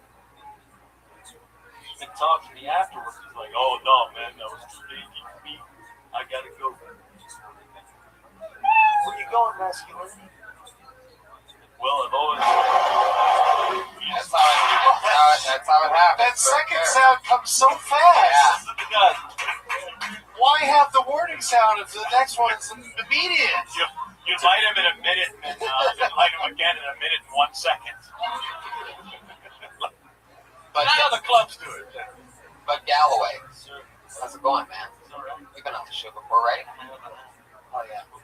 What have I told you before? What do you remember? What are highlights from other things? You said my oxymoron jokes. Not about specific jokes, but not about jokes. Yeah. Well, I kind of lied to you last time I told you I was a landscaper. I don't know why. I mean, I sort of do that once a week. But You lie about landscaping on that. yeah, I know. Wow. See, I didn't know where I was going when I started this line of questions, but I'm glad I got here. So you're. I think if you do it once a week, you're a landscaper. Yeah. You know, you're landscaping once a week. Sure. Do you have a lawn or anything like that? No. Jeez, I mean, you're really aggressive about When that. you're saying landscaping, you just like pick up a leaf or something? No, I've worked for a guy like twice. I just thought that you would say the word ejaculate in a way that made everyone uncomfortable. That's the thing that stood out for me is because you said it twice and both times it was like ejaculate. It seemed very professorial or scientific as opposed to a comedian, you know. So that was the only thing that really stood out to me, though. I mean, you clearly are able to stand in front of people and stand your ground and say stuff and get laughs. How long have you been doing it, bud? Yeah, you got some laughs. I mean, they're kind of for throwaway things. They were like kind of commenting on how the previous thing didn't work, but A laugh's a laugh. but that's how you got to do it. That's what it's about. Now, laugh's a laugh, David Arquette. Don't turn it. The first joke you said something about pulling. It's hard for you to pull rent money out of your roommate. Hard to rent out of. I thought you were. Yeah, going to say like pull out like she is a stripper. Like No. pulling out money out of her. Is this where the joke starts from? You have a roommate. She's a lady. Yeah, just say you rent. Right. Well, you're not fucking her, so why No. I'm trying to get rent out of her, and it's really hard. Well, she pays rent by me having sex. Is that true? Right, that's what I'm talking about. That just sounds so sad. It doesn't sad about that. There's nothing sad about Hollywood Arcade. Is this the, As long as they're not like fucking somebody's life up. Is this thing about you hooking up with? By the way, do you know that the rules don't necessarily apply? I need a translator. Does anybody here speak our cat?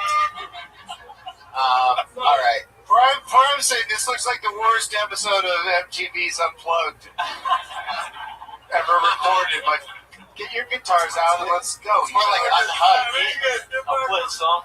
Unhugged, guys. All right. Maybe we should Everybody take that missed it. stool Wow, away. it's a real home run. People are going to sit down like that. It's too comfortable. For him? Yeah. Stand up. Yeah, you can't sit down like that while you're being critiqued. Wrap it up. Boom. Arquette's still blasting you from right field over there. He didn't even coast properly. But stick with me over here. How you doing? Are you really hooking up with your I mean, when I had a female roommate, yeah, she didn't pay rent, so she would like come in and like try to give me massages. Was this a prostitute that you had living there? Oh, that's what probably, yeah. She wasn't a prostitute. She's all right. Wait. Are you lying? Is this one of your No, landscape? I swear. Yeah. Burn it down! All right. Would you ever another daughter by the name of Bernadette Arquette? All right. Oh my God, this is a circus. David. David Arquette. I don't know if anybody saw down, David. Hey, David, I want you to listen to this question I have for this young man. Have you ever pretended to be a high school student and got a girlfriend in that high school while you were there as a 26-year-old man?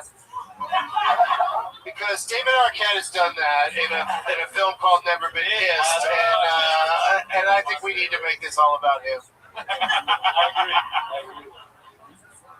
It's all about you and your world, baby. It's all about stars. Holy shit. I'm hippie. Look at him go. At least they put acid in all of our food today. Okay, Bud. Only one of us ate the food. Bud. So, now you're single? How's that going for you? You live by yourself now? No, I live with four. Two guys in the living room. And it's a 2-bedroom. We have 4 people. 4 girls is a better deal. 1. 4 girls. 4 bitches. Wait, he's right. Actually, David thought of something. Wait, I think I got this. Hold on a second.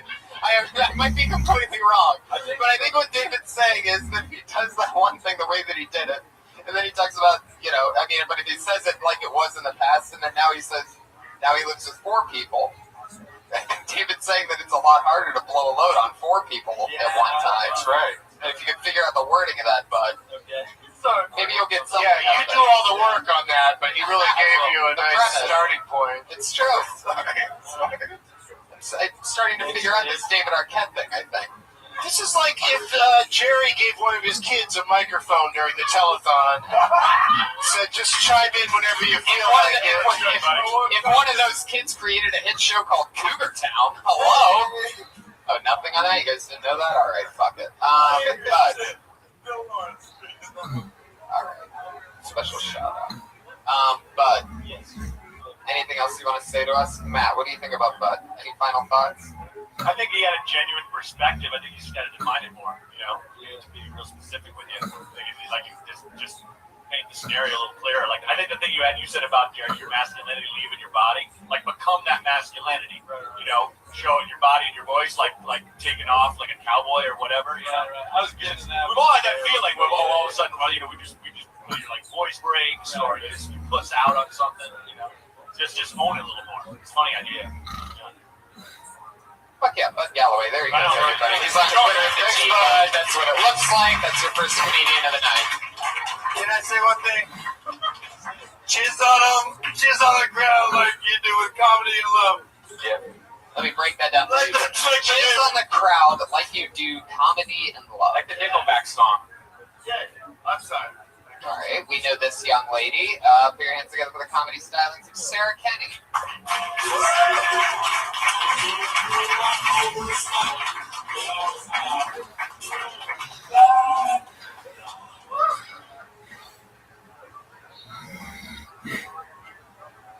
So I was interviewing for this job at SeaWorld, and the woman asked me if I would be comfortable stimulating the male whales for their breeding program. And it was like, comfortable? That's why I applied for the job. So I remember being at SeaWorld as a little girl and seeing those whales in their tanks and thinking, one day, I'm going to rape the shit out of them. Paid for it. So I got arrested. So good news, not all cops are racist. And while I was sitting there in the police station, the cop asked me if I'd been arrested before.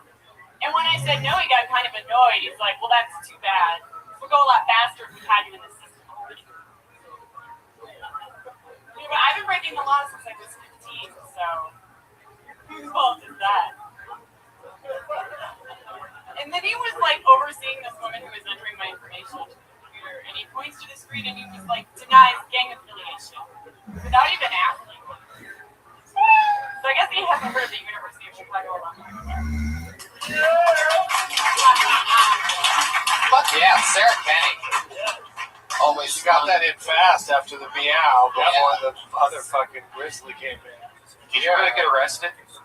I did. Prostitution ring. Got it. Really? How many? Yeah, the joke would have been about getting arrested for prostitution if that was what happened. What do you get in trouble for? It was really, really stupid. On my bike on Instagram, during Lollapalooza, really bike was not allowed. And so on my way out, they let me bring it on, and then when I was trying to get back to the city, they tried to deny me access. I argued a little bit. I wasn't like crazy or violent about it, but apparently the conductor is like way more interactive. So he called ahead downtown and told them to him on the train. Jeez, oh man. Yeah, it was really crazy. Did you spend the night, or did they just like book you and let you out? No, I was in the Oh boy. So that guy didn't respond well to you saying, "Go fuck yourself," I'm bringing this bike on this goddamn train. And fuck your bus. And it's Lollapalooza too. So all the people that are being brought to the jail that night are all people who are trying to get a bicycle into the city of Yeah, well, Chicago. Lollapalooza is a festival of bringing bikes on buses. Correct. It's illegal in Chicago. Yeah. Like I get on the train and he's shouting, cover, cover, and I'm like looking all around. Like, I wonder who he's yelling about. Who is this for? Oh, me, me. What did they do with your bicycle? They locked it up, and then It's a bike jail. special bike jail. This is just an important lesson that you should have. You should get a concealed carry license for your bicycle. Were you living in Chicago at the time, or did you bicycle to Lollapalooza? I was living in Chicago, and it was really bad timing because I was interviewing for jobs here and in Chicago, and so I was And what did they call the actual arrest? Because I've never heard of like craziness with a bicycle before. Yeah, no, it was like trespassing. What? Yeah. I feel like we're not getting the whole real story. I don't know. It You sounds should like just, you'll get the job. You'll get the job if on the interview you go, I got David. She's a train hooker. All she needs is to get your money. Okay. You need to blow it up and put it in your house. You got arrested at Lollapalooza for trying to smuggle a bike on the train. I really had something great. I had something so good. I kept trying to say it, but we instead had to hear that.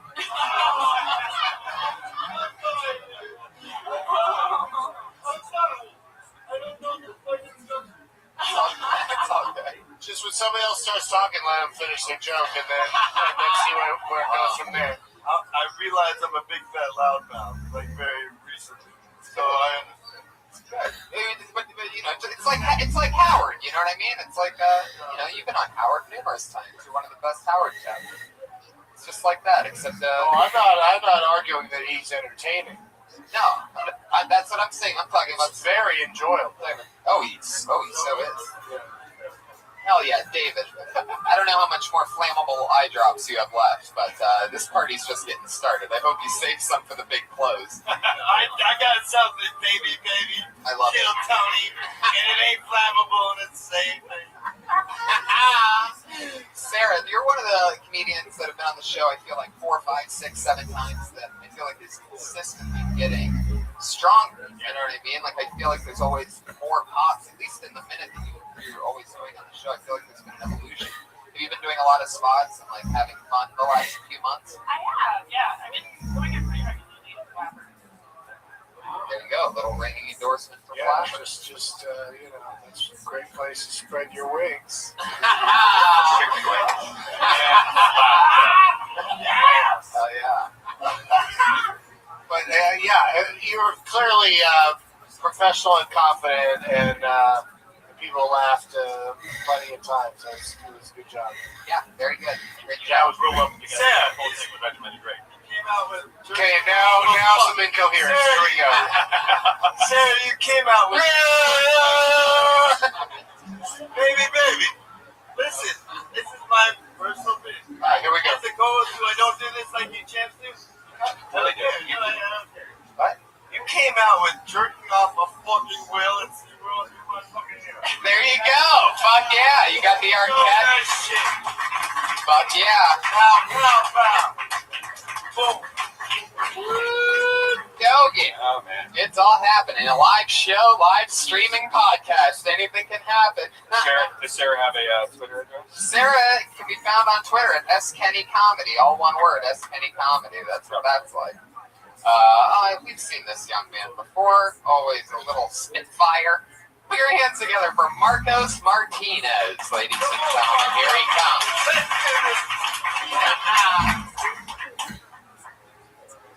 Talk about baseball. It sucks. Luckily, Latin America got their hands on it, right? Jose Abreu, Jonas Cespedes, Yasiel Puig. I can't wait for them to get on the rules committee, start changing the game, right? The ball's gonna get bigger, the bat's gonna get smaller. You're gonna be able to use your feet, and you know what you'll have? A better sport. So my name is Marcos Martinez. I'm third generation Mexican, third generation, right? That means don't ask me about Mexico. I don't know. But if you want to know where to get the best guacamole, Farmer Boys, guys, make the trip, Farmer Boys.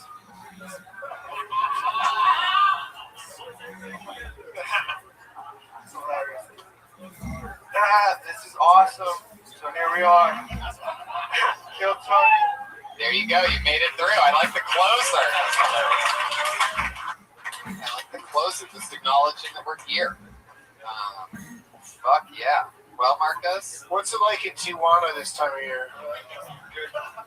I thought you said don't ask me about it. I just asked you after you told me not to. I thought I'd be yelled at. Instead, you answered the question. Marcos, you're very anti-baseball. What happened? Baseball sucks. Oh, did you ever play it as a kid? Yeah, and it sucks. How old are you? Okay, but what about baseball? But you do know that David Arquette plays baseball and never been kissed, and he's quite good at it. And You're hurting his feelings. You're really hurting his feelings, by the way. Getting sat on his stool. There's a moment where he has a baseball bat in his hands defending himself in the hit movie Scream 2. Deputy Dewey.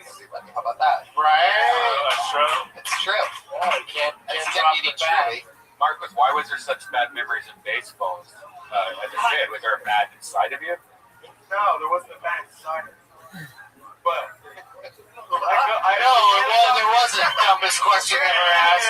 There's a bad inside of all of us in a way. I hit Life the is ball, tough. and I slid into first base, and I didn't make it.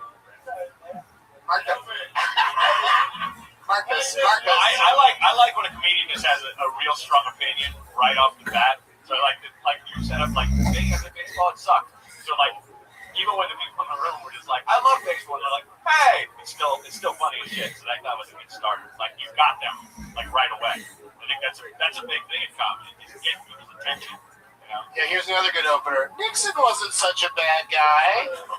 Just go into that. Can I say something? Yes.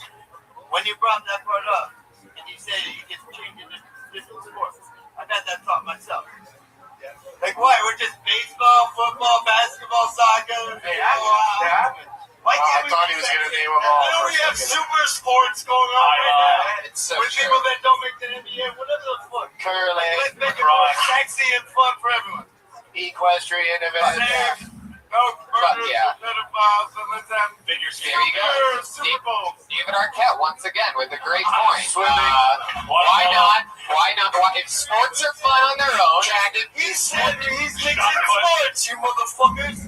Get on board. I've never had more trouble hosting a show before in my life. I swear to God, I've been hosting things for 8 years here at the Comedy Store.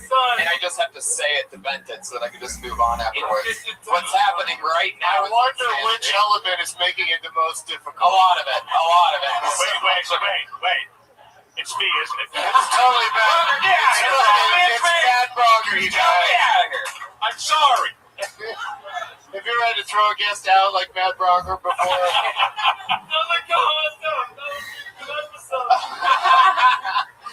I have no idea how this is. Can I look at some of the chat feed to see what people are actually saying? Like, how is this carrying to the rest of... Courtney Cox's ex-husband is stealing the show. Jesus Christ. Oh, this is the best episode to watch live. What is this shit? Oh, now I'm afraid for the panel. Before he lights anything else on fire, you should locate the nearest emergency exit. What's up there? What's farther up that way? Oh my God. It's so bad, everybody. It's so bad. This is great. I really liked your stage presence. I thought that you were very comfortable to watch, and at first I was going to get really pissed off because you were like, let's talk about baseball. I'm like, no, I don't want to. But then you were like, it sucks, and it made me really happy as somebody that hates baseball. Has anybody ever told you? I hate baseball, man.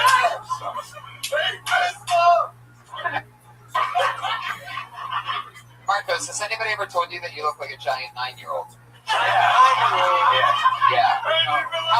How old are you in real life?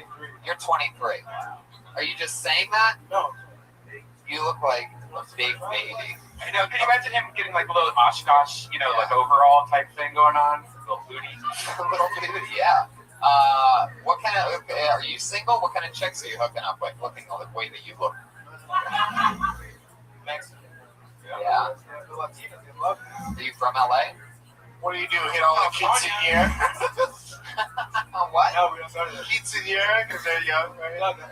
That's a joke. just joking around, man. What? I just laughed. So. Yeah, keep it down, Bronger. I'm sorry. When is the last time you hit a piñata?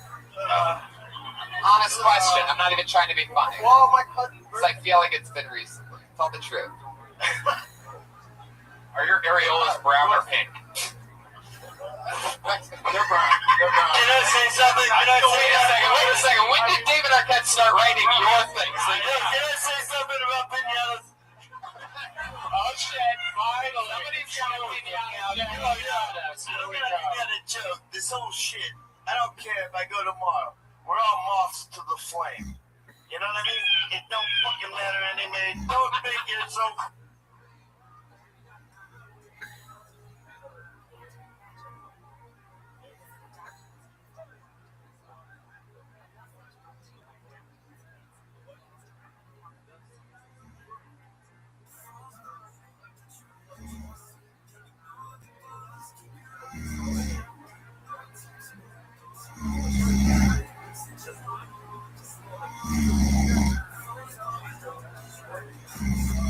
Fucking important. If you're in this stratosphere where you are, be the best person you can be. You know what I mean? Hold on, I got a piñata thing. Wait, okay, let's equate the world to piñatas. Let's say there's just violence, right? Violence is the world that we're living in now. ISIS has a really good fucking PR department Love needs a better one. So, if piñatas are violence of the world, and it's hitting something crazy, and then fun shit comes out, and everyone collects it, that's the world I want to live in. Boom! Oh yeah. Who doesn't want to live in a world where if you beat something, fun shit? The only violence that exists is piñata style. The only nothing gets hurt, and then like it's I was trying to agree with you before you interrupted me. The only thing I disagree with, the one thing you said I disagree with is that ISIS has a good PR department, because they really don't. They're killing it right now, man. They're killing it. Wow. How you? This is a fucking That's one way to describe what ISIS is doing is. This is what happens when you say pinata in front of David Arquette, everybody. Apologies to everyone sitting in the splash zone today. I'm serious. I've been working on my comedy thing for a long time. I don't know how to collect it. So, just for those of you paying attention in this episode, once again, the magical word of the night is pinata. There you go, everybody. So keep an eye on that. There it is. That's the stuff we love. What are you? Sorry, David's on a cutoff. He's on a personal cutoff. I know that. He's cutting himself He gave off. himself a timeout. Go get a called a comedy store break. Guys, that's not a timeout. He's doing another bomb or something. Yeah, I said let a comedy store break. That's a bomb. Let Papa eat his spinach. He'll have another cocktail in his hand when he comes back, I'm sure. Oh my goodness, he's on fire. Let's all regroup. Everybody take a breath for a second, everybody. What's happening? We gotta talk about this. We gotta plan this out, because when he comes back, we have to all work as a team and figure this out. It's amazing. What the fuck are you talking about? I said it's the hardest episode to host, but it's probably my favorite episode ever. God. There's nothing more entertaining than watching It's a like doing a continuous live train crash. podcast with a wild baboon. It's awesome. Yeah, it's like watching a GIF of a train crash, because it's just happening over and over again. Like every 5 seconds, it's just, oh, fuck, we're almost there. I We're just not. hope he doesn't come back sad. Oh. Do you know what I mean? Oh, no. Don't say that. Don't put that energy out there because he's so absorbed in You think he might be taking a long gander in the realization mirror right now before coming back up here? I think he's just going to be more fucked up than ever. I think he's putting his nose next to the realization mirror. I don't know if he's looking at it. Marcos Martinez. So you're gonna Great job, dude. sticking with the fact that you're 23, huh? I am 23. All right. So how long did you graduate high school? 4 years. 4 years ago. 5 years ago. 6 years ago. Whatever it was, you're 23. That's suspicious. 5 years. Well, later, Marcos. Anything else for Marcos, guys? Good job. Yeah, solid with good presence. Good job, dude. Keep going. He's killing it. Go for it. Marcos doesn't quit. Marcos tweets at me a lot. Sort of creeps me out. This next comic either gets a sweet break in having David Arquette gone for their entire set, or the awful break of having him return in the middle of it. Whatever happens, I know she can handle it. This is a Kill Tony favorite that we haven't gotten to see in quite a few weeks. 3 minutes together for She's Back, the powerful Jessica Wellington, everybody. One of the true Kill Tony favorites since their first time on the show. Jessica Wellington, everyone. You guys ever realize that when you're down around different groups of friends that your mannerisms change? You know, so like if I'm around my comedian friends, there's a lot of. If I'm around my gay friends, there's a lot more. Then if I'm around my cool friends, a lot more subtle, you know? Then when I'm around black men, it's just errata. I know that's a visual joke. Watch it. It's my favorite. And also, I got to give you guys a public service announcement. And this is the serious. Like, if you ever get hold of some really good black dick, you're forever going to be chasing that high. Like, at first, I was like, nah, I can have a little bit, put it down. Now, if I don't get it, I start to get all itchy and sweaty. It's bad. I'm addicted. It's so bad that I will suck a white dick just to get some black dick. There you go. Exactly a minute. Jessica Wellington. Always funny. Always a new minute. That routine reminds me, I know some black dick I can hook you up with. Oh, yeah. get it, then she'd have to anyway. Bronca, you were just telling me the other day that you were itching because you hadn't had black dick in a while. No, I had a black dick at one point. It was cut off. I was born with 2 dicks. I have a black father. And yeah, I was itching because it was gone. It was a phantom itch. Is that what you're talking about? Yeah. Totally. You just out improvised me on that one. I threw something at you, and you responded so well that like I couldn't keep up. Yes, and I got to a hand grenade when it comes to fencing. Yeah, exactly. You lose. I thought like your viewpoint was very direct and well expressed and very funny, and you had a lot of confidence, which was awesome. Yeah. Yeah, how's it been? You've been out for a little while. I missed you guys so much. You have no idea. I've been doing these competitions, which they're good. It's great. We meet people, but it's tiring. It is. It like sucks it out of you. It makes you think, what the fuck am I doing? And who am I? But, it's all practice. Like, comedy competitions are the fucking worst. Like, it doesn't matter if you win, great.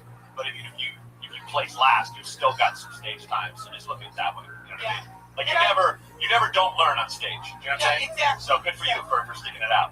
So that's what I've been on these past Mondays. Oh, I see. How that's been going for you? Well, like I keep making it like to the semifinals or finals, and that's it. That's what's happening. Well, that's fun. I think Mr. Arquette is returning. There he is. There's some hubbub in the room. He's the one, the only. Sorry, he Mr. Sad. Yo, we can go for a private session. What? Fuck yeah. That'd be interesting. Do a set for him out in the parking lot. Ready to go. David, do you have a black dick? Yeah, man. There you go, Jessica. She's got an itch that you can scratch. Yeah, I got a black dick. I got a red dick. Fuck yeah. I'll get it for you. David Arquette, dick dealer. Jessica, if you have anything that you've always wanted to ask David Arquette?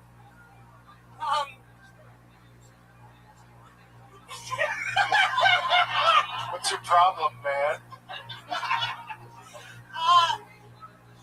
What's your secret? That you're the greatest in the world. And don't let anybody tell you different.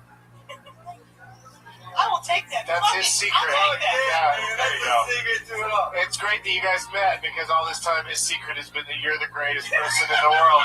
You are. And you finally ran into each other for the prophecy to be foretold and shared. It's all been one big storyline just for that to develop. Well, that's fun. So, what else did you talk about other than black dick? That was pretty much it. Was the first thing? I usually say tic tac after tic tac when I do that. It's like, you think I'm sucking dick, but it's That's not. I can't believe you. Is that security? That is pretty amazing. I forgot about security. Damn. David went for it, everybody. He went for it. Full commitment. Yo, you know how we established that pinata was a word earlier? Pinata! Yeah. Okay, I'm just saying, Tic Tac's a word for me too. So it's like, slowly they turn. Niagara Falls. Tic Tac, I might start thinking on somebody, I'm just saying. Yeah, don't. Oh, shit. Somebody said pinata. Don't speak on anybody. Tic Tac. The point of the show isn't to put young comedians through the paces of what it would be like if David Arquette were to freak attack you while you're trying to do. You never know when it's happening. Yeah. well, not everybody can say that they've had a. Look, everybody's waiting to come on now. It's terrified that they're going to get humped. I gotta go get my black dick. David, if you were here first, then you would know that she's in the black guys, not white guys. But the joke is that I will suck a white dick just to get to the Come on, let's do it right now. All right, both of you, save it for the Burger King restroom. Now, you at the end of your first joke, you were doing something with your hands. I couldn't see it. Can you do it again for me? Slower. Yeah. Oh, I see what you're doing. I see. She's sucking off that big microphone dick and working those Miming those balls. I love you as normal, as always. Would you like to do the Death Squad show Friday? Because I'd like to see you. Yeah! Wow, that's Death Squad promotion! That's how it happens. That's quick. My favorite thing in the world is when Brian does Brian Claus, Santa Brian, Santa Band. Santa Band. I knew if I came with my good dick material. Yeah. I just needed to see it. You were like, if the top of my head to the side of my head looks like a wave crashing on the beach, I'm going to move on to a Death Squad show, and it happened. Congratulations. The only catch, Jessica, is there's no black guys in Pasadena. So Friday night, you're going to have to figure something out. That's one of my favorite Beach Boys songs. No black guys in Pasadena. On Passover. On Passover. Women up your Arquette remix. That's my least favorite. I meant least favorite when I said most favorite. Oh, David's train is here to pick him up. David, your train's here. The Polo Express wants to take you and the other children to a very special place. Jump on with the other Christmas children. Jessica Wellington, thank you so much. Jessica Wellington! Jessica's on Twitter at the Duchess_101. Of the New Hampshire Wellington. That is the Duchess_101. Jessica Wellington. David, you ever been with a big girl before? Hello. Anything, well, you always try to work one into rotation, like, Chef Elise, do you do a nice Wellington? Oh, You have lost 5 pounds. Yelling at us from off of the... Yo, Papa Single. I don't have a black deck, but I filmed it. And show you love. We're having some fun night. He really just checked his pockets before he said, I don't have a black dick. Just asking for father was single. Is that what he said? Your father's single? Is that the first thing you said? I think so. This is the first ever podcast with subtitles that's ever been put out before. It's going to be out. If you have him on again, bring some masking tape. I am so glad I just pulled this name out of the bucket. This is one of the goofiest, silliest motherfuckers that we've ever seen before. And every week he always brings it with his awkward timing and cadence and delivery. Put your hands together for one of my newer favorite people that I've seen recently. It's Michael Perkins. Oh, yeah. Hello, Michael. Here he is.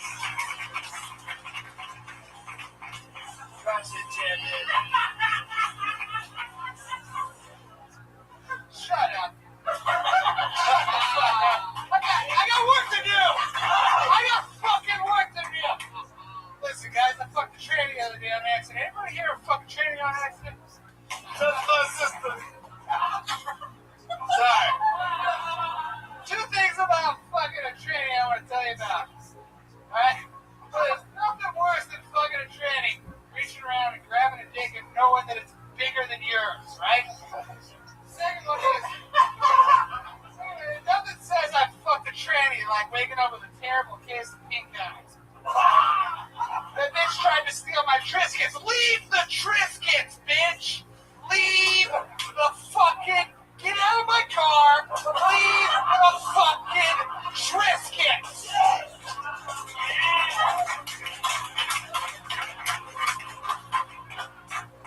None of the jokes, you little jack dicks! One time my dad caught me jerking off. He said, hey, you keep doing that, you're gonna last a lot longer than your peers. The girls are gonna like you. Keep it up. Now get the fuck out of the front yard. People think you're fucking weird. Wow. That's good. Okay, Michael, we don't have to bear. You got a little extra time because you kept your own applause break going for longer. Thank you. I applauded with it halfway through the set in a maneuver that I've never seen anyone do before. He put the mic in the mic stand during an applause break and just took a step away, started clapping. He started clapping too, like, why not keep this going? Why and therefore increase the applause break to another level. Yeah. And just make yourself at home. Put your beer here and, You don't put your beer near the sword. Just come sit on the table. Oh, Michael. Thank you, Toby. Now, Michael, what happened? I thought... Where did you think I like your little front yard? I love this man took advantage of an opportunity because he had a solid minute of solid material about transsexual individuals, and performed it in front of arguably one of the most famous brothers of a transsexual in the world. So I think only what David thinks of that transsexual material matters. Thank you. Transgender, I apologize. Hey, David, you want to party tonight? No.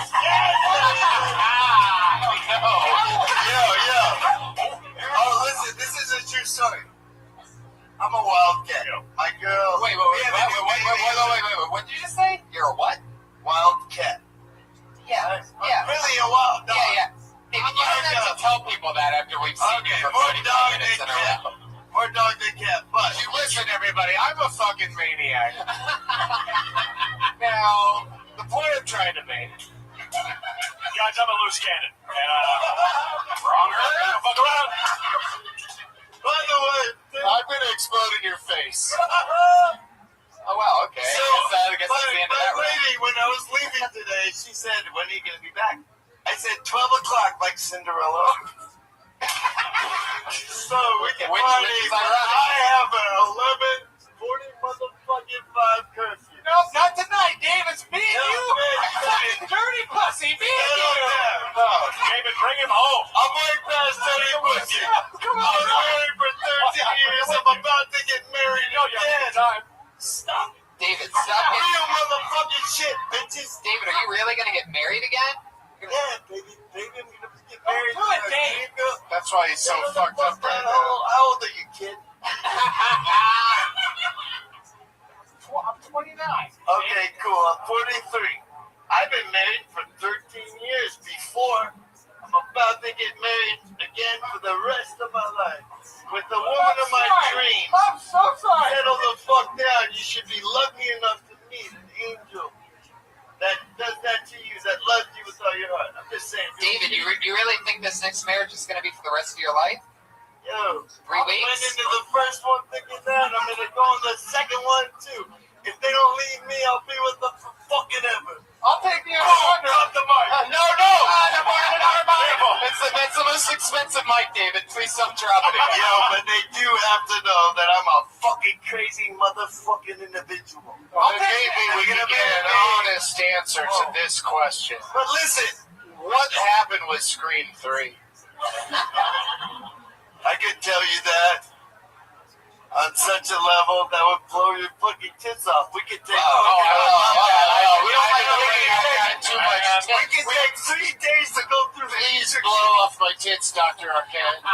Yo, but let me just say, What are you smoking? What is this Bullshit. thing he's smoking right I'm now? not hating on it. I did it on accident. I didn't necessarily enjoy it, but I don't hate them. Yo. But she, Alexis Arquette is the greatest ever. She was in The Wedding Singer. She played Boy George. Yes. Do you really want to hurt me?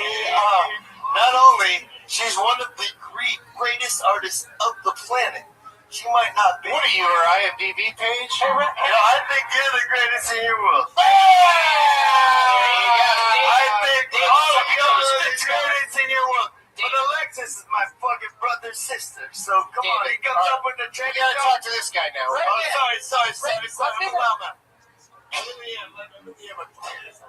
David, take a breath. Take a sip of your drink for a second. Michael, Just say to yourself, David, I'm glad this isn't being captured on film or on video, or I'm glad the audio is not racist from now on. David, I want you to listen to this story because Michael Parkinson this week told me that, and he's been crushing on this show for like 2 months in a row.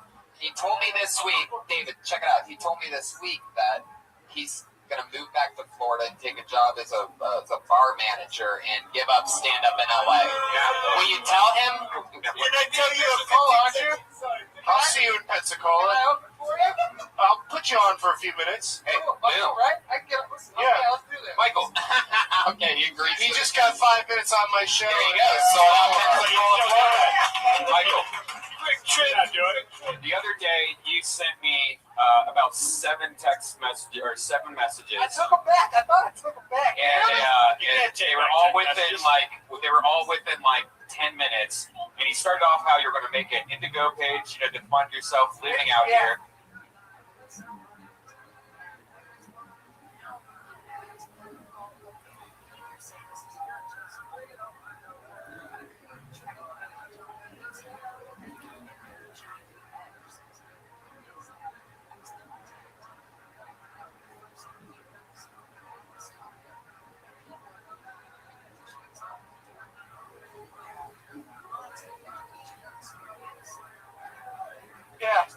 said you don't have enough money to be here, and then you said, "Oh fuck it, I'm leaving tonight." And then what happened? I have the gout. I'm just laying. Wait. What did you just say? Motherfucker's got a pirate disease. Come on. You have the gout? Michael, the last time I talked to you, you said you didn't have the gout. My doctor demands it's gout because I'm fat and it triggers the big toe. And my big toe hurts like shit. And well, you know what? I skateboard. I fell off my skateboard the other day, guys. Why don't you wear shoes then? You have sandals on. Fucking shoes, man. That's why you got gout. You're walking on Sunset with AIDS feet. Yeah, man. You're all gouted up, dude. And Michael, also, you can do Friday if you can get to the Ice House. Yeah. Squad show. Wow. Next 2 cents. You son of a bitch. I'm going to leave tomorrow. No.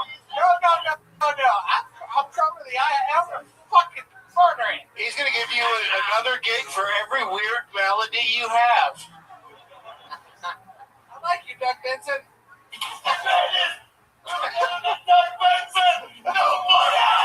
Except you if it's your world. Then you're the greatest. I like it. But Doug Benson is the greatest in his. And all the greatest in mine. And y'all the greatest in y'all. Mom, I should not have told you this is on Ustream. David Arquette found a way to fuck it up for me. Oh. I'm sorry, baby. That was not my No, it's okay, David. Here, I'll cheer you up. You don't want to David. fuck his shit up. He's the greatest in this world. David, can I cheer you up, David? Would it cheer you up if I said something like, Is he the happiest guy on ecstasy right now? I'm not, but fuck the show? Classic. It's like, I feel like I'm podcasting on yo, but if you come out with a trendy fucking joke, I may fuck your name up. Live podcast from Tower 2 in the morning of September 11th. This is incredible. Well, a plane has hit a few stories below us, but I think we're going to be fine. We're just going to keep the show going, and hopefully it keeps getting better. Michael. I want to be a rapper. All right, look, you got a gig with Doug, you got a gig at the Ice House. We're not going to help your rap career. Get a juice, right, man. Sipping on Johnny. I have no idea what's he was even asking him happening to play anymore. it? I swear to God, I feel like I'm on. What is that you're right smoking now. on? Is that just an e-cig? I lit it with my iPhone flashlight like an e-cigarette with an e-light. Nobody got it. I got it. I think we all watched it and knew exactly what happened. I love all you guys. Can we just be one string in the equilibrium of life? Just vibrating through time? Wait, did you catch what Arquette had? That was my premise. And he's not even here. He just disappeared. Whoa. He's wandering around looking for opportunities to harass people. There you go. Michael, we're going to see you Friday at the Ice House in Pensacola, Florida with Doug Benson. Congratulations. Yes. All of that in 1 minute on Phil Tony. See you there. I'm not going to remember. That's how the magic happens. Thank you. One more thank you from Michael Perkinson. Vinyl in Pensacola. I feel like he's going to be a It's in movie May. star. It's in May. He's so likable. Now if he goes back to Florida, he's just gonna die there. If he gets to Florida. That is true. Certain inevitable death. I mean, the kid's already got the gout. Normally, you have to be like in your 60s or 70s and a king to get the gout. Very, very hard for a. All he eats is his steak, and all he drinks is port wine. Well, it really is. All he drinks is beer, and all he eats is like pure chicken, like just big pieces of chicken, like a big leg and You said pure chicken. I thought you meant like just raw chicken. Yeah. That's horrific. Even salmonella. Eats them while they're alive. Well, I mean, you guys have a lot of friends that get the gout. I've had one. Well, he's a big guy like him. Yeah. Yeah, but that's it. It was scary. Did he make it through? He's luck. Oh yeah, without a gout.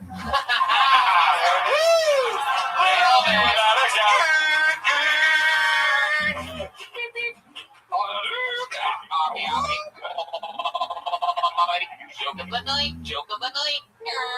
Pinata, pinata, pinata, pinata, pinata, pinata. Oh, How did I hear that whole joke? So I know. I'm not used to hearing anyone's whole joke begin beginning or ending. The joke of being able to get out an entire thought. A joke or a thought, exactly. This has been really something else. I'm going to drink myself to a very special place after this. Yeah, I wasn't going to drink tonight, but I'm on board. Yeah. I'm starting no alcohol April tomorrow, so that's fine. Well, I'm drinking tonight. I'll see Can I you. get one more from? Thank you, dude. I'll see you in May. Been fun times. Doug, you usually did it in February, didn't you, or January? Did you? Is there a It reason? moves around. It floats around.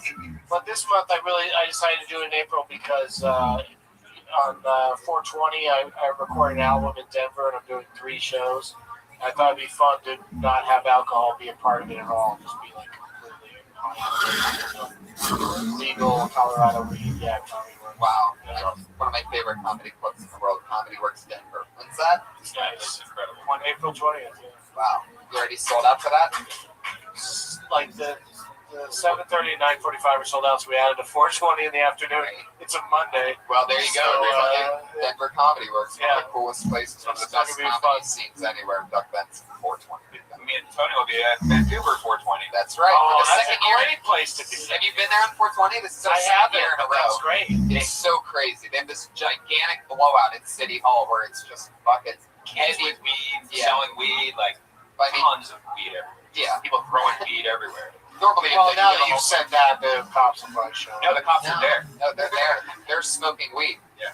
Guys, I'm doing a show to benefit the Children for Christ Sobriety Union. That's happening in a couple weeks in Salt Lake City, Utah. So, you know, if you kids are tired of polluting your bodies with the sins of Satan, then come on down and we'll talk about what really counts. Speaking of the sins of Satan, welcome back, David Arquette. He's back. He's the only guy that gives himself commercial breaks. Satan for love. Fuck yeah. Your next comedian. Satan for love. Your next. Think about it. All right. Your next comedian is going to spell the name of Michael Gowdy.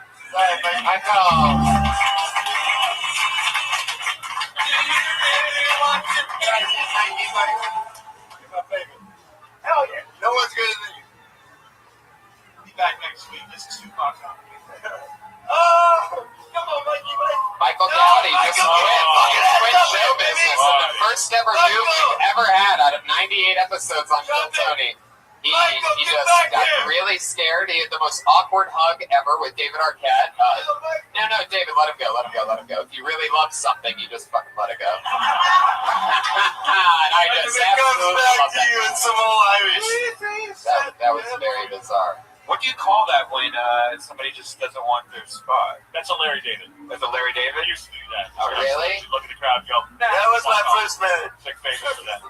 So random. Yeah, I don't think he looked at the crowd as much as he looked to his right. Yeah. Looks like a new name for your hands together for Jabari Gale. Boom.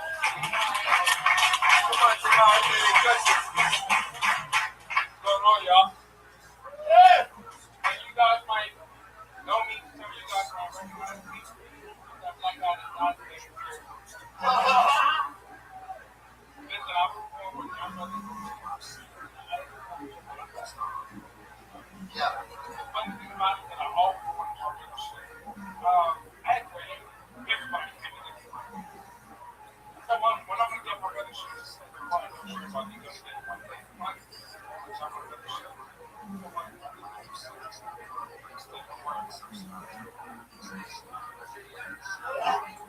The thing about it is that I don't need job. When I got the job, it's very crazy how people try to get out of the deal. It's like what is this? Or again,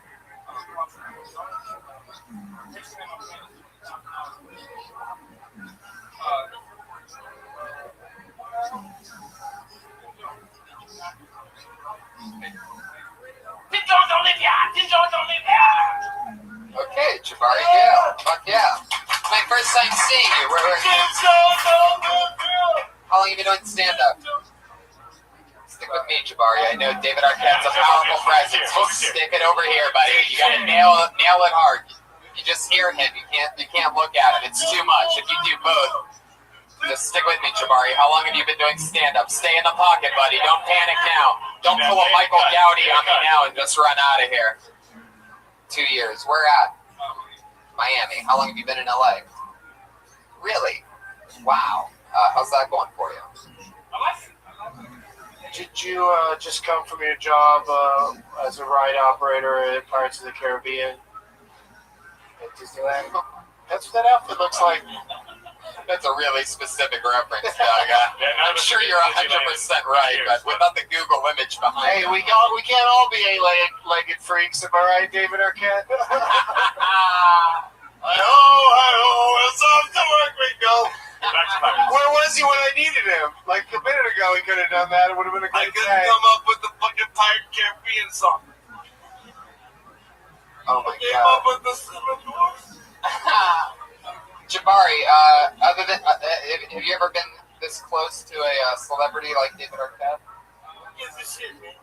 No, it's okay, David. Just let it all happen. Straighter than me. Don't let anybody tell you that. All right, that's not true. That's not true, David. That's not true. Bullshit, Tony. You should really try to fuck Jessica Wellington tonight. Yeah, she likes it. She's waiting in the bathroom for you.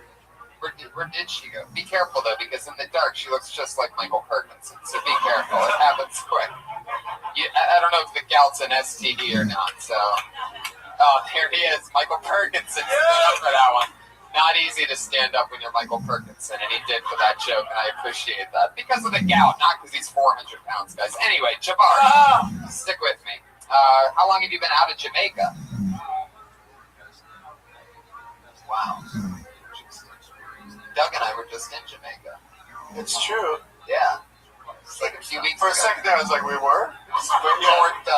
Port Duty. What? Yeah. Something like that. Yeah, Port Nudie. You said Port Duty. I said Port Duty. 3 seconds later. Uh-oh. I think we're finding another word. Sorry, Port Is Duty. duty one of your words, David? One of my early nicknames was Poopy. The rattlesnake. Nobody knows that but Thomas Lumstead. Oh, okay. Hey, David, do you poop standing up do you wipe standing up or sitting up? Every situation. He has all the most positive answers, like to questions that don't even need a positive answer. How do you wipe your ass? Every way is beautiful, man. Jabari, we're gonna let you go. Anything for Jabari, guys? Yeah, man. I mean, you got it across. I would just be a little bit more confident with your story. You should talk about your family like something you know better than anybody would in the audience. Just tell them. You know what I mean? Tell them like they've been asking you about your family all day. You know what I mean? Just get into it. That's all I say. Good job. Jabari, there he goes. That's how it happens. Oh, well, the head of you, King. Guys, David, you've been here before. You know what this is. This is the part of the show where we have only 2 regulars, and each of them do a brand new minute every single week. It's always fun, always exciting to watch them grow and work out a brand new written and performed minute. This week's no different. They're always here, and we're going to do it again. Going up first tonight, you know, is the Florida dropout. After her first time on Kill Tony, she dropped out of college. Kept doing stand-up comedy. She's been on every episode since. Yes. Brand new minute. For your hands together for Kimberly Condon, everybody. Wow. Yeah, Doing you it worked again. that free metal.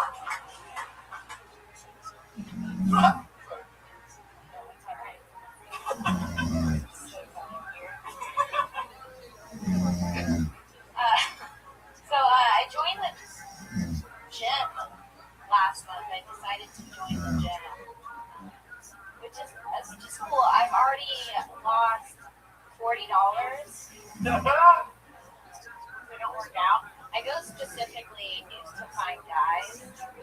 It's a lot better than Match.com.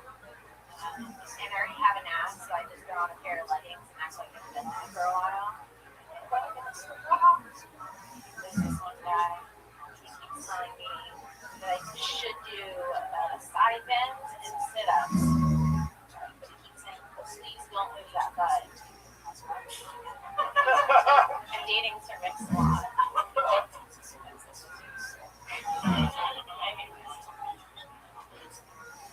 No, I want to find a boyfriend, but I think guys are scared to Puerto Rican, and they think that I'll go crazy. other girl, like mini golf. Jesus. All right, finish this. So intense. Or killing ourselves The together. gunshots is the worst thing ever. Kim, what was? Did you just finish that right then? What did you say? I said, you guys don't want to make me.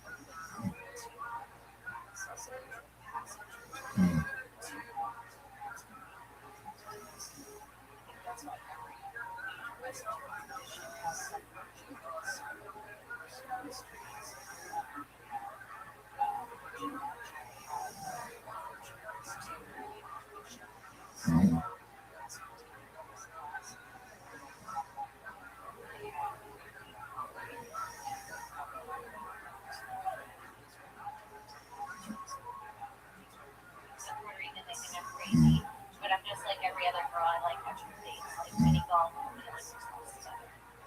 Yeah. There you go, David. Puerto Rico is the greatest. I like that. You could actually maybe even tone it down and make it even sound more crazy, or like more going through your phone when you're speaking to it. You know, like making like psychotic, like almost 2 sentences. So, you know what I mean? I'll look through it then, for sure. What was the one before that one? What was the one before the Puerto Rican?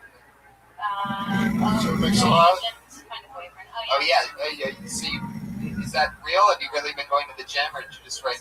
Well, that's funny. I got a gym losing membership $40. at my work, but I just haven't gone. I'm paying for it, so yeah. I think he's saying lyrics from that Sir Mix-a-Lot thing until everybody's clearly getting it, and then drop that it was Sir Mix-a-Lot. You know what I mean? Because it's people are just starting to get on board, and then you were done with it. But I just think like quoting him like he would stand around saying, Yeah, you that to said someone some brothers is want to pretty play funny. that hard roll, then tell you, but it goes toss it. He pulls up quick to retrieve it like that kind of thing. Talk about him like Yeah, and then as we got to know each other, I found out that his anaconda don't want none unless it's got on top. So we're engaged. I love that you kind of just laughed it off like that's just a stupid joke. But I think every comedian has a joke that they know is dumb, but they still do. Yeah. And I always love when comics do that. It's like, fuck them. You don't like this joke? I love it. You know, so that was great that you still did it. And we're just like, yeah, I know it's dumb, but fuck them. That was great. Yo, can I do something? No, please. Yeah. By the way, you're the greatest. No, please. You're crushing it. I beg you not. Mr. Mix-a-Lot. This is personal. Here we go. And my ex-wife might This be is mad going at me to get because out. of this story, but this is a pop culture story that nobody knows but me. Because I was a husband for 13 motherfucking years. What's the Sir Mix-a-Lot thing? What is it? It just reminded me. At least you're not dwelling on this married for 13 years thing. I hope I don't offend anybody or anyone's feelings with this statement, but when my ex-wife got a guy for the story, Ace Ventura, how long in that movie, right? Who? And at one point, my girl's the greatest ever. Look at this, my new girl's the greatest ever. But man, I'm sorry, follow me on this. As they were going away, Follow yourself. Rodney Cox and Tulloch had a kiss, little romantic moment. Oh. I'm just saying that. Is that it? Big butts, fucking Tulloch. Oh my God, David. That's too much for you, motherfucker. Yeah, Are it's you too much for His sister did the wild thing with You think Toto. this shit matters? This is physics. There's a zillion things going on. We don't matter for shit. We're fucking dog shit on the pavement. We get our whole fucking thing and we're being feeding it. Hopefully, when you're here, you're just being the coolest fucker that you can, so you're not an asshole. And then whatever the fuck, it doesn't matter anyway. Everything's a fucking eye snap, a wink. It doesn't matter. Was she Courtney Arquette and then Tolo came along and gave her the cocks? No, it was before. You know what John Lovett said at our wedding? That's the ticket. Yeah, he said. Got No, by the way, I love John Lovett, and he said the best joke in my motherfucking wedding. I don't know why David didn't take Courtney's name because 2 cocks are always better than 1. At my motherfucking wedding. Wow. That's so true. Yo, I love you for that. Love it. So true. You're the greatest ever. All right. You're fucking bitches. David, We're on this big bitch parties, no joke, and no fucking motherfucker's wedding. When you have married, you don't We got 6 minutes. Dave, you're right. It's all about physics. So take in some oxygen, my friend. Sorry. Kimberly Condon killed it again for a minute. There she goes, everybody. She's on Twitter, Kimberly Condon. Oh my God. It's good for your other regular doing Brandy Minute, just like she does every other week. Very, very funny styling. Sarah Weinstein, everybody. Here she is. Alright. I got a printer. It's a demanding little appliance. Let me tell you, most appliances, they make your life easier. Not the printer. It comes with a lot of responsibilities. Constantly changing ink. I have plans, and then guess what? I'm low on cyan. Have to cancel. Cyan's color blue. You guys don't have printers. We're moving away from that era. Not me. I'm old school. I like analog things. So, yeah. Fuck taking me to dinner. Take me to Office Depot and buy me ink. That's what I really want. Laser jet. I feel like if you have a printer, you would probably have a child. I think that's a good test. I'm constantly disposing of the ink cartridges. Anything else? Yeah, well, I'm always disposing of those ink cartridges, and I'm never sure what to do with them. You're like supposed to handle some kind of like hazardous material, and you're not supposed to just throw them.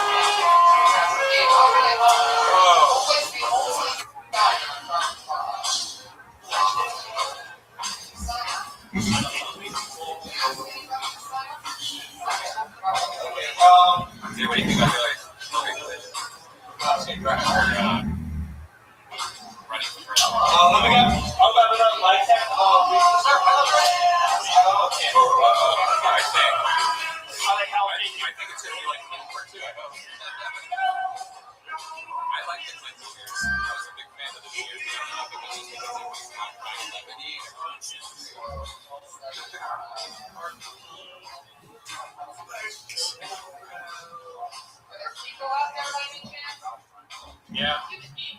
Yeah. Just curious. I mean,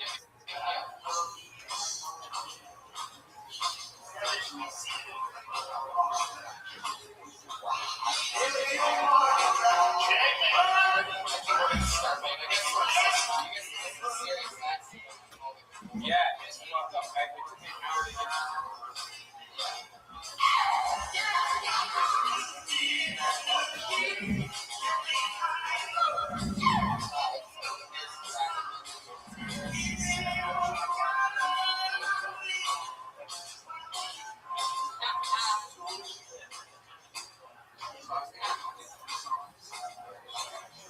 All right, where's Josh? Suck a dick in the men's restroom. Yeah. All over the pieces of dirt, that's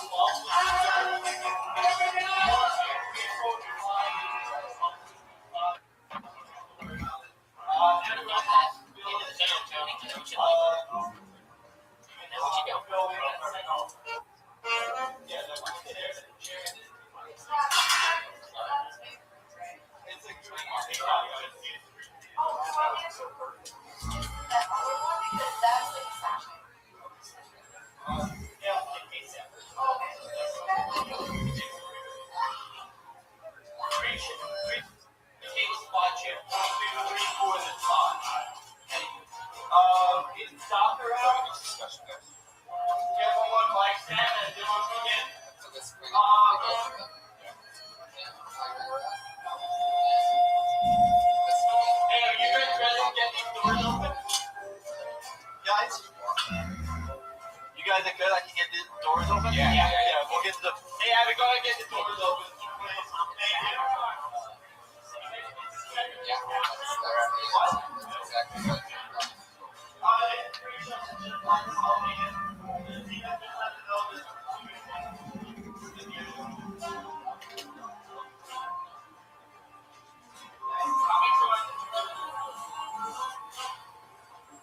Do you want something to drink?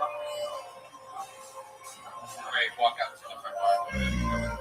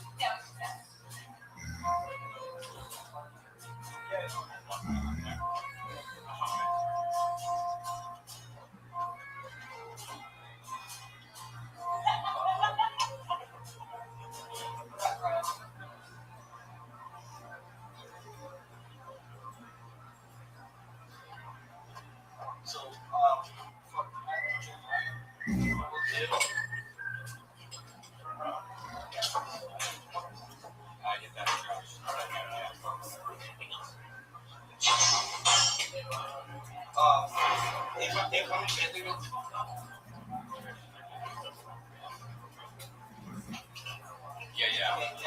I'm busy, let's go to this man. That's interesting. If you wanted to go, wait, oh, that's okay. So there's like okay,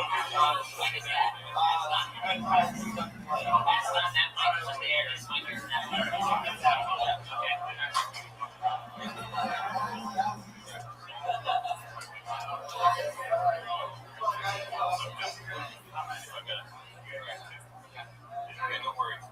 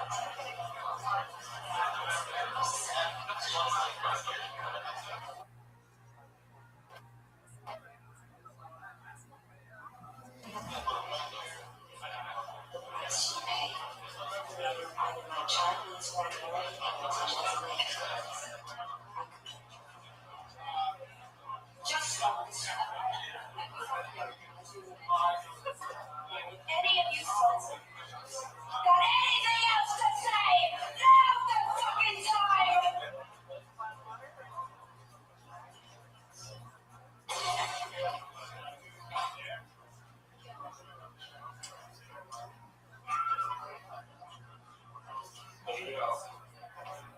I want to dedicate this song by hand to all of these. Got Chinese, got Japanese, got American, yo, all the species, a feminine profession. I got the sinister cat eyes, a little freckles on the complexion. She looking like Yakuza, but she freaking like a loser. She got crazy AA killers, but a slice might pull you. Quick, you chop her head off, you wipe your blood off. long range, taking shots and busts, never let it gun off. You got a minute to pray, and a second to die. You can see the image of the devil reflecting inside her eye. But since she was a little girl, yo, she never would try. She seen so much tragedy, and this thing who you are. She grew up with a military base, but she had to face the brutality of her mother and her father being erased. The blood drop from a teardrop and her cheeks in the skin spots. She saw me watch like the shoulder slice with her real pops. It was thick skull, and she's vicious like a pit bull. When it comes to hatred, and the rage, she got a sheep bull.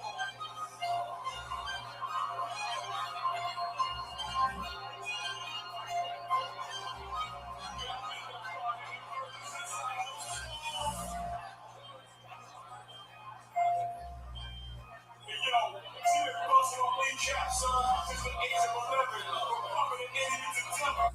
That was a favorite weapon. Every time you played it out, boy, if you played it heaven, you better get down to your knees, son, it's all great. To the reverend, pull out the tea. Boy, you bitch is so sweet. Especially when it's so for the old dish. But she has no wrist. But the control gets short. Like the witch is so tense. And the shit is in the sleep. The mercy of always hopeless. Over easy. Back Chinese, now Japanese. Never know what you're over the species.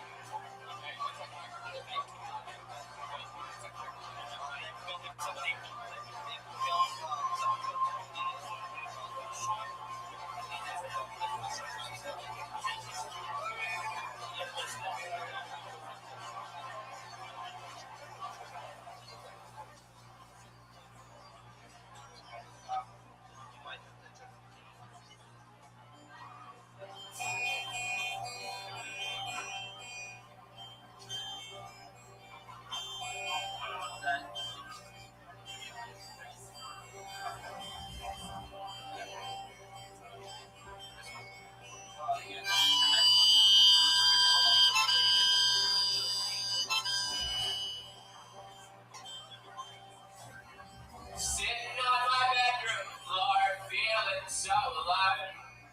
Blacking all the windows and disconnect the phone.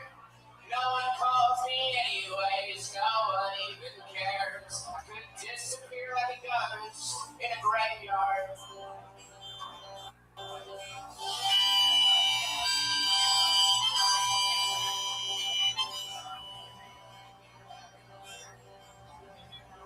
Open up the dresser drawer where I keep my gun. The cold black steel looks up at me like shadows at the sun.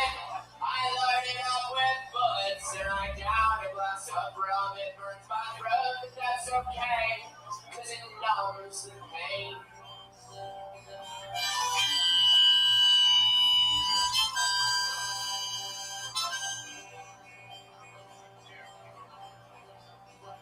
Crying like a newborn child, my hands are shaking with fear. I think it's what I have to do, and I'm not thinking clear. I close my eyes and count to 3 and draw one final breath. Then I put the handgun in my mouth guess what happens next? Suck a gun like a dick. Suck a gun like a dick. Suck a gun like a dick. Suck a gun like a dick.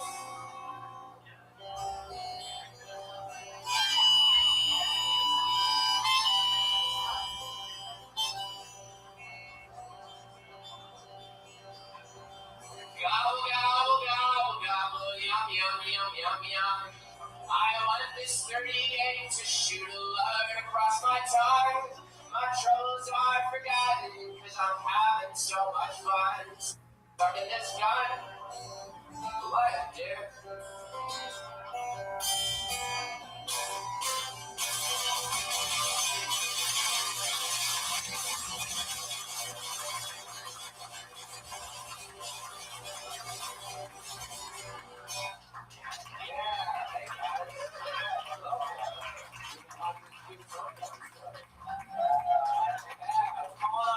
Podcast tonight, just gonna make me up here playing acoustic guitar songs. Anyone who came here for the podcast, I hope you like this shit. I'd like to play a song, guys. This is part one of a quintilogy of love songs. This is called Me and Greg's Dad.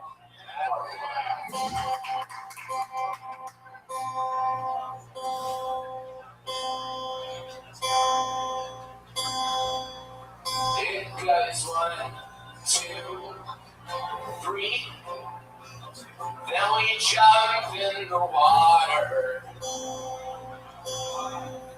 It's just you and me and these oceans of blue that surround us. This blue that surrounds us now.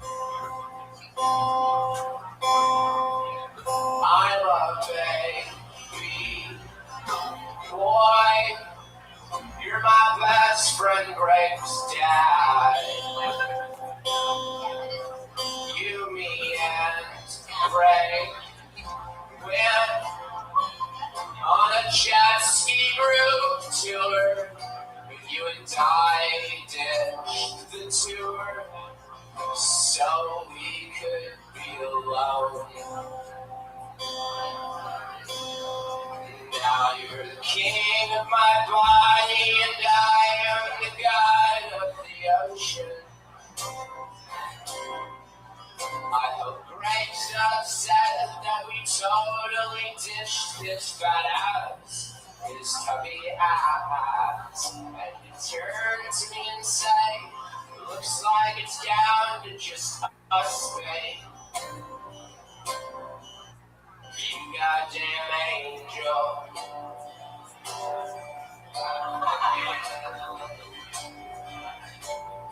I fucking love you.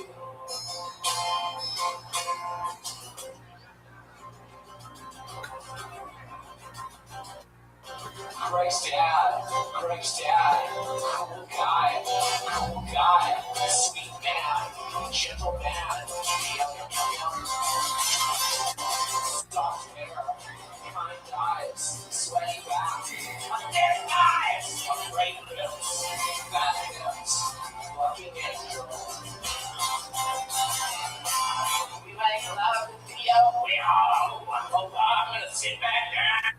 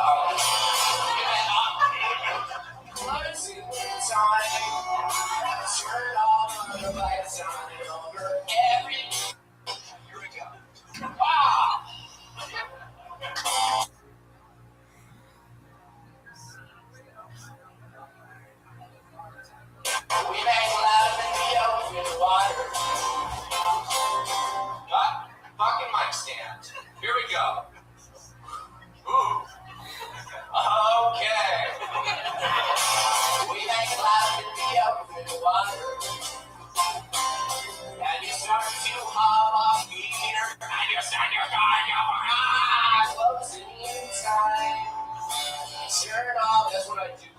Brian, when I fuck up my song, I just say close your time. We make. Does anyone remember this part? It goes. We make love in the open water, and it started to hum like Peter and Ringo song. But we into the lights, I think us co-stars who informs us. Some things wrong. Brain is dead.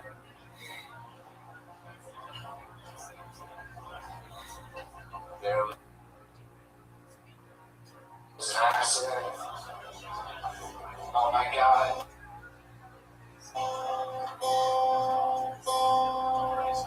And Coast Guard asked us if we could identify the body. Say that's definitely great. You can tell by his fat ass, his tubby ass. And he turned to me and say, looks like it's down to just us, babe. You goddamn angel.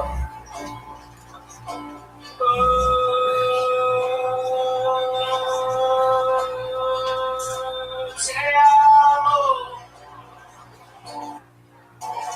Oh, te amo. Te amo, right down. Te amo, right down. I fucking love you. That's why you read that. Until they clap and then they give us an animation and then Annie's on the segment. Thank you. Alright, how much you like? Okay, cool, here we go. Guys, so my mom tells me that comedy makes people feel uncomfortable. She says, for the record, my mom also once told me Mount Rushmore occurred naturally. So this kind of personal joke. This is my mom's favorite song. It goes like this. She's sitting in the doorway, wearing pants, and a shirt, and another shirt, on top of her first shirt.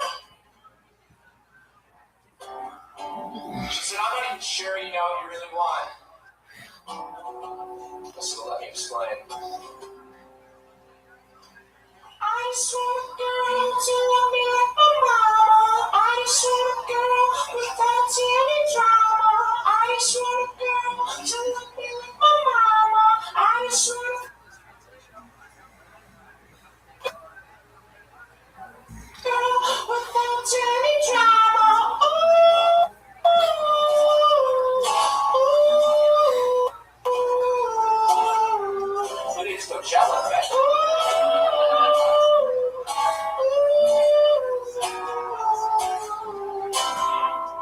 I just want a girl who sends me cards on Easter with $50 checks and delicate reminders that I should go to church and I should call my grandma. I just want a girl whose mom is my grandma.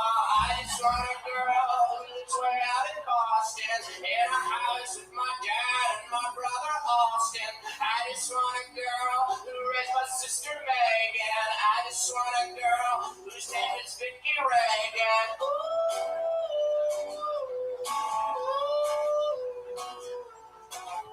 That's my mom's name.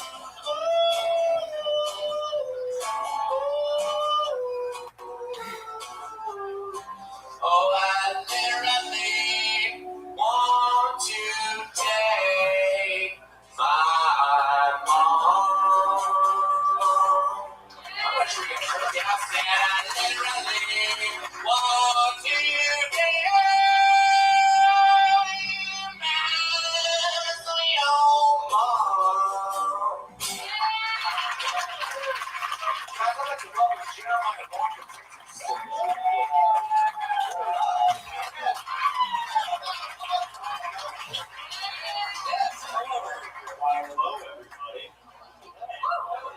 All right. My name's Pat Reagan, guys. I'm Jeremiah Watkins. And together we are. Thank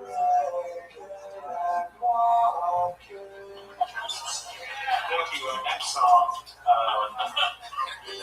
is a doozy. This song was written about the dead person.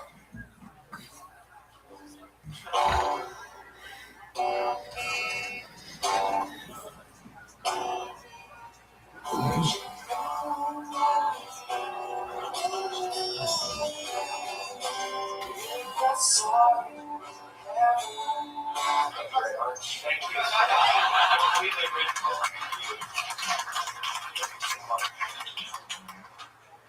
You want to do that other one? I think we should do the other one. Yeah. Hello, blue balls. Wait. This mic stand. Okay. Can we take that back? Yep. Can we run that back? Yeah. Okay. Thanks for being a forgiving audience. Of course.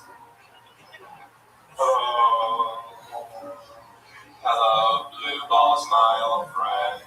I've come to chat with you again.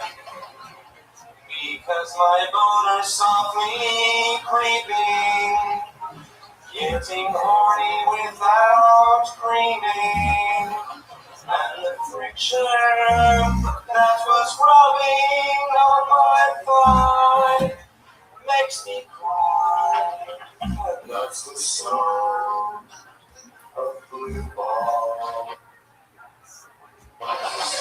Thank you. That was a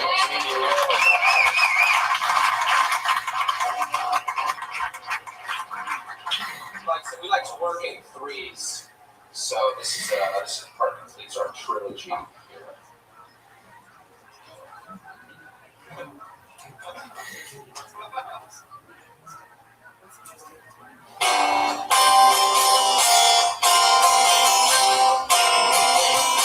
Does anybody, are you guys fans like soul music? Yeah, you like a guy that soul music, huh?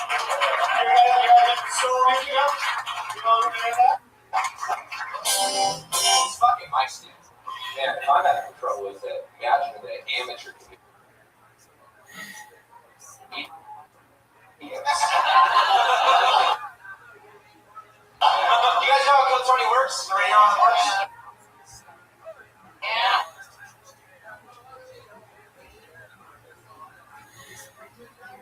Yeah, they have this bucket of names right here. It's the bucket, and they draw names from the hat, and then amateur comedians come up on stage, and then this panel of judges comes and have sex with them. Yeah. That's the format of the show.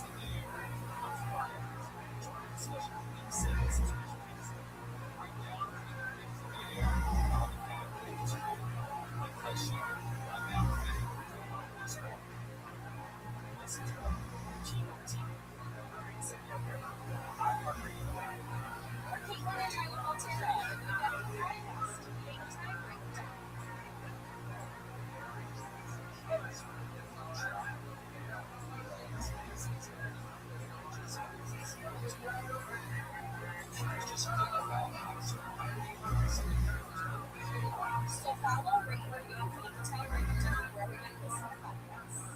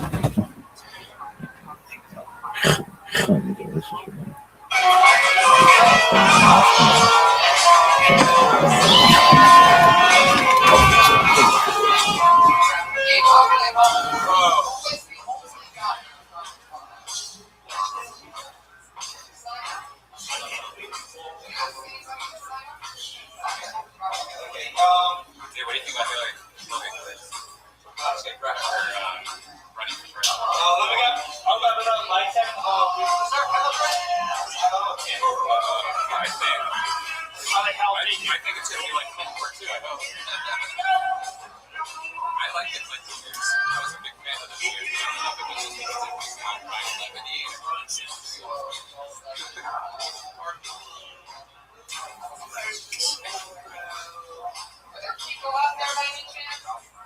Yeah. Yeah. Just curious. I mean, if you can.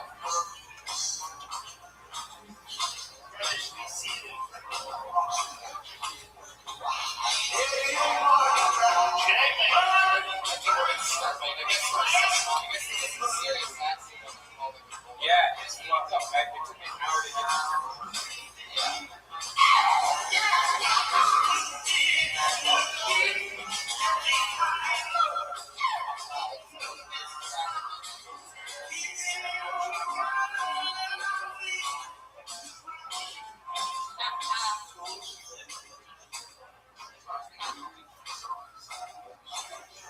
All right, where's Josh?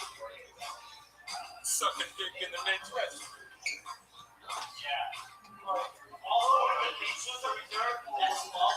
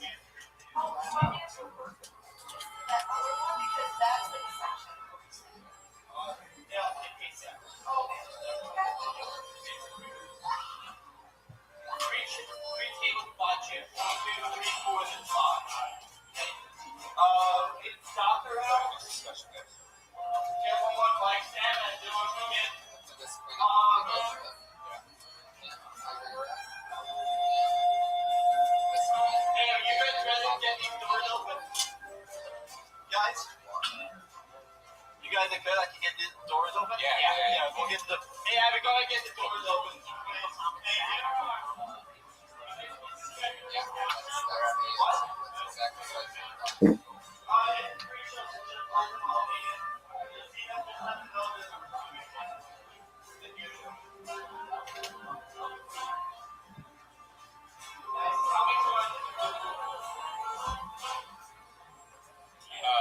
want something to drink? Right, walk out to the front door.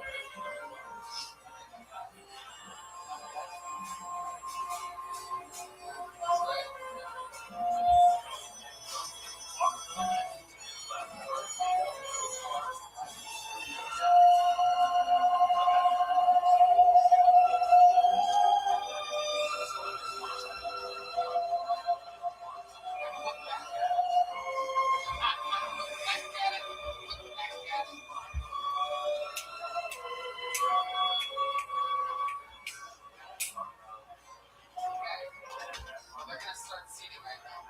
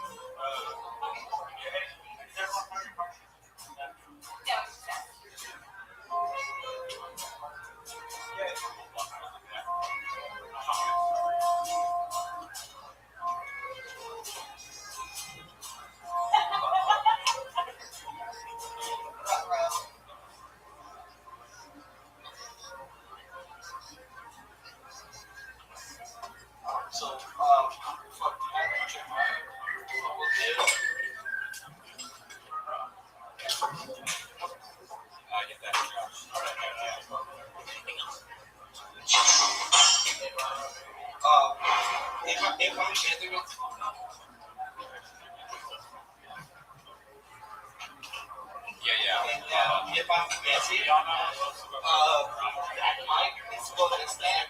This mic is supposed to stand. If you wanted to go, but that's okay. So what you clear slope for me? What is that? That's not that mic over there. This mic is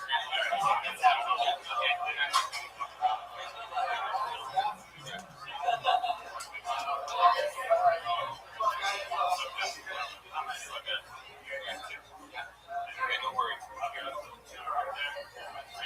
Yeah, what is that?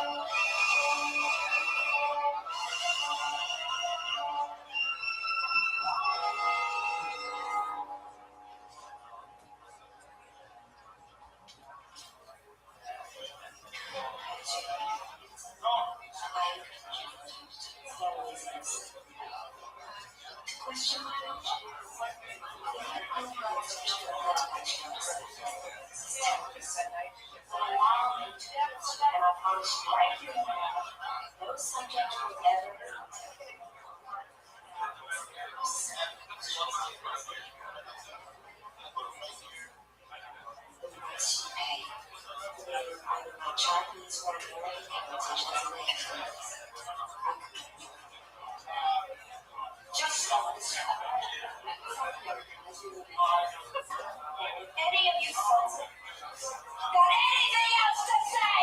Now's the fucking time!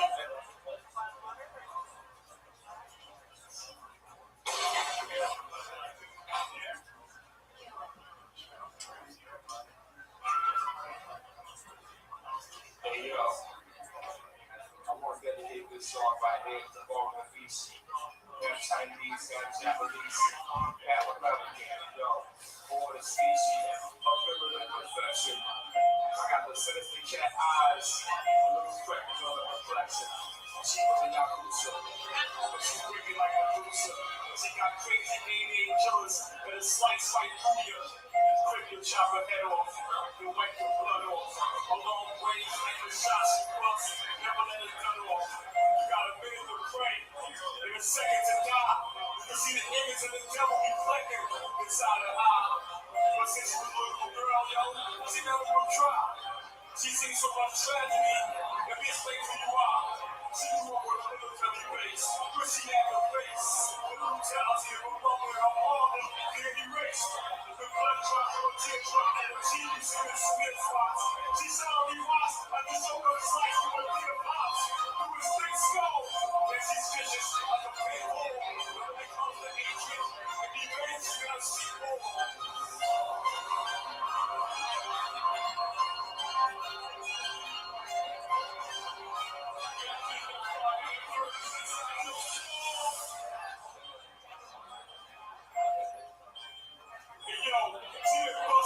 Cap, son, since the age of 11, pumping the enemies and devil. That was a favorite weapon. Every time you played it out, boy, it can't be played in heaven. You better get down to your knees, son, it's far away to the reverend. Hold on my teeth, like the bitch is so sweet. Especially when it's over the old dish, but she has no wrist. But the control ain't short, like the witch is so tiss. And then she ain't easy, but it's like the mercy, always hopeless. Over easy, back Chinese, now Japanese. And the other things over the species.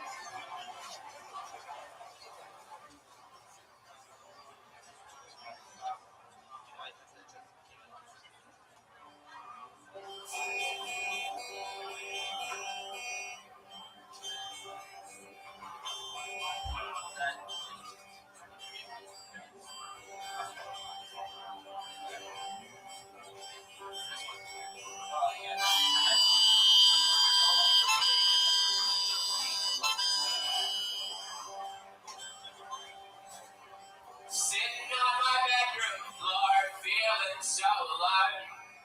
Black out all the windows and disconnect the phone. No one calls me anyways, no one even cares. I could disappear like a ghost in a graveyard.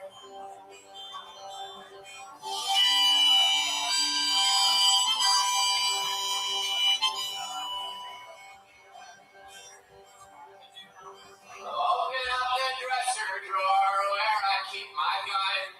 The cold black steel looks up at me like shadows at the sun. I load it up with bullets and I down a glass of rum. It burns my throat, but that's okay, cause it numbs the pain.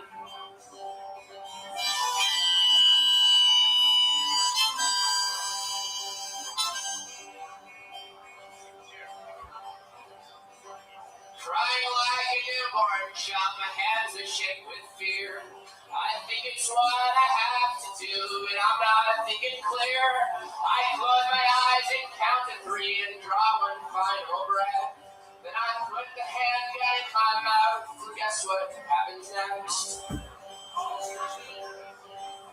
suck a gun like a dead. I suck a gun like a dead. I suck a gun like a dead. Something out like a death.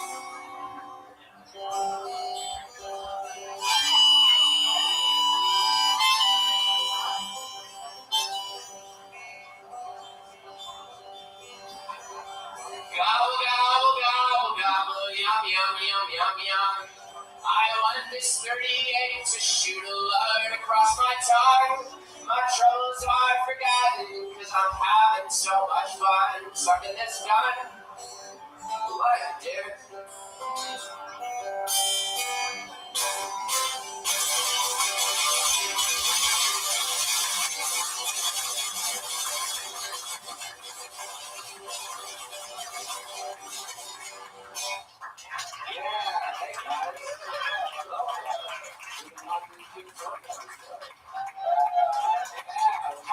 Podcast tonight, just gonna make me up here playing acoustic guitar song.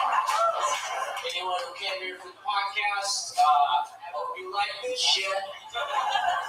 I'd like to play a song, guys. This is part 1 of a quintilogy of love songs. This is called Me and Greg's Dad.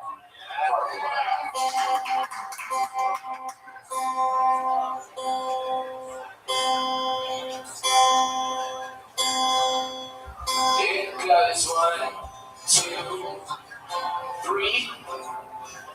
Then we jump in the water. It's just you and me. And these oceans of blue that surround us. This blue that surrounds us now. I'm a baby boy. You're my best friend, Greg's dad. You, me, and Greg went on a jet ski group tour, but you and I ditched the tour so we could be alone. Now you're the king of my body and I am the god of the ocean. I hope Greg's not upset that we totally ditched his fat ass, his tubby ass. And you turn to me and say, looks like it's down to just us, babe. You goddamn angel.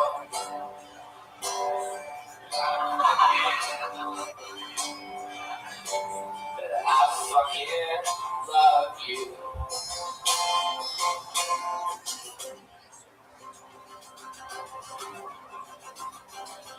Greg's dad, cool guy, sweet man, gentle man, soft hair, kind eyes, sweaty back, thick eyes, great lips, fat hips, fucking guardian angel. We make love in the open. Oh, I'm gonna sit back down.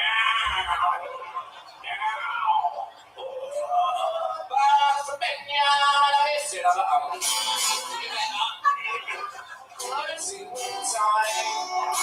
Turn all the lights on and over everything. Here we go. We make love in the open water. Fucking mic stand. Here we go. Ooh. Okay. We make love in the open water. And you start to hum off beater. And you stand your gun, closing in time. Turn off. That's what I do, Brian, when I fuck up my song. I just say closing time. We make, does anyone remember this part? It goes, we make love in the open water. And you start to hum a Peter Gabriel song. But we're interrupted by the West Coast stars. Who informs us something's wrong. Greg is dead.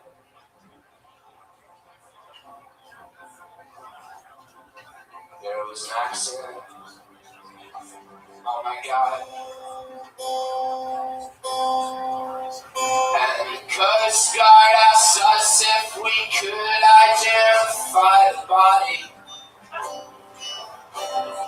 I say that's definitely great. You can tell by his fat ass, his tubby ass. And you turn to me and say, looks like it's down to just us, babe. You goddamn angel.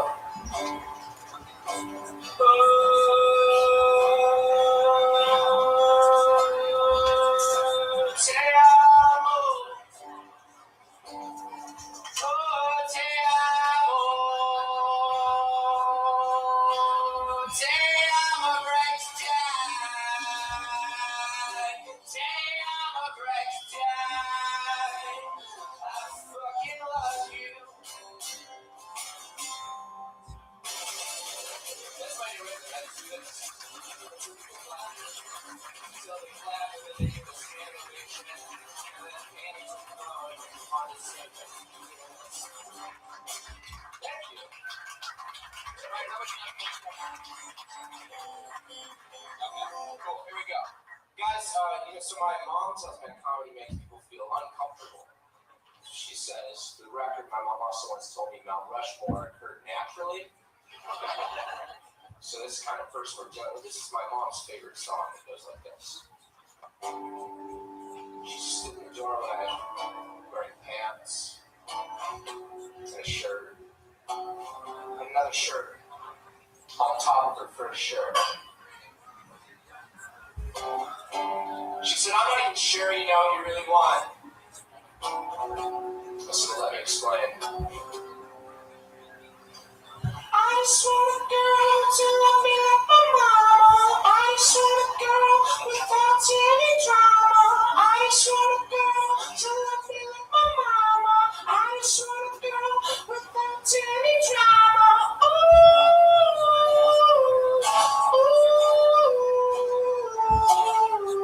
I need to go shower, okay?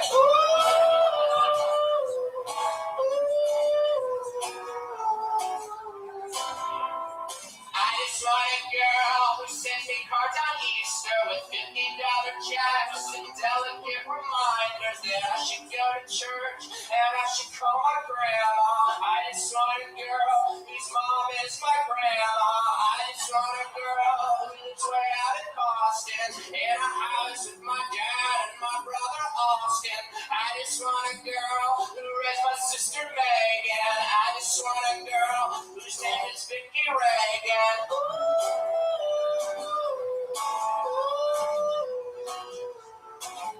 That's my mom's name.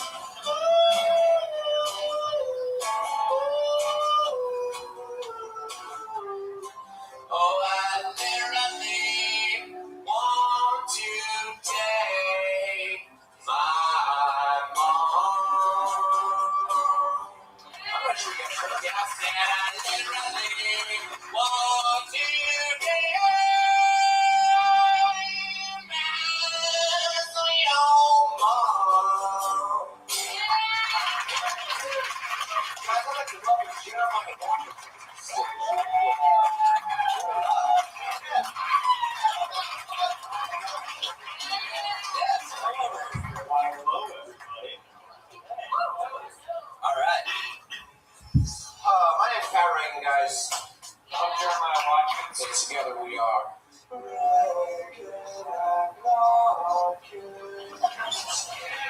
to our next song.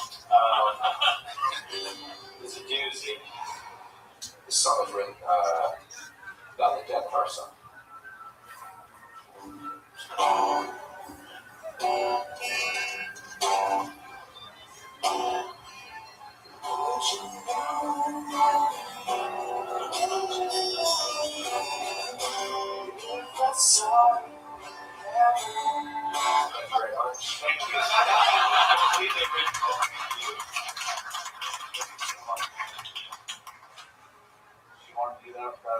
I think we should do the other one. Yeah. Hello,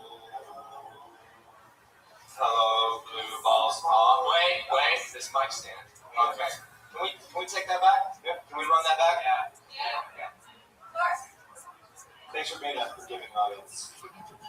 Of course. Hello, blue balls, my old friend. I've come to chat with you again.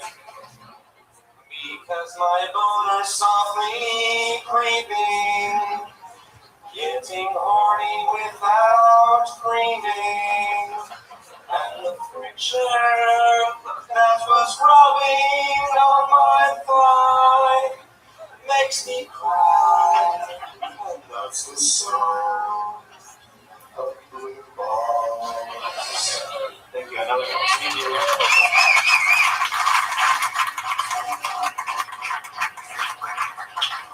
We like to work in threes, so this is part completes our trilogy here. Does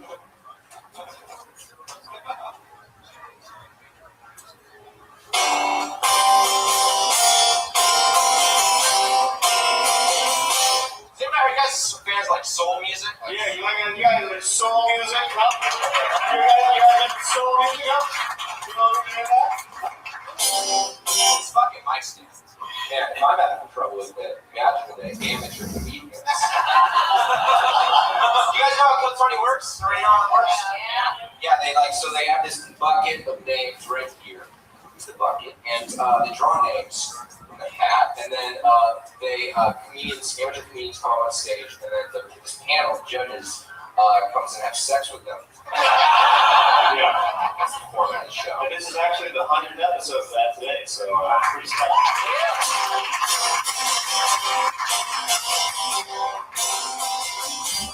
Mushroom salad. Boy, you better show me your mushroom down.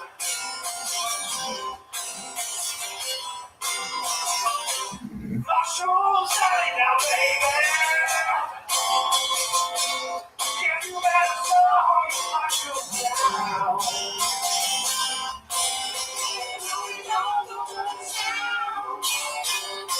I guess it's time to play the mushroom digging it out.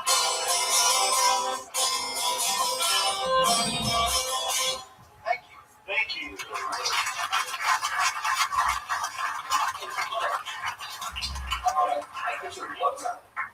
No, I don't feel like it. I don't think the song is supposed to see it. No, it's your clothes on, yes. You think so? Yeah, come on. Are you sure? Yeah, let's do it. Do you guys think it's close on?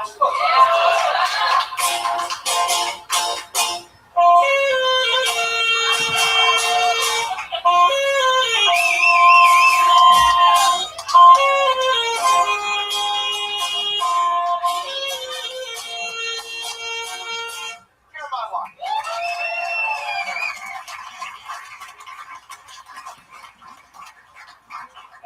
This song is going to be a little bit sadder, guys. Is this a dog crowd or a cat crowd?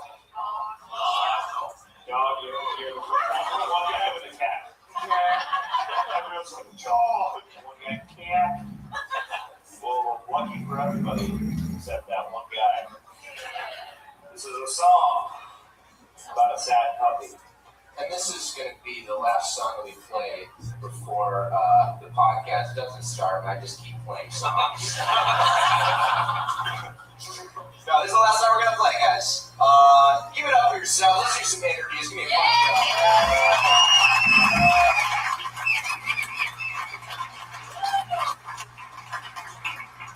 show. Tuning's gotta get tuned up. Almost tuned up. We're doing alternate tunings. We're doing Dave Matthews Band tunings, guys. Yeah. So watch out, any DMV heads in the death squad. Any DMV fans in here? Here we go, Sad Puppy. This song's called Sad Puppy. I've got an appropriate intro. The gravitas of this song. Yeah. Now it's everybody. I see some solemn faces. I see already a lot of solemn faces, but I make your faces just slightly more solemn. Do absolutely nothing if you've been solemn for an entire song. He's good. Yeah. Then smile. Okay.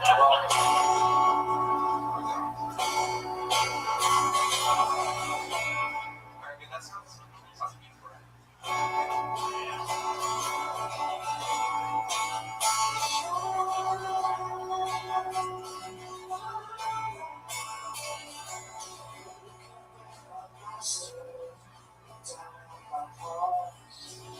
Inside myself, I have so many flaws on my side.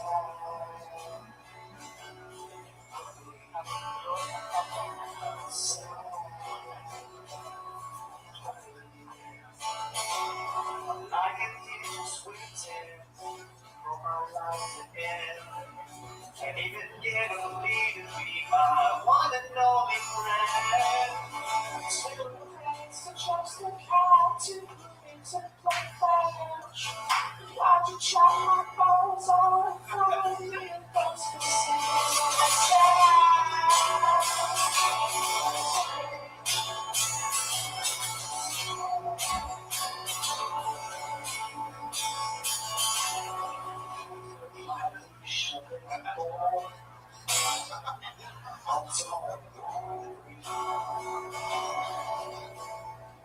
It's very sexual.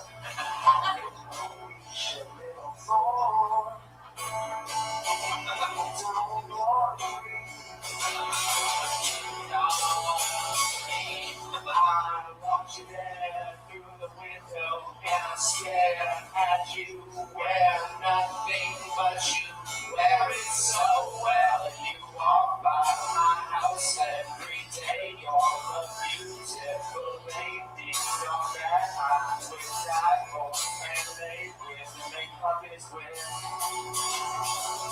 Make puppies with my heart, bitch.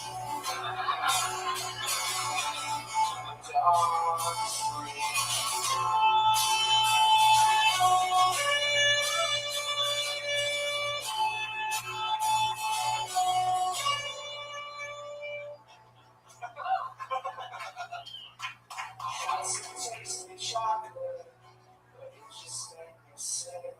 Why'd you chop my balls off? Just leave me a dick on a sad.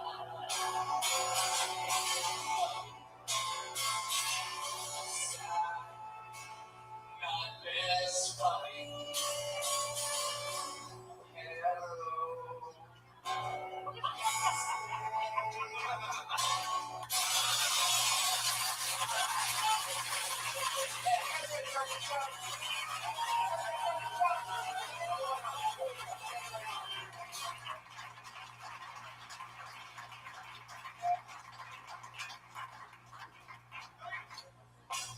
Hey Tony, are you ready to start the show? All right. Guess we'll start the show, guys.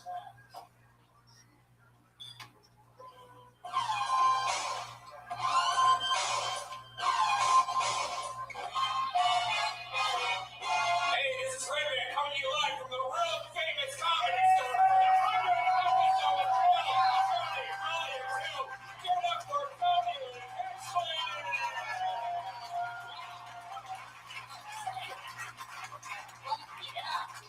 Hi everybody, welcome. Cater to the Comedy Store. This is very exciting. Welcome everybody. Happy Monday to you. I'm very excited to be here. Hi everyone. Yeah, just like the belly room. Let's make it weird. Right? Always fun. Some traditions never end. Brian, how exciting is this? We're in the main room streaming live to the hundreds and hundreds and hundreds of people on Ustream right now. I know. It's actually the most that we've ever had. There's right now almost 500 people. Wow!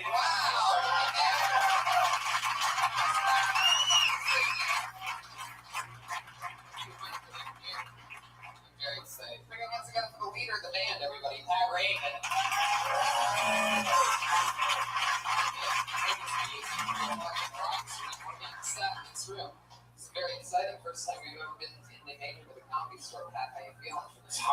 feels good, man. I'm hot, I'm sweating, but I'm in glam proud. Yeah, always rock and roll. I love that. We had delicious food made for us by our one and only sponsor, our amazing chef who cooks us a new gourmet meal every single week. Tonight she made maple balsamic glazed lamb chops and salmon with French peas and mint puree. Sounds delicious. The amazing Elise Lane. You can find her on Twitter at the Girl with the Pan. Hell yeah. And Elise Lane. Now, Pat has been the co-host of this show. He's been the man on the side, the band leader for what, like a few weeks now? About 4 or 5 weeks. So. Yeah, we've had a lot of fun. We found out that we have this amazing chemistry, which is always exciting. And for those of you that may not know, I know some of you have obviously been to this show before, but some of you might not know the whole backstory that after the first episode of this show, there was a man who came up to me in a $5,000 suit that was supposed to be the Iron Patriot, who's a spin-off character of Iron Man. It's like a more American version of Iron Man. And he came up to me after episode 1 and he said, I want to be part of the show in any way possible. I said, great, you're going to be set decoration. And you're going to stand next to the stage and you're just going to stand there. After a couple weeks, it turned out we started letting him talk a little bit. And he was so obnoxiously weird that it was funny. So then we put a mic in front of him. And this went all the way for about, 30 weeks or so. Yeah. Until So the Doug Loves Movies podcast, Right. or the Doug Gets High. Yeah, Getting Doug with High. We did Getting Doug with High. We brought the original co-host, the Iron Patriot, along with us. And he sabotaged the entire show. We told him very clearly before the show, do not talk unless you're spoken to. And he took over the entire show. Which, on Getting Doug with High, which is a show where you smoke pot throughout the entire show, is really frustrating. Yeah. I don't know if you've ever been high and furiously angry at the same time. It's not a great combo. It's like a whiskey vodka. It's like just mixing. But it happened. It was crazy. And so we parted ways. His last words to us were, when this show gets picked up for TV, or for something like that, I'd be willing to come back. Minus Red Band. Right. He hates me. There had to be a live stream. There had to be so many things. This guy had so many demands. So he left the show. Then we started replacing him with a brand new Patriot every single week. And then eventually, we just realized, why not have the guy that plays music, why not give him a shot and patch us stuff?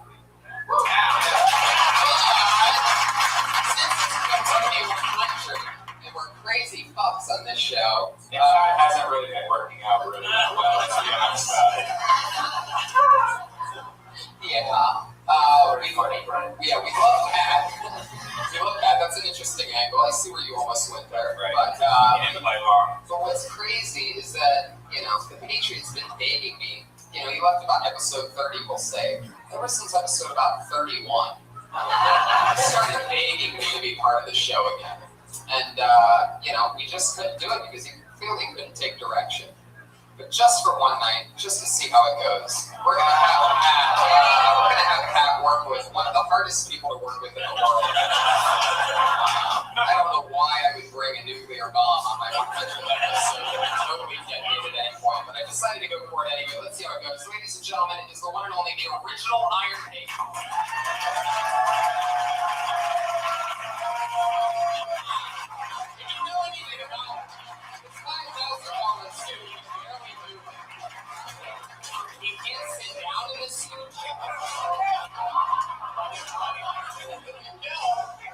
Wow, almost a huge fall for the big welcoming back. It's been 70 episodes. There he is, everybody.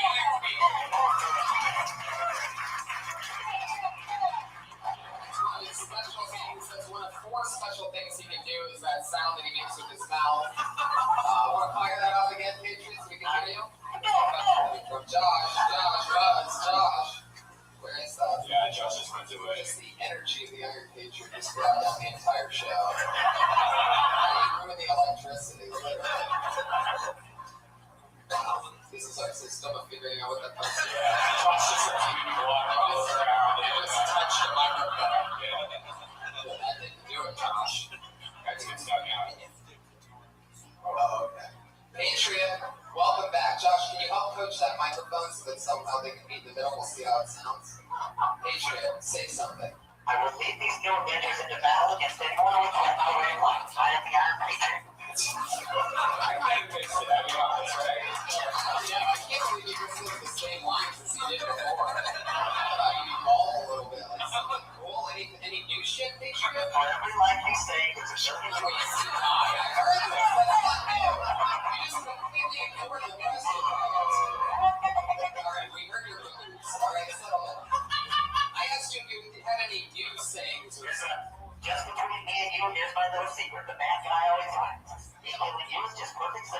the time. That sound at the end was you bombing. It was pretty accurate. It looks like your costumes gotten a little bit more beat up since last. I see sponges and stuff sticking out of it. That's your car wash sponge right there. I mean, you're right there, right? How did you get so stretched up? Yeah, I got that sponges at Home Depot. I think you're answering the wrong question. We don't literally need to know where you got the sponges. How did you get the scratches on the side? Well, this costume was sent to me battle worn from England. They made it in England. The other sculptor was in Norway. One of them was working in England. They sent it to me battle worn. What kind of battle? What kind of battle? Is anybody wearing a thing where they can't sit down and they can't? You almost fell on the first two stairs that you saw. Somebody battling in that outfit. What do you mean you wore the battle? You're not answering anything.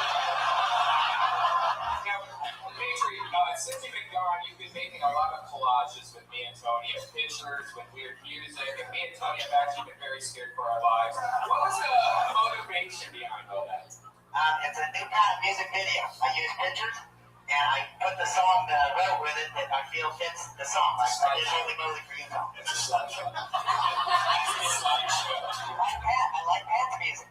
Yeah. I've been watching this show live since February. Every Monday at 8 o'clock, I'm on a routine. I smoke some weed, and I watch football. And I've been listening to Prince music, and some of them saying something about a Facebook stalker song or something.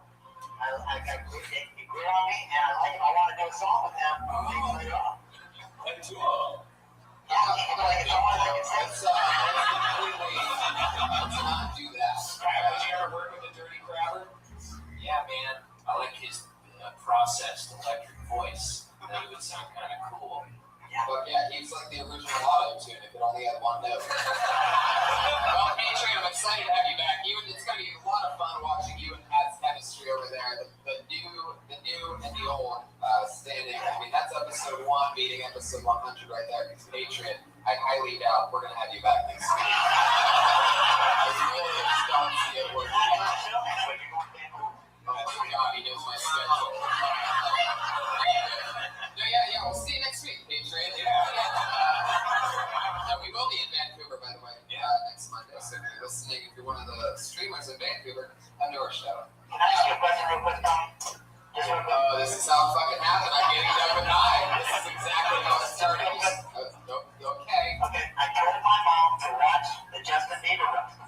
And she said the best That's such a hacky question. She said the best segment, she said, was the Martha Stewart in spite of the filthy jokes. Now, I want to know, what does your mom think of your filthy jokes? She loves it. What are you talking about? It's a great question. She loves it. She made me this way. My mom's funnier, more evil even than I am. Great question. Special shout out to my mom who's watching a live stream. But,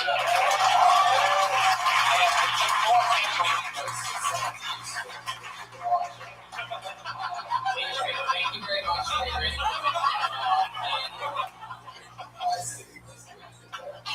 Adrian, thank you. And be quiet until I ask you a question for the rest of the show. You understand what I just said, right? Yeah. Very good. Guys, you know the show. Over 40 comedians signed up for the opportunity tonight to do 1 minute in front of that microphone right there. They always do 1 minute. They always do it in front of 2 of my funniest friends and guests. Then we talk to them about anything. Maybe we give them advice. Maybe we make fun of something. Maybe we try to help them out in any way possible. Tonight, 2 of my favorite guests of all time, 2 of the funniest people that I know. Put your hands together for them, everybody. It's the one and only Dom Herrera and Joe Rogan.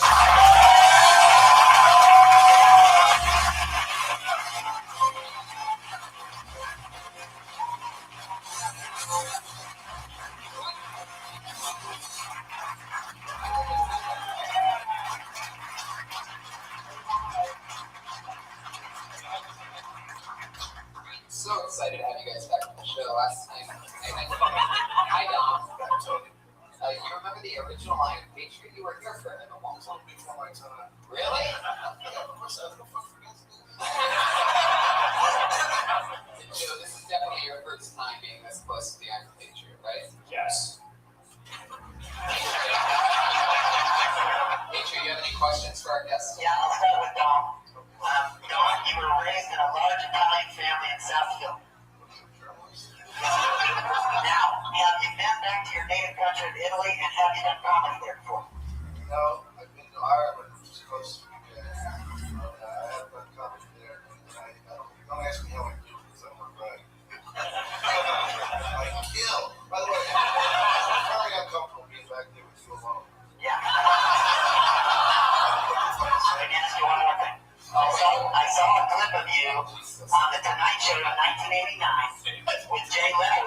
for Johnny Carson. Now, did you wish that would have been Johnny Carson instead, or how does that work?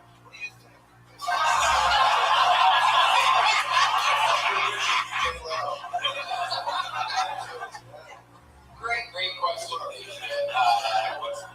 You have any questions for Joe? Yeah, I want to talk to Joe. So you might not remember this, but a while back on the Joe Rogan Experience number 367 with Bobby Walker. Are you going to tell me the same shit you already told me backstage? No, but I went to the podcast route. Why you pretended like you already said that? Okay, so you said you might not remember this. Motherfucker, you just told me. Shitty way to begin a conversation. Okay, well, this is the question I'll ask. You go all over the world with Tony doing comedy. Now, what's it like going on the road with him? Is he, compared to other partners you went with? And these questions are fucking terrible. And it's not called a partner. I know, what are you going for? Christian comedy partner. Okay, this is the last try, Joe. One more time. No, you fuck. It's terrible. No, Adrian, fucking no, you son of a bitch. No, stop talking. What did I tell you, Adrian? I told you before to work. Adrian, I told you before this show that if you get out of hand, I'm gonna have the two biggest store guys drag you and straighten your outfit all the way up the middle. Alright, so just behave yourself and relax. I will talk to you. When I ask for something, then you can talk. You're an animal. Reagan, do you have any questions for our guests? Yeah, I do. Joe, in episode 2, See, Patriot, that's why I got no fucking you guys. Please tell me. It's about timing, son. do you want to finish the question? I heard a fart noise, and I was just wondering who made the fart. I've never made that on camera. Who's on the Dom. What? Next question, Dom Iris. Dom, you have a lot of testosterone. Have you ever hit a woman?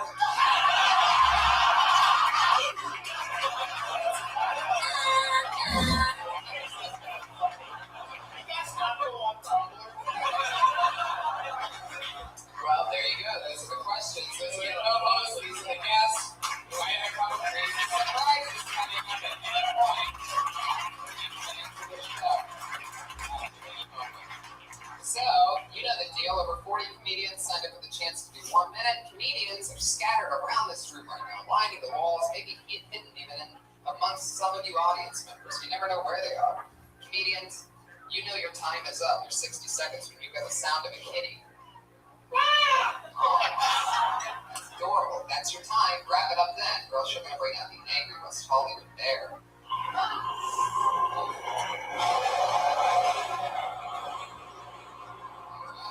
Okay, that's how that ends.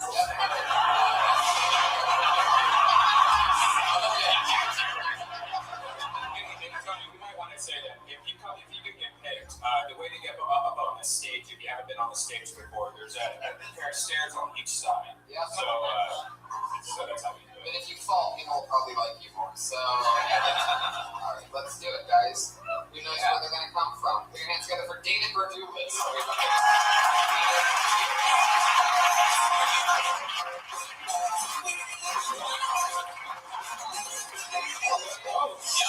And you know what that means? David just got blacklisted.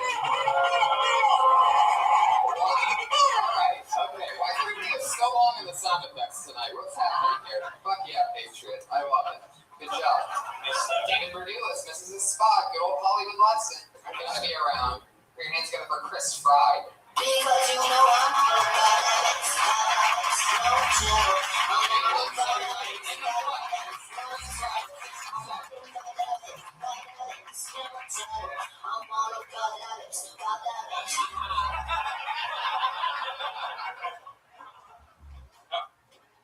Hey guys, how are you? Race is still a problem. Unfortunately, I feel like it's thrust upon me sometimes. Though, like I was filling out a job application the other day. Right, it goes, "Hey, what ethnicity are you?" And my options were Hispanic or Latino, or not Hispanic or Latino. And right, it makes me feel like if someone comes up to me on the street and they go, "Hey, Chris, what race are you?" And I was like, "Not Hispanic or Latino, I'll tell you that much." Yeah. get super pumped about that. The cancer walk, you walk around for no reason, and you go, hey, let's walk over here, walk over there, beautiful day, I haven't touched it. It's like, we're not literally searching for the cure for cancer here. No jokes. Give it up for the Rocketeer, everybody.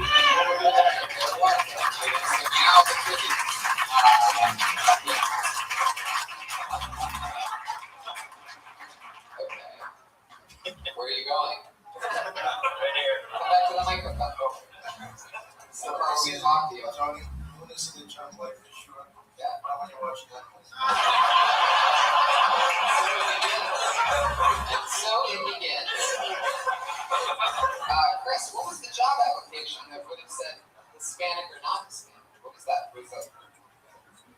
Landscaping? Like, how is that the only option in the job application? I think that's the part that maybe throws people off, is because they have never seen anything like that. I don't remember exactly. That's what it said.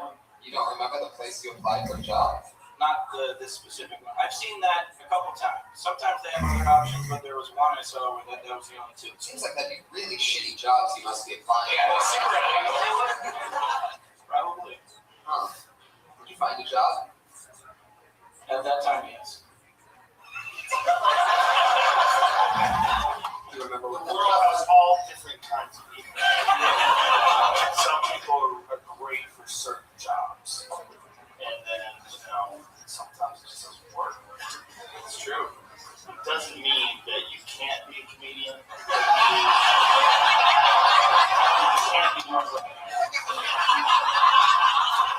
whatever it is, the way your mind sees things, you gotta fix them. Chris, how long have you been doing stand-up? Where are you from? Pennsylvania. How long have you been doing stand-up? 3-4-ish years. I almost had an aneurysm. So you worked in that first 30 seconds for 2.5 years. You write every day? It's sort of, yes. Yeah, right. Job applications. Job applications at North Hollywood car washes. There you go. Pat Reagan for 3-point range on that one. How stoned are you right now, by the way? How stoned are you right now? No. You're not. So That's part of the problem. You might be the only one here. Is that your real name, Chris Fry? It's free. Yeah. Oh, free? It's spelled fried. Interesting. What part of Pennsylvania? Allentown. Wow, wrestling town. Northeast part of, or northwest part of it. Yes. Did you do comedy there? A little bit. It just kind of developed the last. That's a fucking Billy Joel song. It is. Depressing as fuck. That's why. How long?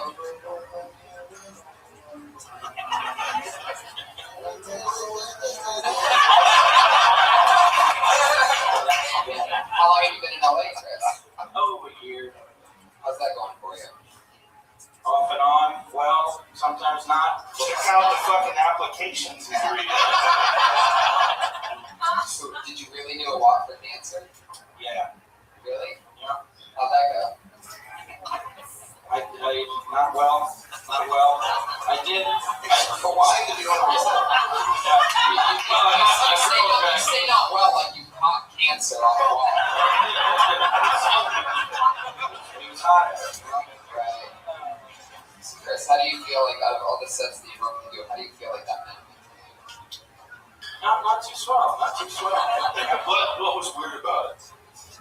Did you feel different when you went up there? Were you nervous, or I guess a little. did Yeah. you lock up at all? A little bit mentally, So, yeah, but talking, I didn't know where my sentence was going, but it just flowed. Not well. Have you done that stuff before? Or was it good? Yeah. Chris didn't just throw. I mean, I look for you. Oh no, That's the funniest part of it. What part did you think? Yeah. Tonight, I never thought, once, not tonight. Wow. Do you get up a lot? Like, where do you, what clubs do you get up at? Where do you? Yeah, I mean bars, mostly bar shows in front of other comics and stuff. You ever go on the road at all? No. You should. I mean, I know it seems weird, but like there's bars in San Diego, and just getting out of LA will definitely help out. I think just you get kind of burned out in this town, and just doing the mics around here. He's trying to set you off. Yeah. You know, the real comedy to Mexico. He's hoping you get drunk across the border. And find your own game. I'm telling you, the real comedy boom right now is in Allentown. Working on the railroad. It's the big thing. Well, Chris, there you go. Biggest thing that'll ever happen to you in your comedy career.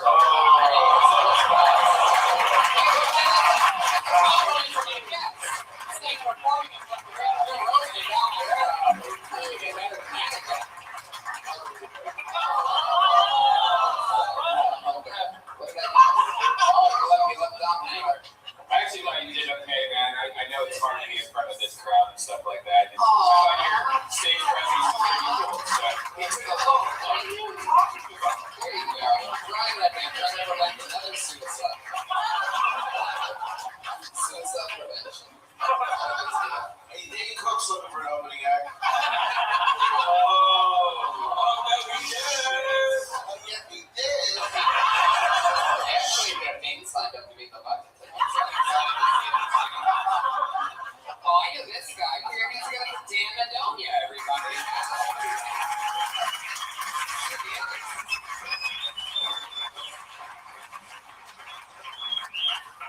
Hi, guys.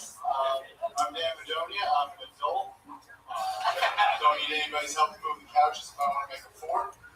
It's my responsibility. You guys have responsibilities too, right? You can't just take any pill you find off the ground. I have to Google it first to know what ride you're about to say. Right? That's what happens if it's a Benadryl. Then you've lost your entire day. Because we've all had a Benadryl before. They should just change their slogan, right? It should be, because you can't have allergies if you're in a fucking coma. I've been smoking weed all this time. Who knew all I needed was an antihistamine? 80 Vicodin in one little pink pill. Thanks, guys. That's my dealer's name.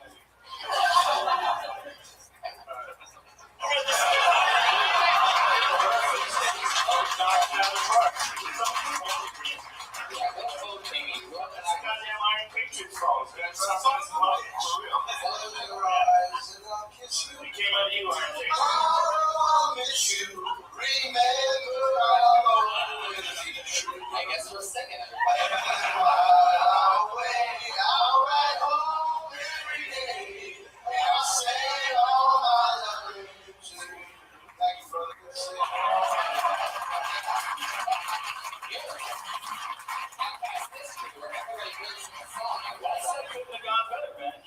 Strong, you went right into your material, you killed, you ended before the time. Yeah. The ding threw you off, but it's not a ding you look for, it's a cat meow, but fuck it, you nailed it. That's it. It was really bad. We worked here together, what's that, like 6 years ago? Wow. Our guys here at the comedy store. And then here we are now. Wow. Working on a new minute, crushing. You know, Dan is Eddie Brill's son. You guys know Eddie Brill? Probably knew your dad before he fucked your mom. Have you met his mom before? No. Somebody in the audience met your mom before you. Lots of people in the audience. Yes, that's what was assumed in the first joke. Yeah. That's just a different position. Thanks, Tom. Fuck yeah, Dan. Good job, Dan. So how's everything else been going? You've worked with Dom Herrera before. Oh, yeah, we sing all the time. Disqualify myself because I love this kid. Probably. He's great. I'll never forget the first time I made love to you. You were asleep. It was so nice of you. Thank you. You know what's crazy is Chris Fry actually didn't commit suicide until he saw how well it could go for him.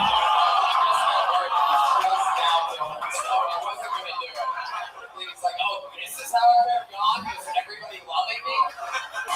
There he goes. It's actually the second shot. He survived the first. All right. My first one was just a call for help, so they finished the job. Dan, that's how you do the impossible. They say it can't be done. You killed. Dan Madonia, everybody. That's how it's there. Dan Madonia. Still followed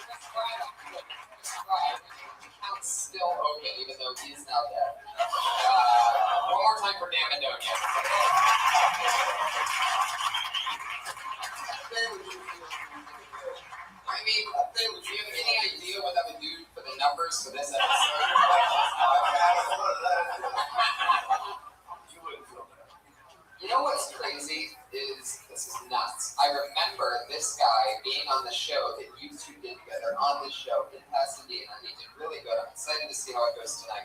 He goes by the name of Bricks and Bolts.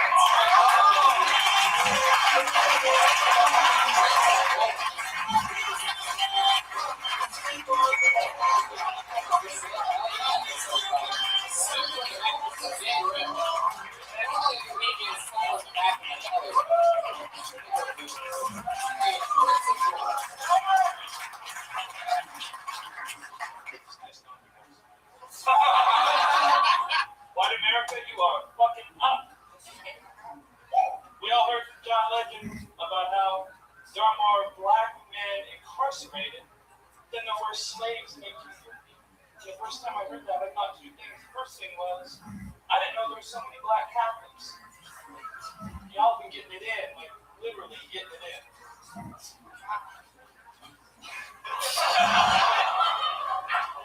The second thing I thought was, no, I don't agree with either the rate of incarceration or slavery. I think, they're both bad reflections on our society. But I mean, if you look at it from an economic standpoint, you had to choose one. I'm just saying, 100 years ago, China was a third world country, right? Now they're our biggest threat. When's the last time you saw some Chinese dude throwing down on some railroad tracks?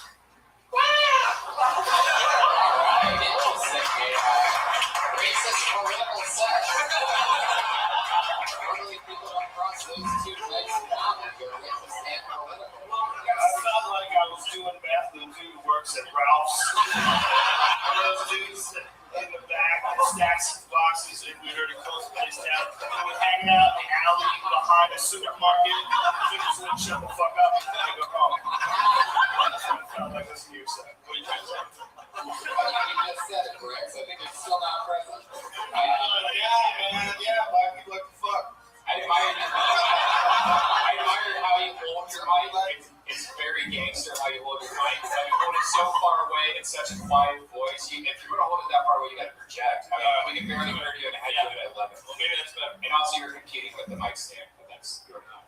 I don't mean to be the When you're talking about super technical, yeah. There's a lot more issues. Don, I just thought that it was really bold of you to go out on the limb and say, you didn't believe in slavery. A lot of us. Those are like really complex subjects. Like there's subjects there's subjects that are easy to pull off, and there's subjects that are like black belt subjects. That's a black belt subject. Yeah. That's not a subject you ever want to take on in a minute. Because if you're doing a minute, you want to talk about things that are easily relatable or silly or really weird so they get you giggling right away. Yeah. You don't have any time to go into depth. Talk about slavery, everyone's asshole tightens up. This is white guy talking about, and you have to really be good to get them out of that. It takes a long time. You're not going to do it in a minute. Like if anybody came up here and did a minute about slavery, like fuck, man. You got to make a quick point, and it's got to be really worth doing that. Like it helps if you're black.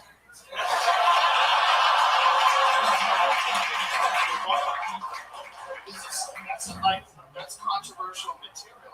Have you worked that bit out before? Have you done that before? I've never done a lot of it. That's another problem. That's something you got to work at. Like even Chris Rock said, he used to have that bit. It's one of the all-time classic bits. I love black people. I hate them.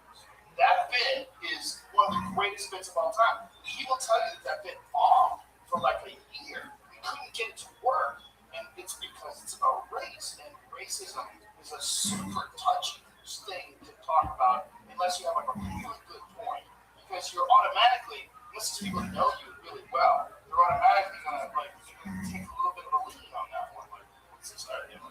So to come out and do that on a 1 minute set, right? Really tricky. It took you a year. That's Chris Rock. Yeah, you're more like crack rock. So it's taking you a lot longer.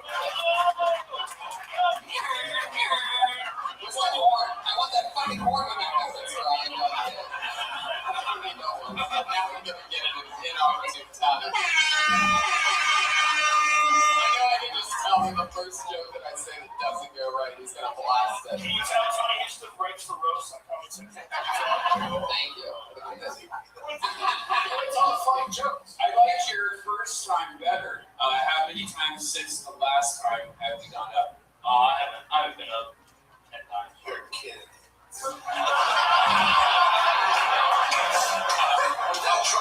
know. It's a good question. Because I know I have it in me. You know what I mean? This is obviously a bad example to everybody here who hasn't seen me. Well, everybody that does comedy knows who's going to bomb. There's no way around it. You're going to bomb. If you're going to try things out, you're going to bomb. If you don't try things out, you're not going to get good. Yeah, and I think, you know, you guys can give me a subject and I go back and write for 2 minutes, come up with something. You know, funny about it. No, I'm just saying, like a dog to ice cream, that stuff comes easy to me. I was looking to challenge myself regardless of the outcome, you know what I mean? That's what it was. Well, you're certainly challenging yourself by talking about slavery and having the punchline being they're Catholic and they fuck a lot. Yeah. That's as risky as it gets. Yeah, I don't know anybody that could really make that work that way. He's a bit close to that. Let's say he's wrong. So it's a different years old. Are those wheels turning over there? It seems like you have something of it. Well, what's your name? Bricks and Bullets? Yeah. If I was going to talk about slavery, my name was Bricks and Bullets. Maybe I'd change my stage name to something like Cat Williams. Dr. Cornell West. Or something. Fuck yeah, well, Bricks, we're backing farther and farther up, and I'm afraid for you to tell you one more time, just to fall back in the audience. I thought it would be Bricks and Bullets. There he goes, it's Bricks and Bullets.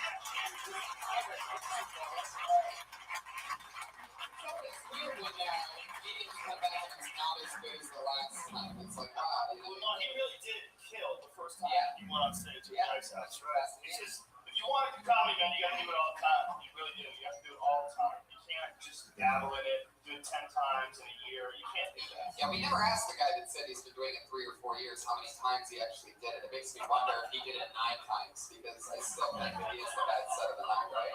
It's okay, you can laugh. He's dead. I'm not kidding. He committed suicide. It's real life. Did you guys have like a really good first set and then the next couple wasn't as good? Because it seems like that's what a lot of people always say. I had The first set was like amazing, and then the second, third, and fourth. I started out on the Today Show with Jay. Amazing. No, my first set wasn't good at all. No? My second set was pretty good. Like for me, back then, at the time, it was much better. Stitches, lost. My first set was terrible.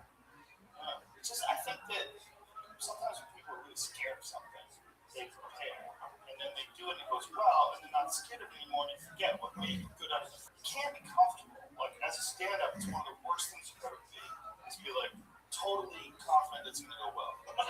My first set ever, I basically prepared for 1 month for my first set to start doing 3 minutes in that room. I signed up, I got up, I prepared for a month again, just for 3 minutes.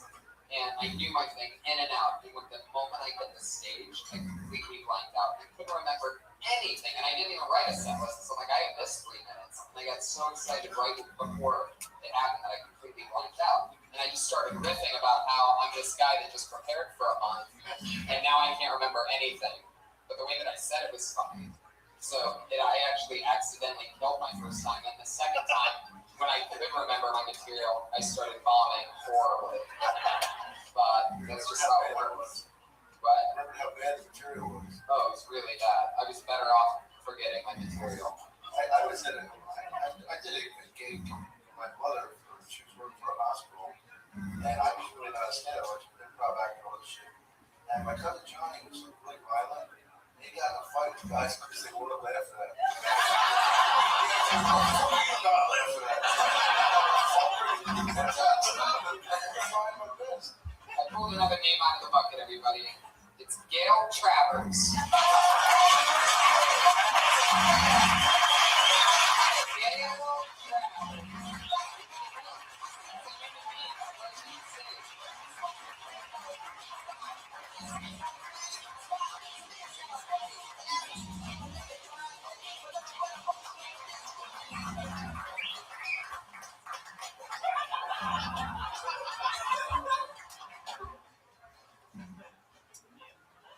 So I was dating this Navy SEAL guy, and he takes me out to dinner, and he tells me that if a robber ever broke into his home, he'd take his 45 and he would shoot until all the bullets are gone.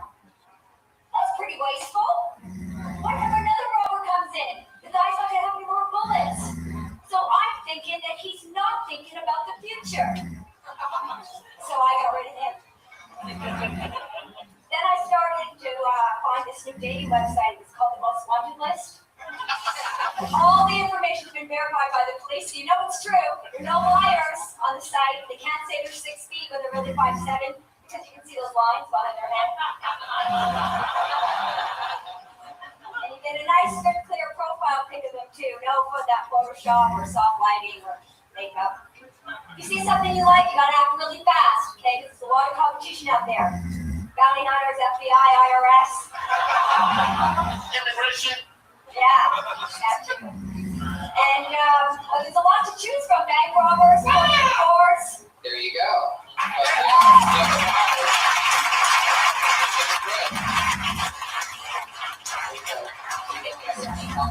you doing, Gail? Great. How long have you been on stand-up? About a year. Wow. How often do you get on stage? About three times a week. You like it? I love it. That's interesting. So you're really single. All this stuff's true. You're looking for a man. Looking for a man. What do you think about the Iron Patriot?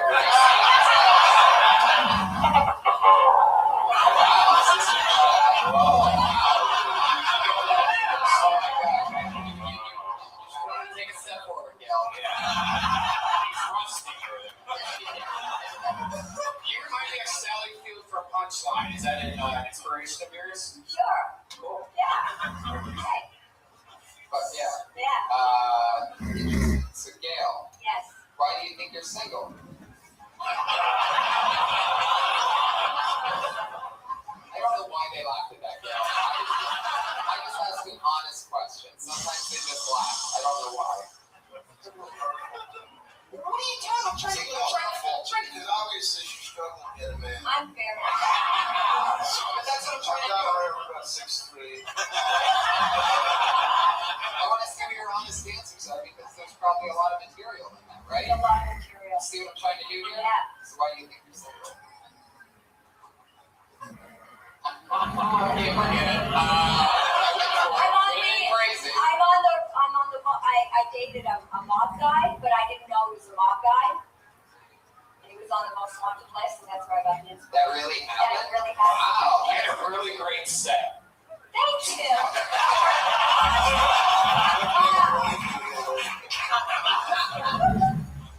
So Gail, how do you make a living? I'm an actor. Oh, really? Yeah. Have you seen any of your work? No. I guess I'm an actor too then. Yeah.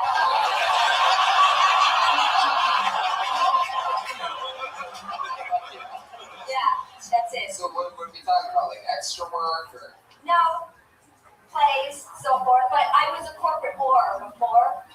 Oh. So. Yeah, double vaginal, double anal. I think that's not what corporate means, bro. I just called them anybody in corporate. I shouldn't do that, but I should call them corporate whores. Well, what did you do?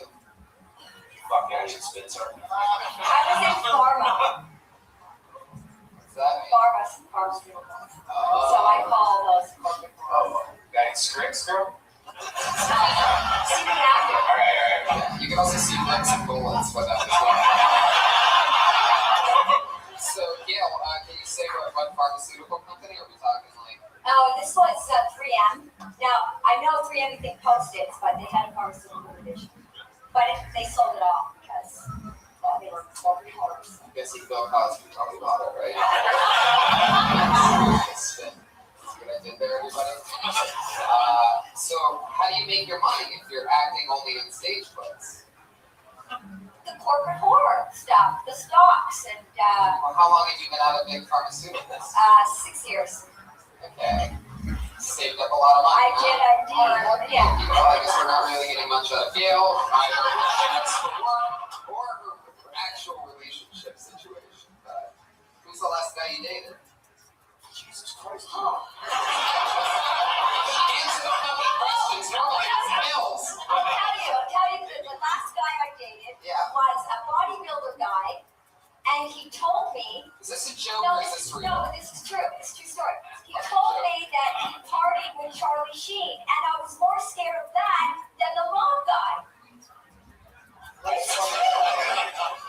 I believe it. It's true. I'm like, you partied with Charlie Sheen? I don't think Patriot, so. do you have a question for you have nice feet.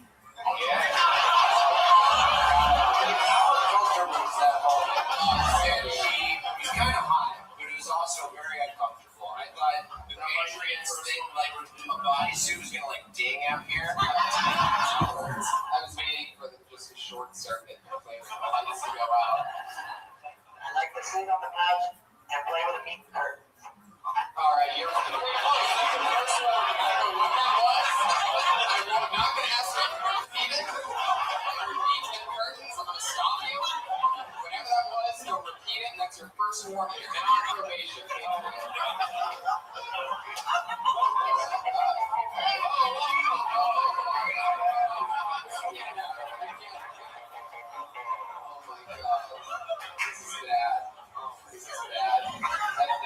What happens if you get her pregnant? Does a vibrator come out?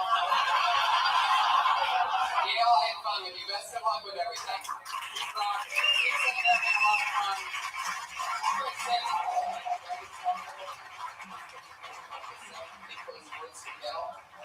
Patriots, stop trying to grab her. Patriots, stop trying to grab her. Yo, get the fuck out of here. What are you doing? Rose. They really like each other or something. She just stayed there. Gail Travers actually does have the Twitter handle, actor and writer. I'm not making that up. That's her actual Twitter handle. Is that real? Gail, have you written anything? It used to be at corporate war. Full circle. It's a very good idea. I'm so broad, anybody can say they're acting. Even if you're going to acting school, you never say you're a pilot unless you actually flew a fucking plane. I'm an actor. And when they were Tuesdays. It takes respect out of a comedian, and you know, like anybody goes up here for a minute, they call themselves a comedian. They're not fucking comedians. Did you believe that, Tom? Ari Shaffir actually was one of the first people that I never used to He's talk. very mean, by the way. Don't watch the show. It's not special. That's a progressive. Apparently, he doesn't like women with one arm. It's true. What? I have comedic license. Fuck you guys. He was one of the first people, like, after doing comedy for a few years, I would never call myself a comic. He goes, but if you do it, you're a comic. Just tell people that you're a comic. What is to you when you can get your first paid gig, or? Well, I would think a combination of the paid gigs and audition gigs. But I mean, at least I think really you're a real comic when you make a living doing comedy. Otherwise, you're trying to be a comedian. Yeah, but I think honestly, the only people that really should give a fuck are the people that are real comedians. And if you're a real comedian, you should give a fuck.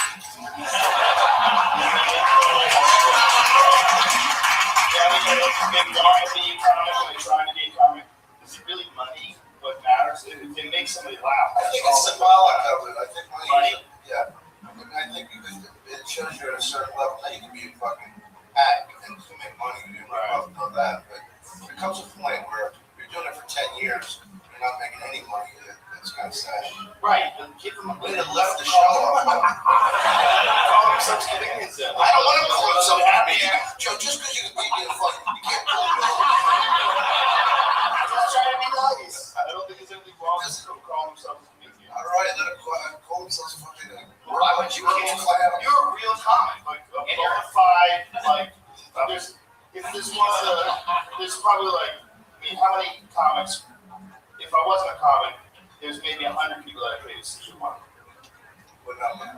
20 or 85. I paid to see Don Herrera before I ever did an open mic night. I took a date out to see Don Herrera. I took her out twice. Because one night something happened and Don missed a flight or something like that, and it was Dennis Leary headline instead. I was like, what the fuck is this? And I'd never seen Dennis Leary before, and then the next night I came back and you were the next night. So I think if you're a world-class comedian, so like, why would you give a fuck if someone calls themselves a comic? No, because I wanted to kill Tony. I think that's why there's three levels. Like there's headliner, middles, openers, hosts. I think that's why there's different levels of being able to say your. I think it's it's definitely a lifestyle. You know if you're a comic or not. If you're wondering if you're a comic, then you're definitely not a comic. Like you're either in it or you're not, I think. Well, It's gotta be at least 5, 6, 7 nights a week. I mean, that's just pretty much it. There's always this ridiculous hierarchy from the crossing. The guy was a middle act, the guy was a headliner, the guy was a middle actor with no respect. And then I remember this one kid, I don't want to say his name, but he went off and he got a TV show. And these guys in Boston are saying he's a fucking middle act. I'm like, he's a middle act with $1 million, you dummy. What are you talking about as a middle act? He's just a comedian. What do you give a fuck? You're labeling him by this weird fraternity. Joe Lord. He's watching anyway.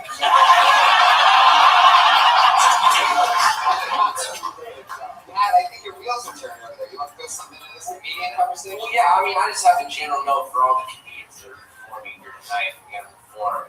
The audience is out this way, and there's a whole stage to use, and everyone seems to be afraid to sort of own the stage and work the stage. Sure. And I know everyone backs up, but you're not performing to the panel, you're performing to the audience. So get in there, go balls, there you go. Here this way. Here to see how this stuff. Come this way, see how to get molested. That's one more thing you have to think about.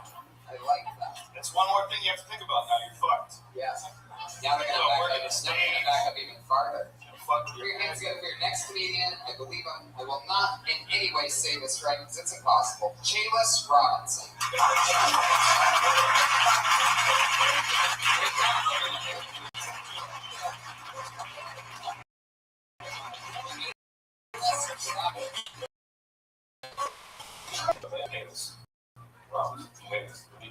Balls, you guys are right now.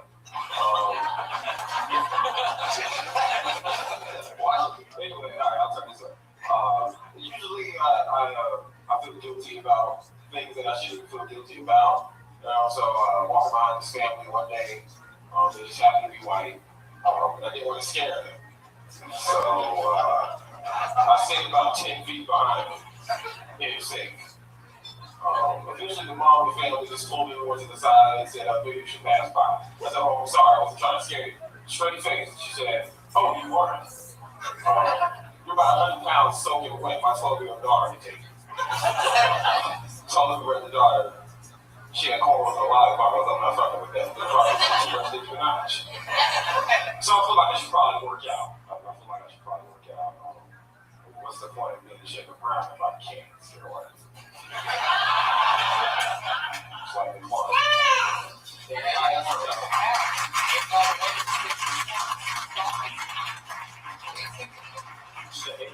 Chaylis. Wow. That's an interesting spelling for that name. Yeah, it's spelled wrong, actually. And just kind of went with it. That's it. Like, basically, you want to know the story real quick? Sure. Okay. It was spelled wrong at birth. It's supposed to be CHAHALISS. And my mom just roll with it. That's amazing. That's one way to put it, rolling with it. Not going to the office and getting another way. I'm just going to select 2 letters out of your name. How's it spelled? It's spelled CHALISS. So I said Chaylis. Yeah. And it is Chaylis. Which, by the way, which, by the way, would make it what? CHAHALISS. Wow, so you would have had ha-ha in your comedian.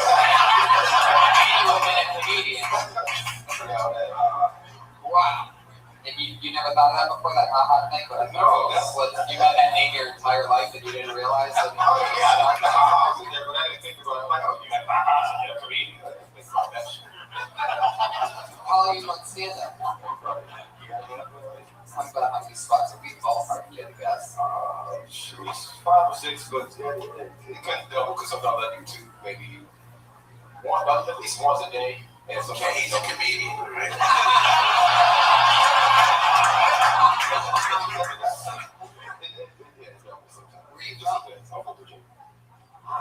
What part?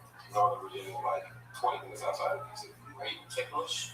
Like I said, mind control sometimes. Like, no, I'm not going to laugh like this. How long have you lived in LA? About 6 years now, yeah. 6 years. I like it. Yeah. Why are you going to piss me off? We use the stage.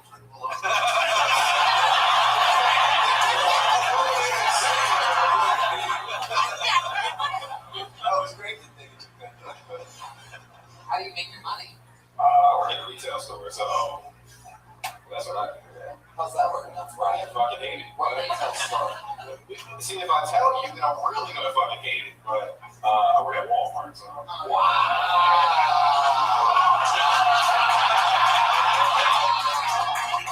It took 100 kills on the episodes to get that answer. I had 7 Walmart jokes just waiting. Walmart girls are easy, right? Employees? I'm gonna say yeah. Yeah.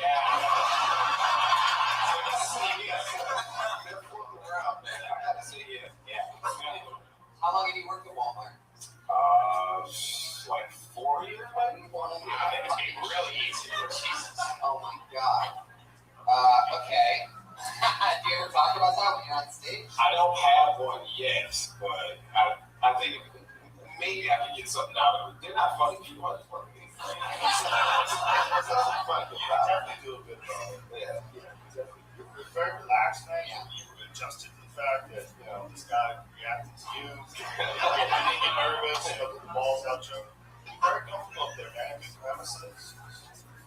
Fucking hammer on it, dude. Do you know Real Battle at all? I've seen them around, we've spoken, but I don't know them. Somebody just tweeted that you look like Real Battle. I've got that. They tweeted that? Yeah, Wow. Well, there you go. Little shout out to Pete with a bad joke from the back. Pete bombing, incoming text bombing. Thanks for that one, Pete. Really crushed the room. Good thing you sent it. You're going to do it like how he see it. Yeah, he see it. It's a popular guy. We're not going to want it. Text it. Good joke. So, Chehalis, have you ever thought about going back and finishing the job that your mom started and adding the other HA that you, I mean, everybody's must call you Chehalis. I was like going to Chalice, Chehalis, Shalise, Charles. I got a Charles once. They were a stupid name tag, and I have people stare at the name and they go, Charles. You idiot. That's not how you spell Charles. I mean, you know, there's obviously there is a stereotype that black people have, you know, black people names. I just have to say, I have never automatically, via your story, nothing takes the cake more than a misspelled name that never went even back. I mean, it was already going to be an extremely black name for Jay. And this is also even the typo. Jayless is an extremely black name. But the fact that it is a typo, I think that means you might have the blackest name ever. What? Shit. Don't be good. You got a real strong point. I was thinking about the whole people where sometimes I am surprised with names. Sometimes there are blacker names than mine. Like a regular name dipped in fucking gold is what I like to call it. I guess a DeAndre is like a normal black name, but what's your handle name? My phone. Are you right for him? Yeah. Okay. Is it spelled right? Yeah. She got that one right, okay. Yeah, it's spelled right. Now see, get your jokes ready when I tell you this. But middle name is Kyrie.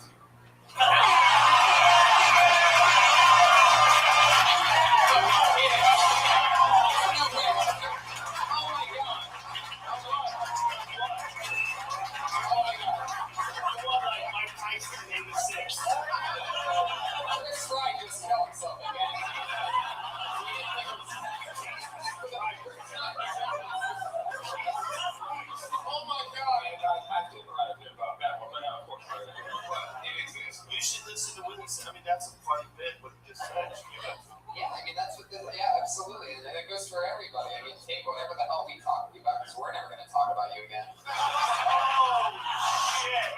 That was more for the people who are like you, shit.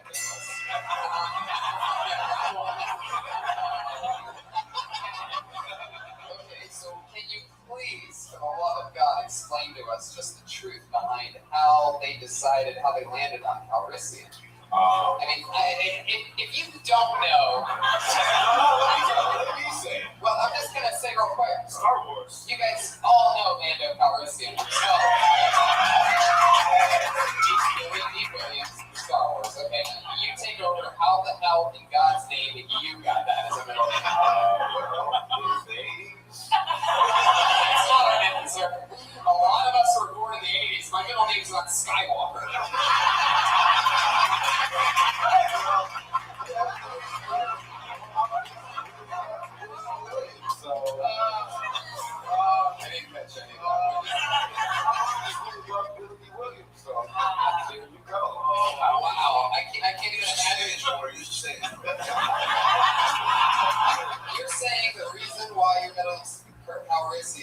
your parents love Billy D. Williams, which makes me wonder how close you were to having your middle name just be Colt 45. Take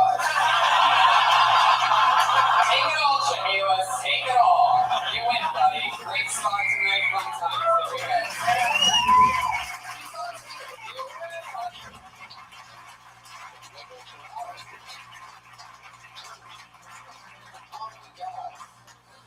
Oh my God, it's just too funny. That's his real middle name. The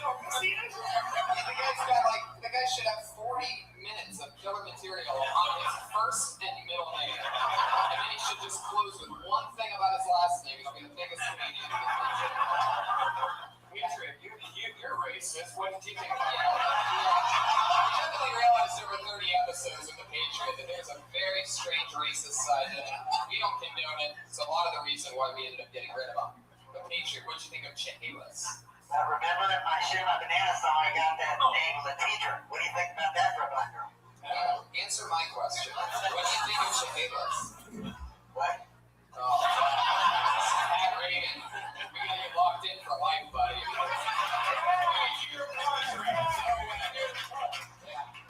I think that comedian should keep his day job, get a night job, so he doesn't think about doing comedy again. Whoa. Patriot, you are the worst. I thought he did good.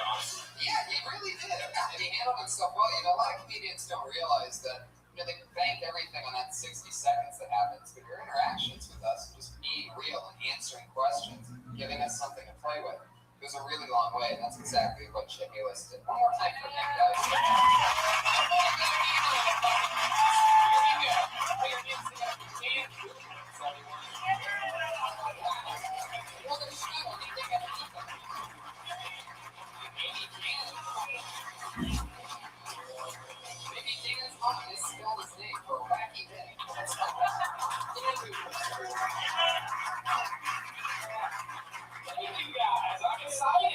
I'm excited because I got a new job. Yeah, thank you. I got a job as a garden gnome.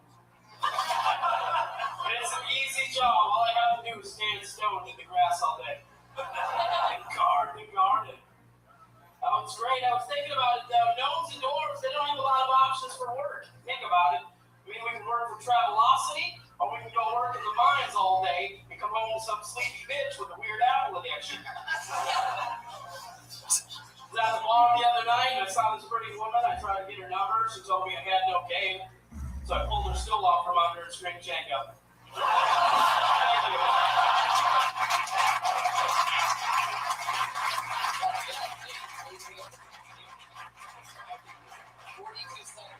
18 seconds of thunder left for us, Dan? I don't know. I don't know if I have any quick 20-second jokes. District 4 10-second jokes. 20-second joke? All right. I don't understand. I never understood the Bet Channel. They never show any shows about gambling. It's just a bunch of shows with black people. First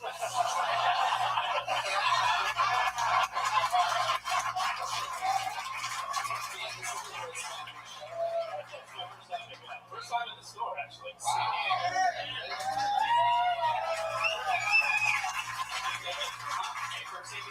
Not originally. That's where I reside now, though. I'm originally from South Dakota. Yeah. How did I know you were right? The funniest people in the world. So. This guy from South Dakota, but I was on the floor.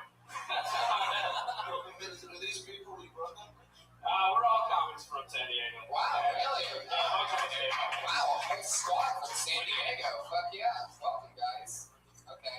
All right. What you doing? I think you're great, man. I love that James presence. I like your jokes. What do you live in San Diego? Never mind. Yeah, so I did it. That was funny, dude. Thank you. Jack O'Shea was funny. The BT joke was hilarious. That's really good stuff. How long have you been doing stand-up? I'm on my 5th year. I'm 5 years old. Once in a while. I try. I go probably up 5 or 6 times a week. I don't know. Much like that. Where did you start? You started in San Diego? I actually started in South Dakota. And what kind of not much. What part of South Dakota? I actually grew up, I lived in Watertown. I started in Sioux Falls, South Dakota. Had an open mic there. And then if I wanted to do, I could go to Fargo or Minneapolis. That's pretty much where I have to go to do now. How far is the drive to Minneapolis? 4 hours from Minneapolis, 2 hours from South Dakota. How many people would go see a comedy show in South Dakota? Quite a few, actually. Really? Even the open mic that I did, there was probably 50 or 60 people there. else to do. That's so crazy. There's other things to do. That you could look for Bigfoot. You could look for Bigfoot. I guess that's pretty How cool. to do? Have you ever really done that? Of course. You say of course, like I've never lived in South Dakota. Wow, really? So how does that go? Just how it's in the movies? Pretty much. How many people by round of applause have honestly done cow tipping? A lot of people called me out on it, and now I really think I had baby cows because I heard that it's a big conspiracy theory that you can't tip a full-grown cow, but you can tip baby cow, like I'm cows. pretty sure Brian's saying he can cow tip it. I'm pretty sure that's what Brian just calls taking that fat chick one time. Did you went out in the barn? Barney Fields in Ohio? I went to Applebee's, and she gave me good service, so I don't think that's why I did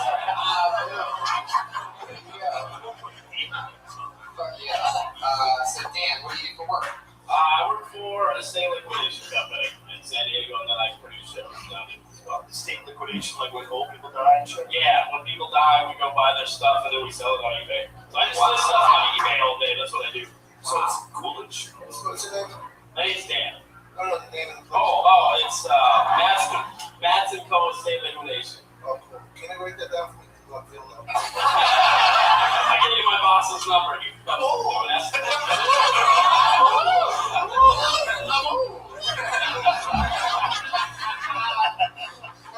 You said that funny, John. You always say I'm old that way? Is that from a movie or something? No, I just made it up. Sometimes I do rent stuff, sometimes I improvise. That's it's a gift. I mean, I got a good slave. It's just funny about slaves to me as it is. I feel the need to work through it and go balls deep right now. Of course. Got the whole stage, right? Use it. First of all, you have a beautiful body. Thank you.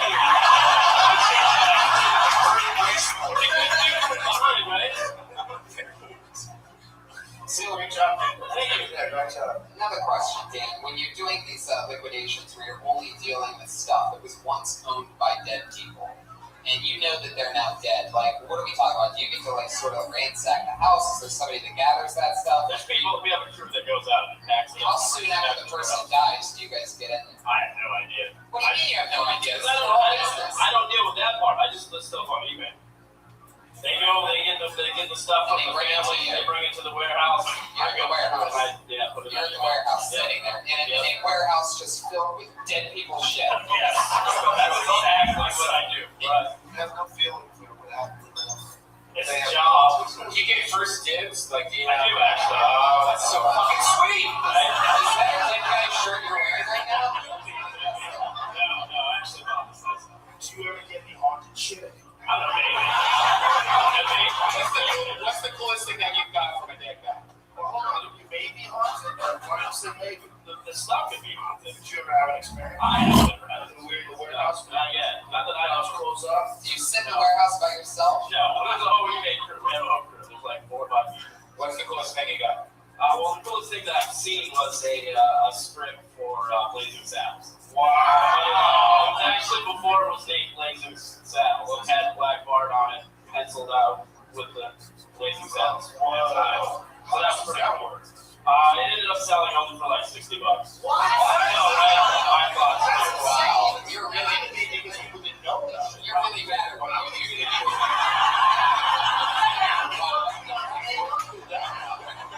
I would have spent $70 on it. You want to wear that shirt right here? That would be worth a lot. I would think. I would have thought it was for a lot. Now we I would have given you a lot. That's worth a lot of money. Well, you know, you get another chance. Maybe whoever he sold it to is going to die soon. That's right. What I was going to say is, you don't live here in Los Angeles, but I think we've been doing lately is that I've been inviting people to the Friday show at the Ice House. Now, I don't want you to drive all the way to do 5 minutes at the Ice House, but if you can set up a second show, you're welcome to go to the Ice House comedy show from 9 to 10 o'clock.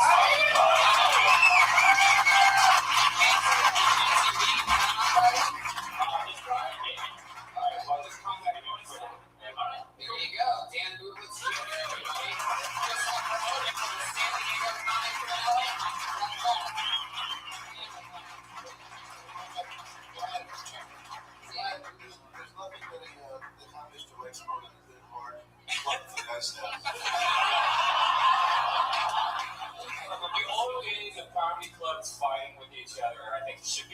because there's so many fucking comics in this city. There's no reason for comedy films to fight. Don't you agree? Sister. I think it depends on the club. I think the Ice House and the Comedy Store, like, definitely together. Yeah, brother, sister. It used to be that way. It used to be like if you worked at Laugh Factory, you could work in the store.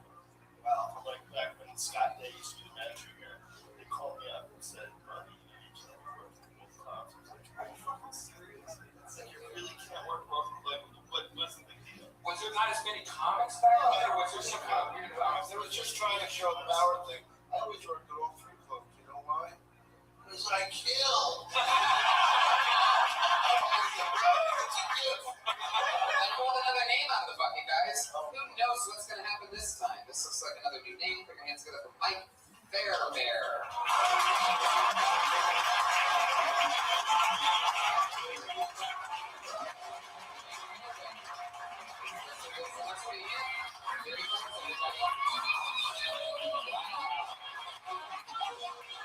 Alright, that's your 60 seconds. Mike Fairbear.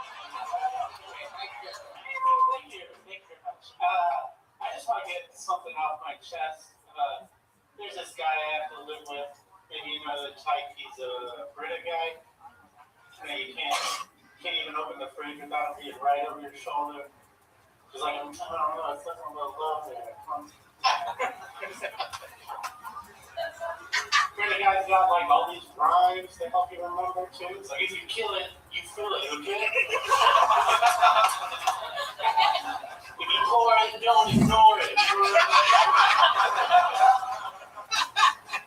It's like the house is on fire.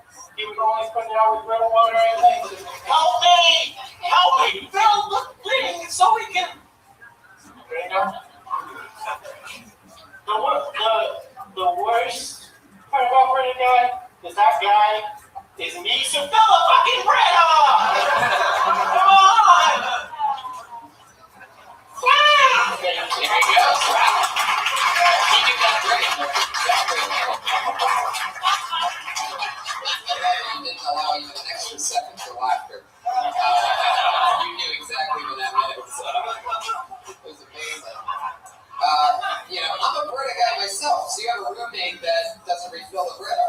Well, the joke is that I'm the Brita guy. I'm Oh yeah, that's right. The big twist. Yeah. So you're the Brita guy that's telling the roommate to fill up the water. He's the M. Night Shyamalan of college. Makes sense.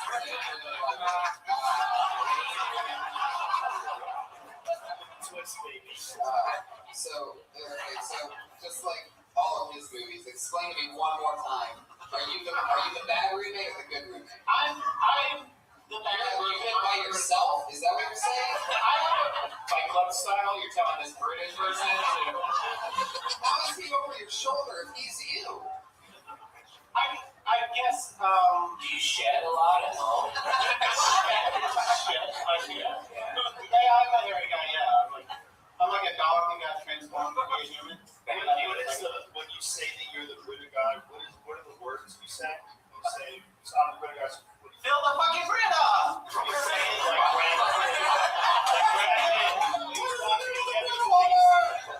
Brad Pitt was talking to Kevin Spacey. He's like, what's in the box? Fill the Brita! Is that your inspiration for the way you deliver that? Because it sounds like it's a little desperate. Like nailed the exact. I definitely think you want everybody to understand your point. That right now I feel like the format's a little bit watered down. And, really? There's definitely something funny about having an annoying roommate that checks your Brita filter. I giggle. I mean, the synthesis of the joke was like, I am a Brita guy, I have to admit that, but I don't want to be. And then I was like, oh, it might be funny to throw a misdirect in it. If it's not working, I understand. There's a lot to that, man. I've dated a Brita cunt before, and she yelled at me because there was no Brita water in the refrigerator, and I got her a glass of tap water. Now, 10 years ago, that would have been fine, right? But no, I got screamed and yelled at. I found out that she hadn't even changed her filter since she bought stepfather. And it was like 3 years ago. So that was way worse than tap walk, right? So there's so much to play with that, and I really enjoyed that. That was great. You know, Brit is a pretty hot, controversial topic. But have you ever thought about taking a page out of Bricks and Bullets' book and talking about slavery? That's a good direction to go, I think. Like, segue right into yeah, that'll work. Or hair. Yeah. You are a very hairy guy. What's your nationality? I guess Russell. I think this is all Italian. I think that's the side of kind of this comes from. So What's that? What's that? It's stuck on your dick. Oh, they're Polish, German, Polish sausage. Yeah. Nature, what do you think? You've been quiet over there, behaving yourself, pondering like. Color on your shoes. What What color? the fuck is it with you? You don't care about your opinion. They're talking about his shoes. What color is that? Those are pretty sweet. Who gives a fuck what color it is? This is a podcast, Adrian. Nobody cares what color anybody's shoes are. They're my favorite color. It's seafoam. Yeah. Adrian's question actually led him to Seafoam. Yeah, seafoam. I'm a weird guy, admittedly. If that helps.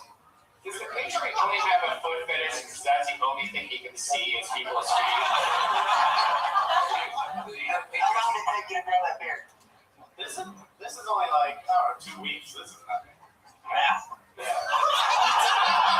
Actually, you should have your own podcast. What do you do for work, Mike? I'm a Lyft driver, actually. That's the most recent thing. Oh, interesting. How many people have you spun? No. Are you just saying that you don't get in trouble? No, I Lyft carts have you fucked? That's my favorite question to ask Lyft drivers.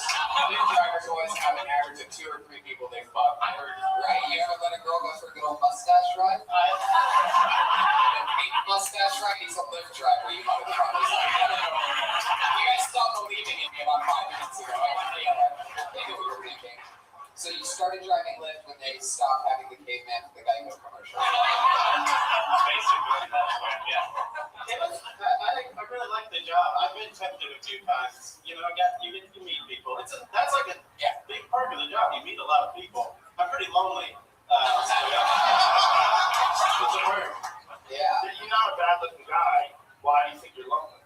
I just weird. Like this whole good-looking thing. I've been getting that like a lot recently, and it's like new to me, and it throws me off. Honestly.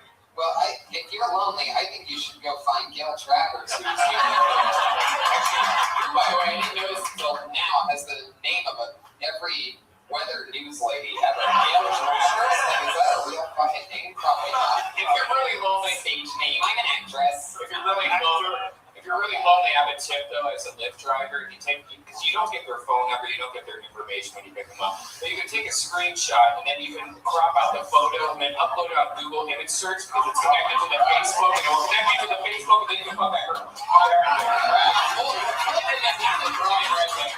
If you ever end up giving Brian a ride anywhere in your Lyft car, just remember you can't be within 500 feet of the school. So, Mike, so much fun. There you go. You're done.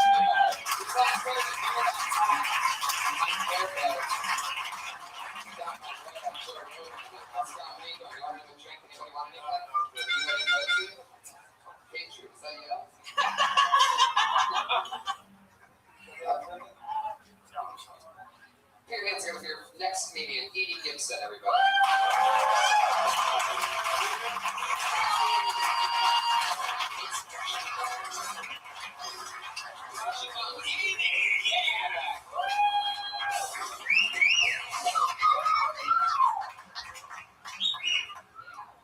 Oh, ew.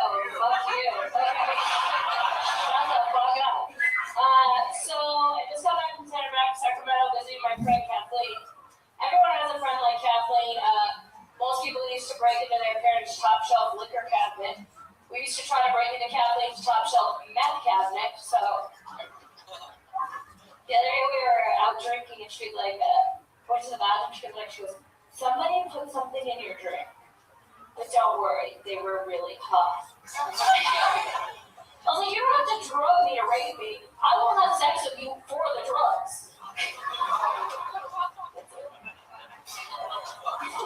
21 more seconds if you want to fill that in. Are you sure you want to be done?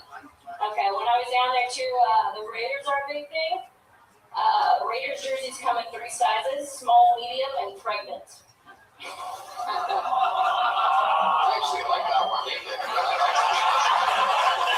A lot of Raiders fans in this audience. Yeah. How you doing? Edie Gibson, rising comedian. You've been doing this for a few years, right? You're on the new show with Stephanie and a bunch of other girls called what? Am I right? Am I wrong? No. He's on the issue of dysentery once in a while. Oh, sorry. I thought you were somebody with a better career. Yeah. You guys don't really mean like I was in the promote for the show that you could have been on. I guess you were comfortable for a moment. I shot a pilot with a couple of girls for Oxygen as well. Yeah, I thought that's what it was. Did it get picked up? It is in the process. Okay, whatever. I tried to make you look cool. Yeah. Next time, just say yes and smile. Right? Cut out of the pilot? No, I didn't get cut out of the It pilot. sounds like you got cut out of the pilot. It's a different show. Completely different show. This isn't a different show. It's more like Girl Code. I don't watch any of it. Eve, let's talk about what you just talked about. What was it again? I completely forgot it again. Going home, visiting my friend Kathleen, and about the drugs. Oh yeah, sex for drugs. Dom, you ever work with Bill Cosby? First time Bill Cosby raped me was it's so funny because I used to relax and fuck me. And even though I was stay awake, I was that relaxed. I'm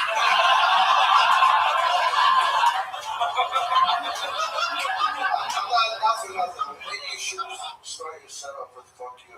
I think when someone oohed too, if I'm correct, I think they were oohing the fact that somebody was whistling that. Oh no, someone went gross, and I was like, oh, whatever. I think what they were doing was someone's going. Oh yeah, they can do that. I think they were like, ew, don't be a dick. Am I right? Or you have to say? They're all shut If I'm wrong, say something. Yeah. Well, you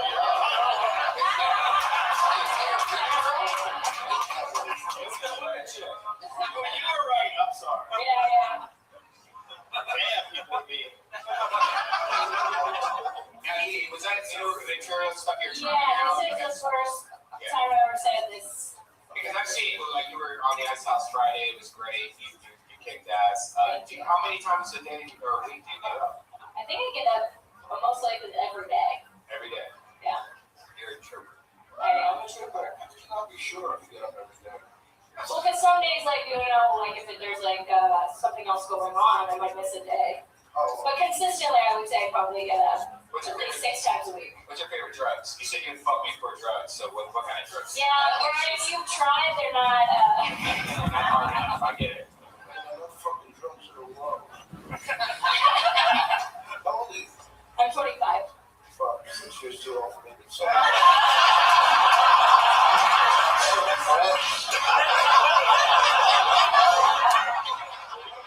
Stretched out.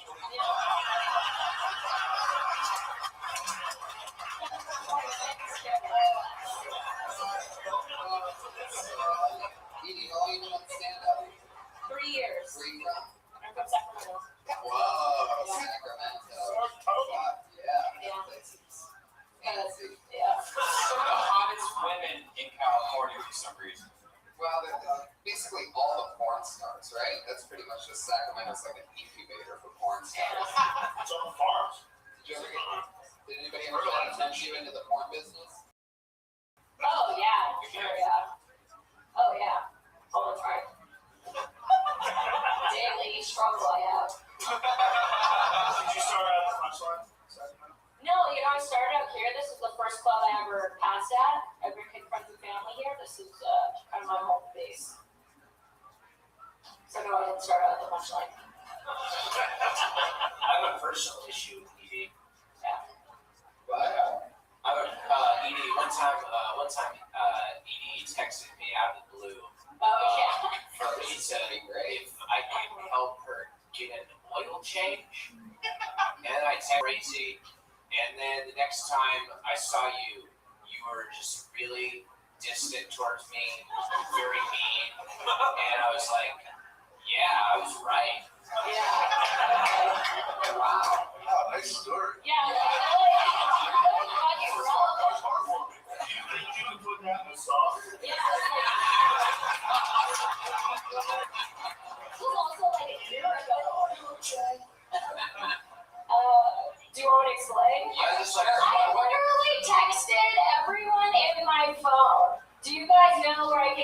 oil change. How is that a way to live your life? Because you can't. You texted everybody. I texted your phone every if they, male in my phone. if they knew where you could get an oil change. If they could do an oil change. You said That's me, baby. Oh yeah? So you texted a bunch of comedians. I said I will pay you $50. There was pay involved. Why do I not want to know what the fuck Red Butt's doing? I know it can't possibly be what's going on. I need to. Don't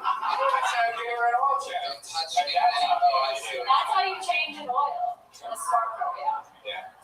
Wow. So instead of going to a place where professionals will change your oil for about $30 or $40, you offered a bunch of comedians $50 to change your oil. In fact, you said every male in your phone. Yeah. Instead of driving down the street and just getting your oil changed. Because I went to Jiffy Lube, I have a smart car, and it costs $115 because I have to use full synthetic oil. No. Full synthetic oil is not that much money. I don't know what the fuck you're That's what I said. Yeah. That's what I said. Except with the labor and everything, it was going to be $115. I'm pretty sure your car's the only smart thing about you. Okay.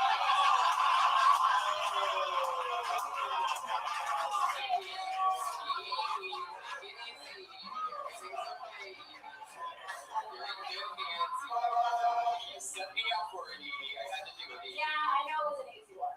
Yeah, sure. It's so easy. Yeah, it seems so easy. Everybody loved it. At your expense. Piece of shit. Yeah. Thank you, Rabbi. You're all over it. So, what else, Edie? Everything good? You excited about things? Yeah, I'm excited about this. It's fun. Patriot, what are your thoughts on Edie? Nice teeth, nice skin, and nice hair. Thank you. Very good. Show the teeth, right? Easy. Do it? No, I'm just. Oh, You'd be fucking insecure with this. I actually had a good bit of a joke about my feet. I was meeting with a 18-year-old. Nice and fucking tiny young feet. You said you had a joke about it.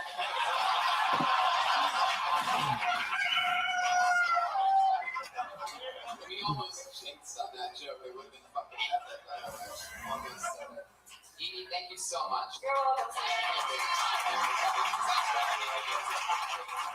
But yeah, this is a part of the show, everybody. We're on two regulars. Every single week since the show started, we've had two ladies that do a brand new minute every single week. Always a brand new minute, always executed to the best of their abilities.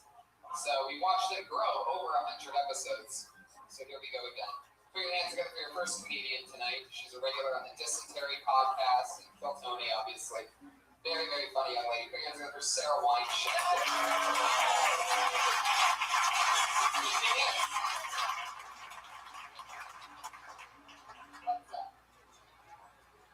Things change people, specifically leather jackets.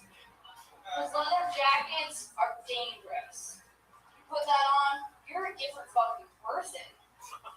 I have a friend named Charles, got himself a leather jacket, now he goes by Chaz.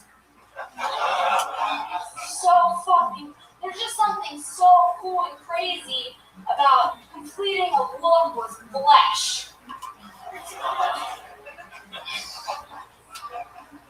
Even my fucking friend Jazz knows. I was like, dude, I'm cold. Let me borrow that jacket. He's like, no fucking way. I'm not going back to being Charles.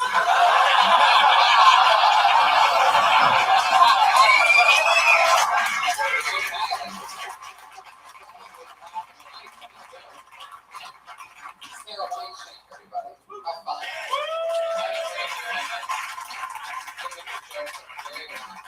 So, how's everything going? It's episode 100 from Tony. What do you want to say to the people? I want to say, this stage is different than the other room stage. First of all, and thank you guys for coming out and supporting me.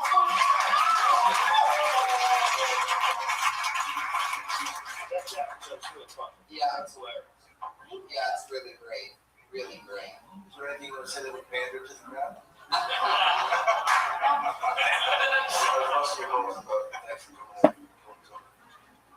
I think we've worked together. You look great, by the way, for the whole thing. Tim. Now, Sarah, you were definitely on the show back during the days of the original Iron Patriot. It's been 70 episodes without him. So, how do you feel about being this close back next to the man, the myth, and the pedophile? Well, I feel safe. Pat Reagan's here, so that, and he was here before. It's a different energy. Right. Somebody's there to tackle him if he tries it. Yes. I can see Yes. Yeah. Do you remember when I imitated you on one of your first routines? I said, went to Rite Aid, we did some Q-tips and a drink. Q-tips and tricks, left with a flu shot. Tony. Left with a flu shot. Now I'm wondering if I'll get latent autism. Okay, this is a tweet from so long ago. And he remembers it word for word. I haven't even thought about it. Jacks off to it every night. He's got a picture of you, he squats over it. Now, Sarah, has the Patriot contacted you since then? And like, has he, We reached out once. yeah, your butt, boobs? No, just wanted to get pizza. Yeah. Now, Patriot, if she went to get pizza with you, Pizza? Which That's what you're inviting? That's what Tony else to? Pizza? like Chuck E. Cheese? Like, what are you talking about? Like, would they be safe if they got pizza? Now there's a place down Hollywood Boulevard I want to take her for pizza. Oh, well, only the best. Hollywood Boulevard. What place? That Greco place right down across from shows up for being trying to do that. Yeah, I know. I'm gonna take that. Yeah, it's run up now. Yeah, That's probably one of the worst kinds of places in Hollywood. literally one of the worst pizza places you could probably go. Hollywood and Highland, just the dirtiest place. Yeah, just because it's sweet. So it's some forms of DiGiorno, Patriot. That doesn't mean you take a girl. Just because it's New York style. So it's Domino's pizza. I wish that I went to San Diego with Sarah. I wanted to have fun on that trip. New York style. You wish that you went to San Diego with me?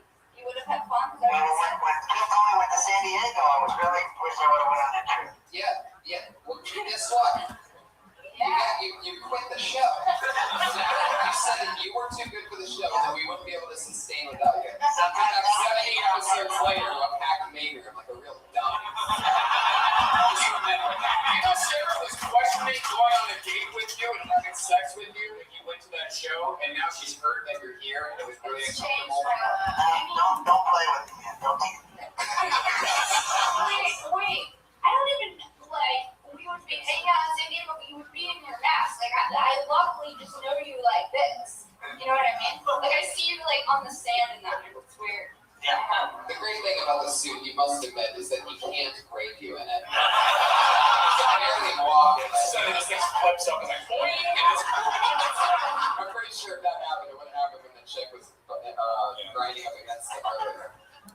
Sarah, okay, there's a horse for no reason, Ryan. Ryan really crushes on the second next. Stoppers for time.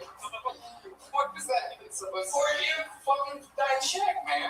That's horse cock. Like, oh, okay. You have a big dick, right? Yeah. Right. Are you really sticking with that answer? I want to share my banana with you. Yeah, I know a lot of guys who just giant dicks that were $5,000 cartoon character fucking costumes. All right, well, Sarah, you did it again, everybody. It's been, it's so much. It'll be a Sarah.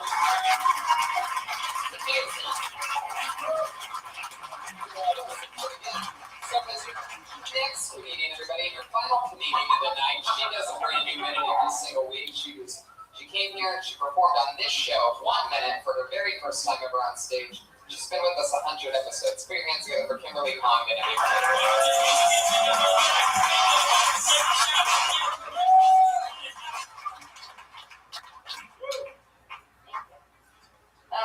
So I don't get super emotionally attached to men that I hook up with.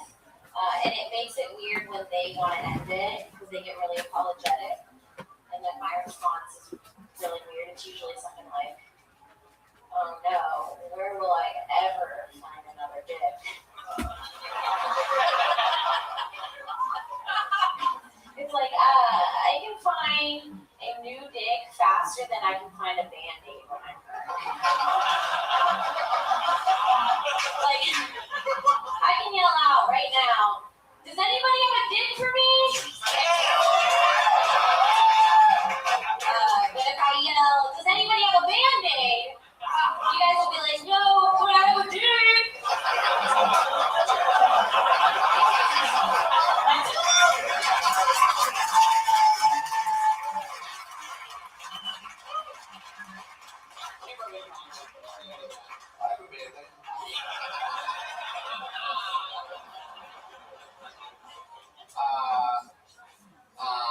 Okay.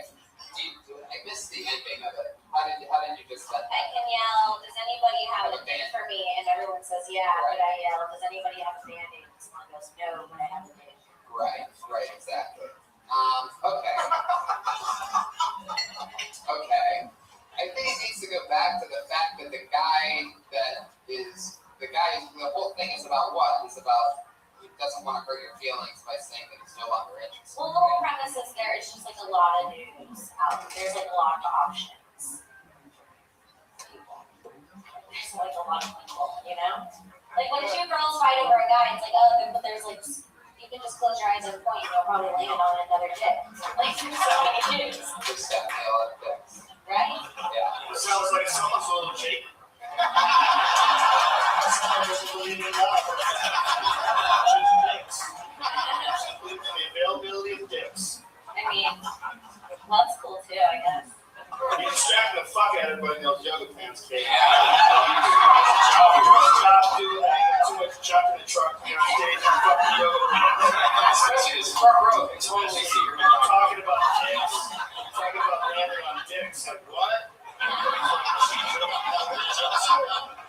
Sweat. I think it's harder for the audience members that are seated directly behind you than it is for the ones that Talking about Don Herrera. He's Italian. It's like a meatball sub in front of him. The next thing, if I ever hit a woman, I lick my hand with my jizz.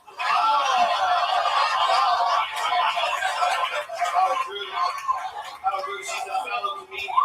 Is she a comedian? Yes.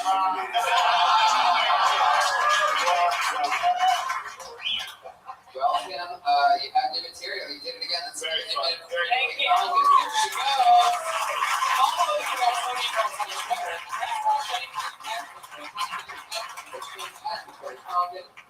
Guys, we did it. That's episode 100.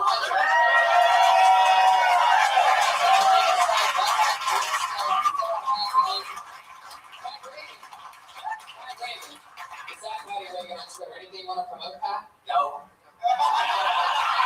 The Iron Patriot is back, everybody. One last appearance from the Iron Patriot. Come on, one more time. This is the last time I ever interview the show. The great Dom Herrera, everybody.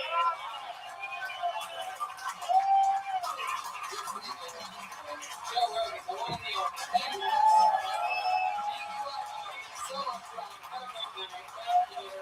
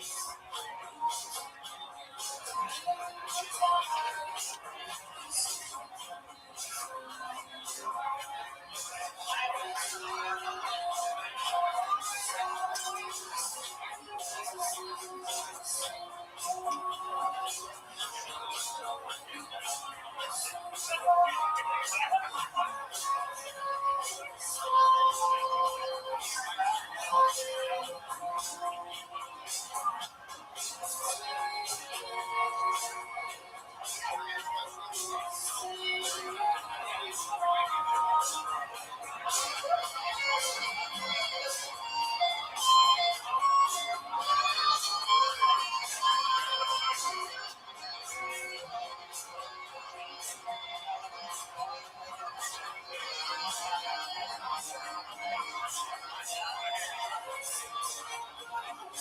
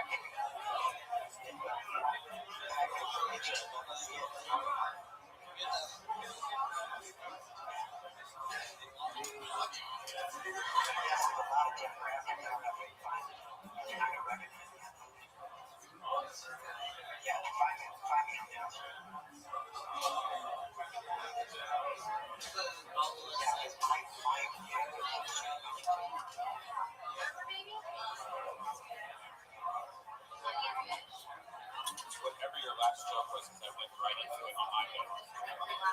Okay, I'll listen to what I say. So it's whatever your last example.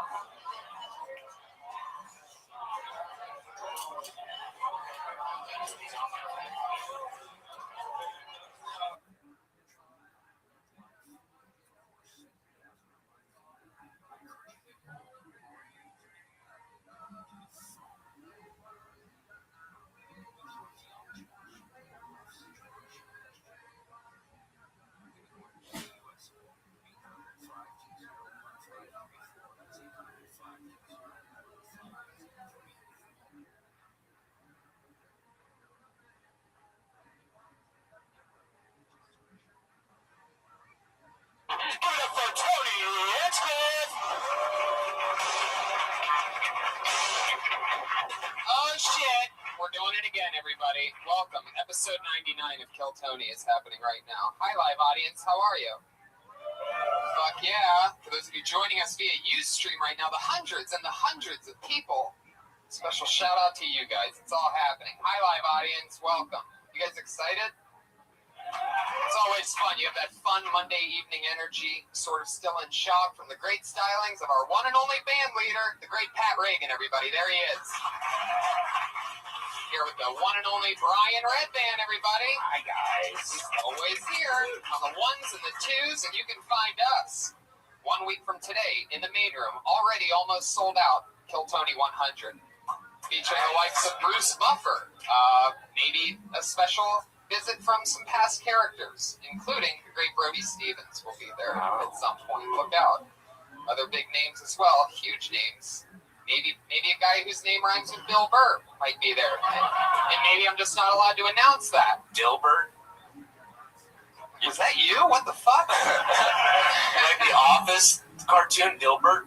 Now that doesn't really cleanly rhyme with Bill Burr. That's more of a Bert.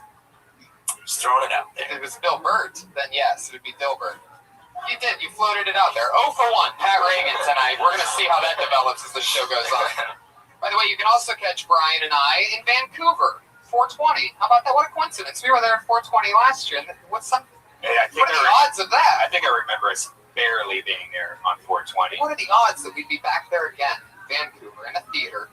Get tickets for that, our Canadian listeners. Yeah. Other than that, Sacramento, San Francisco. Sacramento, San Francisco, the 13th and the 14th of May. And I'm headlining Helium in Buffalo, April 30th. May 1st and May 2nd. That's it for that part, everybody. So get tickets. Not you guys. That's for all the people that listen to the show. You guys are live right now. See what just happened there? Like, I don't expect you guys to go to Buffalo on May 1st. All right, fuck it. What else? We have no sponsor tonight? No sponsor. So let's just move ahead. We have our co-host, Pat Reagan, the one and the only. He's in position, so let's get it started, guys. You know what happens. A bunch of comedians want to do a minute in front of me and other comedians. I always have 2 of my funniest friends on, and this thing always turns into a fucking blowout. It's about to happen right now when I bring up 2 of my funniest friends. As always, put your hands together for them. It's Andrew Santino and Michael Costa. Oh, yeah. I gotta give myself credit on this one. So well. Always 2 of my favorite people. This time it's Michael Costa and Andrew Santino. What's up, guys? Welcome back. You've both done the show before. You know what's happening. I wanted to shake everyone's hand as I was coming in, and no one shook my hand. Not one person. Yeah, they still feel a little bit mellow. She was such a fucking no face. Yeah, don't touch me. Don't look at me. How you guys doing? You were watching the championship basketball game down there, and you sacrificed what? The end. It's not. It's still happening, but we just love stand-up comedy so much. But I'll tell you, 68 to 63, too. Whoa, dude's pulling ahead again. Seconds. That fucking Mike Krzyzewski's a monster. Huh? Yeah, he is. Yeah, he's really good at that. Oh, no, he's good at the. Okay, well, yes. This seems like a great topic for this show. I love it. Well, let's get right into it. Every week, Pat always has a question for our guests, a question that people might want to know an answer to. So go ahead. What's your question for tonight, Pat? Okay, I'll start with Michael. Michael, what are the top 3 sex positions? Top 3? Sex. 1. That's number 1. The sex is happening, so any position's good. I come immediately in doggy style. Okay. Missionary is boring, but it's definitely the most used in my department. And then the last one would be standing up somehow. Whoa, look at that. I love how that ended in a question. I'm pretty sure I just named like 7 different positions for my top 3. Those are mine. That's a good question. I like that one, Pat. That's why I like this system that we have set up. Sometimes you get comedians on, they get the same question about what they've done, their half-hour specials, or this, or that. But Pat asks the tough questions. My first sexual experience ever was in a woman's ass. Really? Wow. When I was 17, she was very religious. It was a very good year. She was very religious, so she wouldn't let me penetrate her vagina, but the ass was okay, and I was okay with that. You know what they do now? It's called soaking. Yeah, I heard about soaking. They just stick stick it in and let it sit. Let it sit there. Yeah, that way it's not sex. If you put it in the vagina and let it soak, it's not fucking.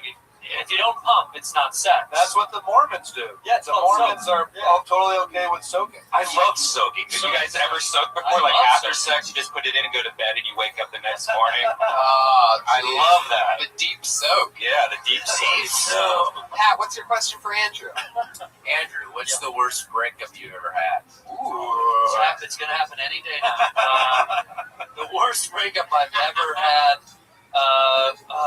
That's terrible. I've never been dumped because I'm a misogynist, so I do all the dumping. I've done all the dumping, and I think the worst for her was when I moved to Los Angeles, California.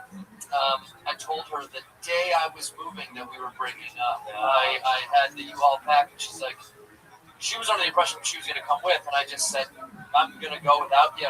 You used her as a mover.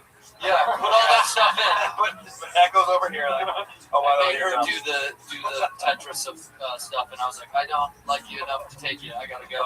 Wow. Killed herself. But, oh well, life goes on for me. You know what I mean? Not for her, but. Oh, I love it. That is a bad breakup. Yeah. Good question. Good question. Clearance for Pat Reagan, everybody. He's going to be there all night. Good question. The band leader, the a cappella band leader, the one-man band. Well, and that woman turned into be Megan Fox. Do you ever talk to her anymore? Megan and I don't communicate as much as I used to.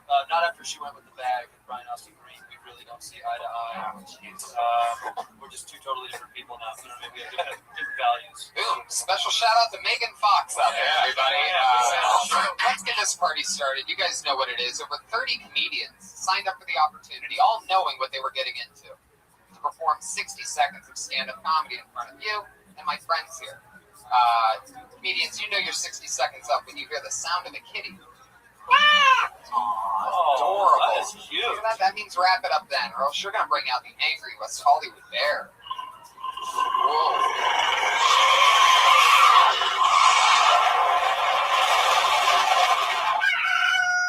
A little complex one this week. That's just a live sound feed from Rage on Santa Monica Boulevard. That's not even. The leopard ate the bear, and then the bear got eaten by a rooster, it sounded like. So it's a special one tonight. I'm really excited about this. So let's get it started, shall we? Your first comedian doing 60 seconds tonight goes by the name of Will Moore. I know Will Moore.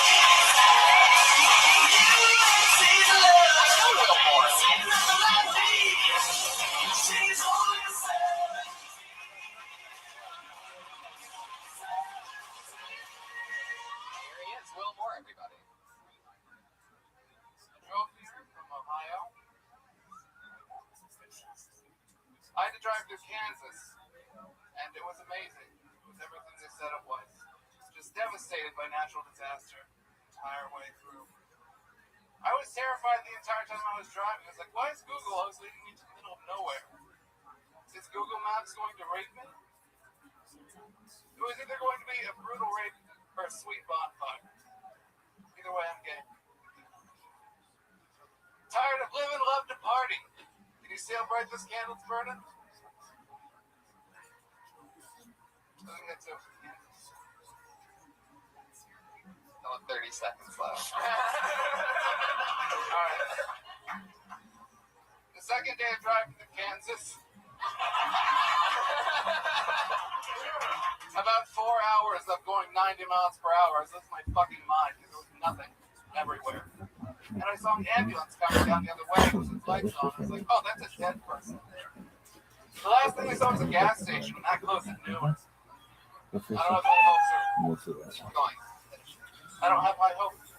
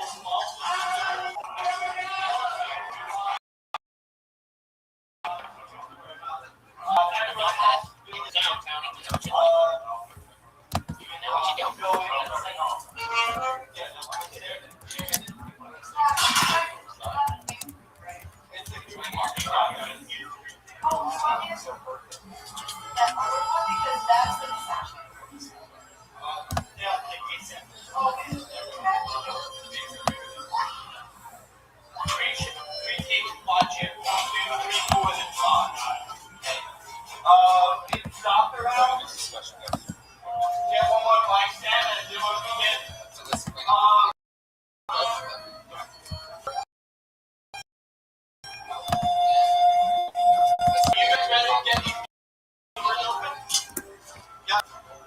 You think good? I can get these doors open? Yeah. We'll get the. Hey, Abby, go ahead and get the doors open. Do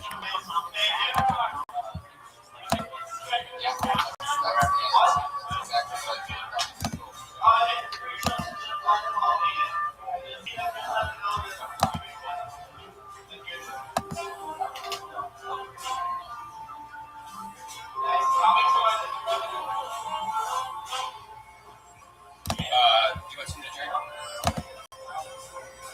Ready to walk out to the front.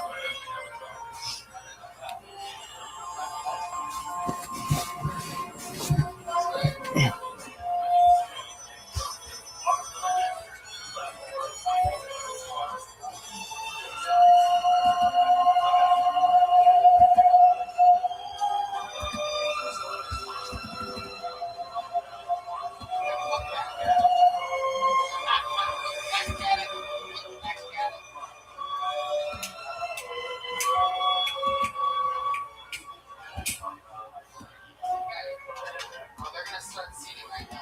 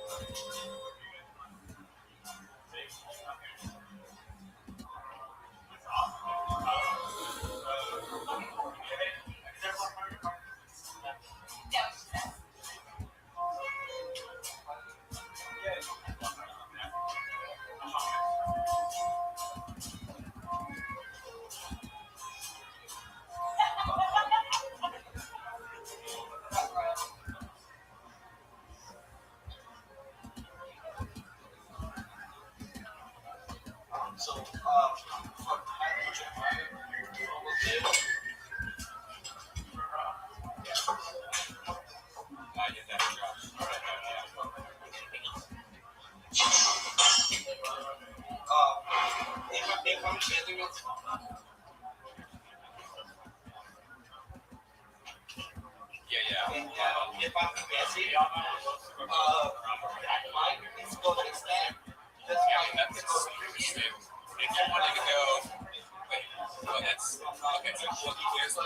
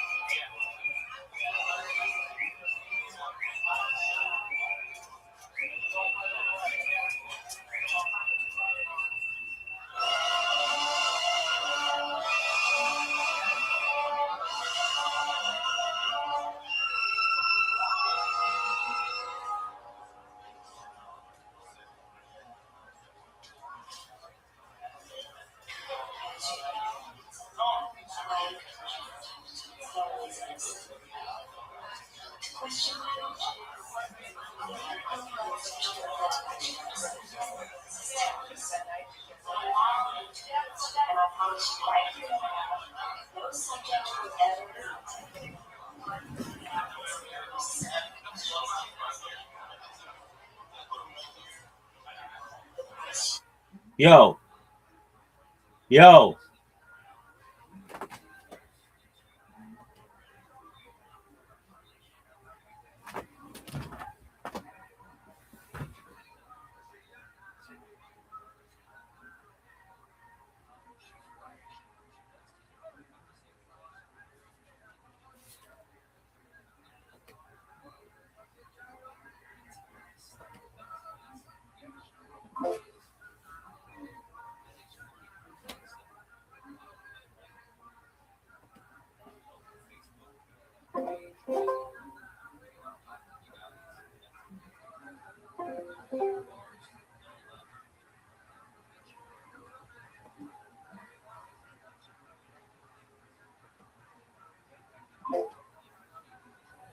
Yo. Yo.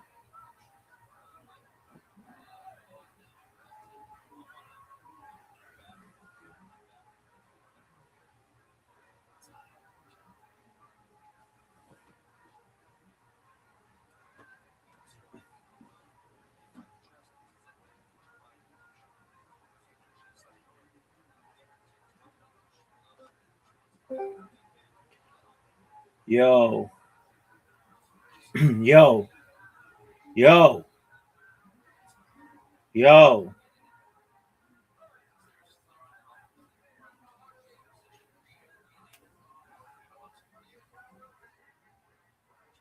Yo.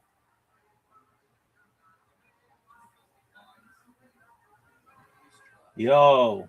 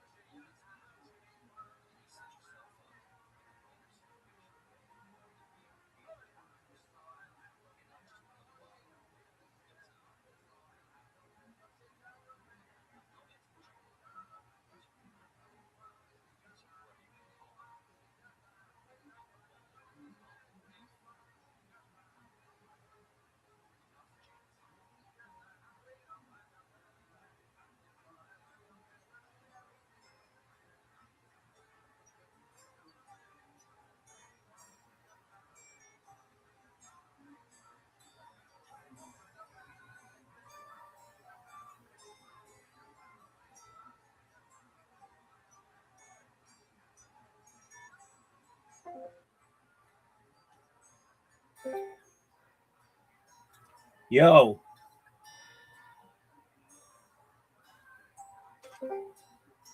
Yo. Yo. There we go.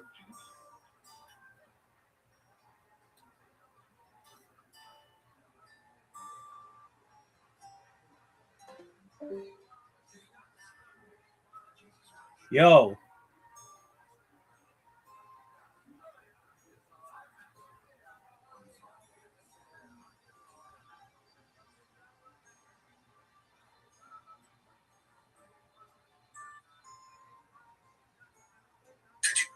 I always thought I don't tell me I want to like.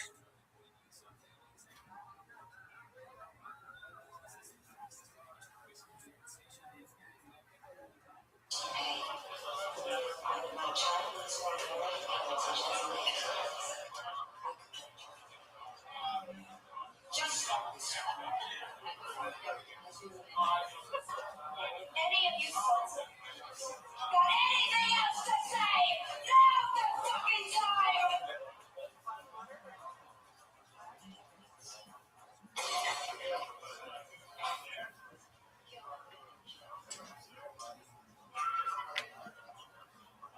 Hey, yo, I want to dedicate this song right here to all the DC.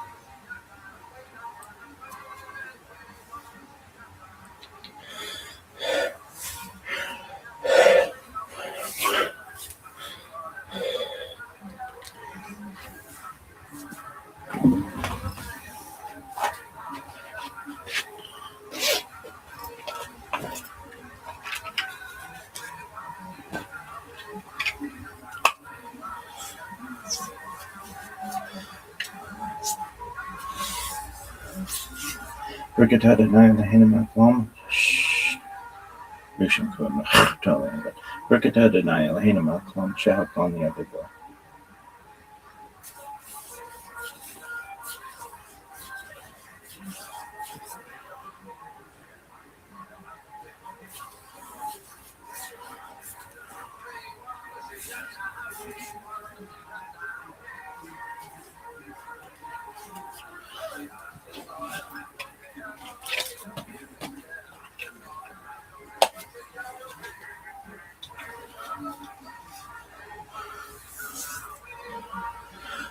Brigitte denied the Hinema Plum.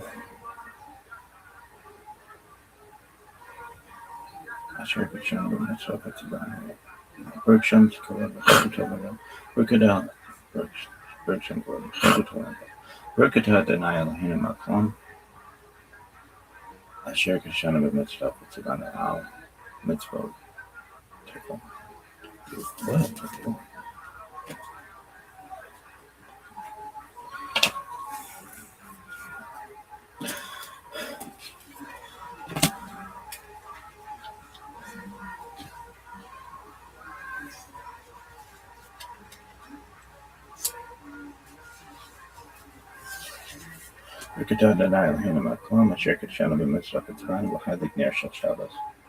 What the fuck, dog?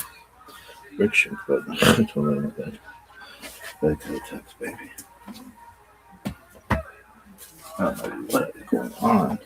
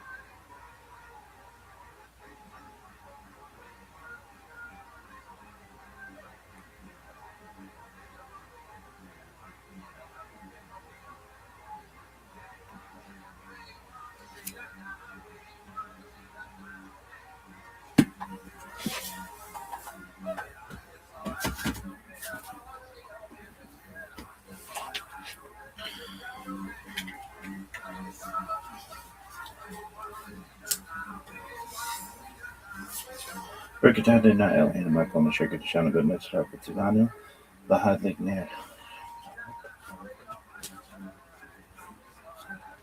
Friction put on the bed.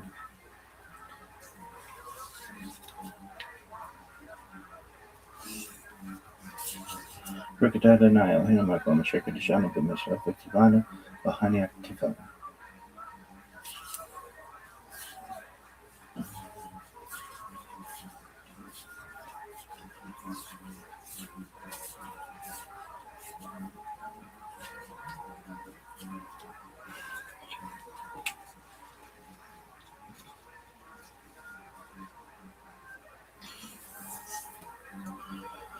Rickettade na el in my plumber shaker to shine a good mess up with Tivano.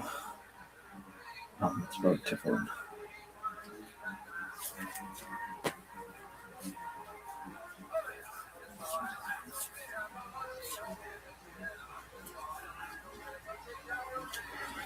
Friction put on the hotel in bed.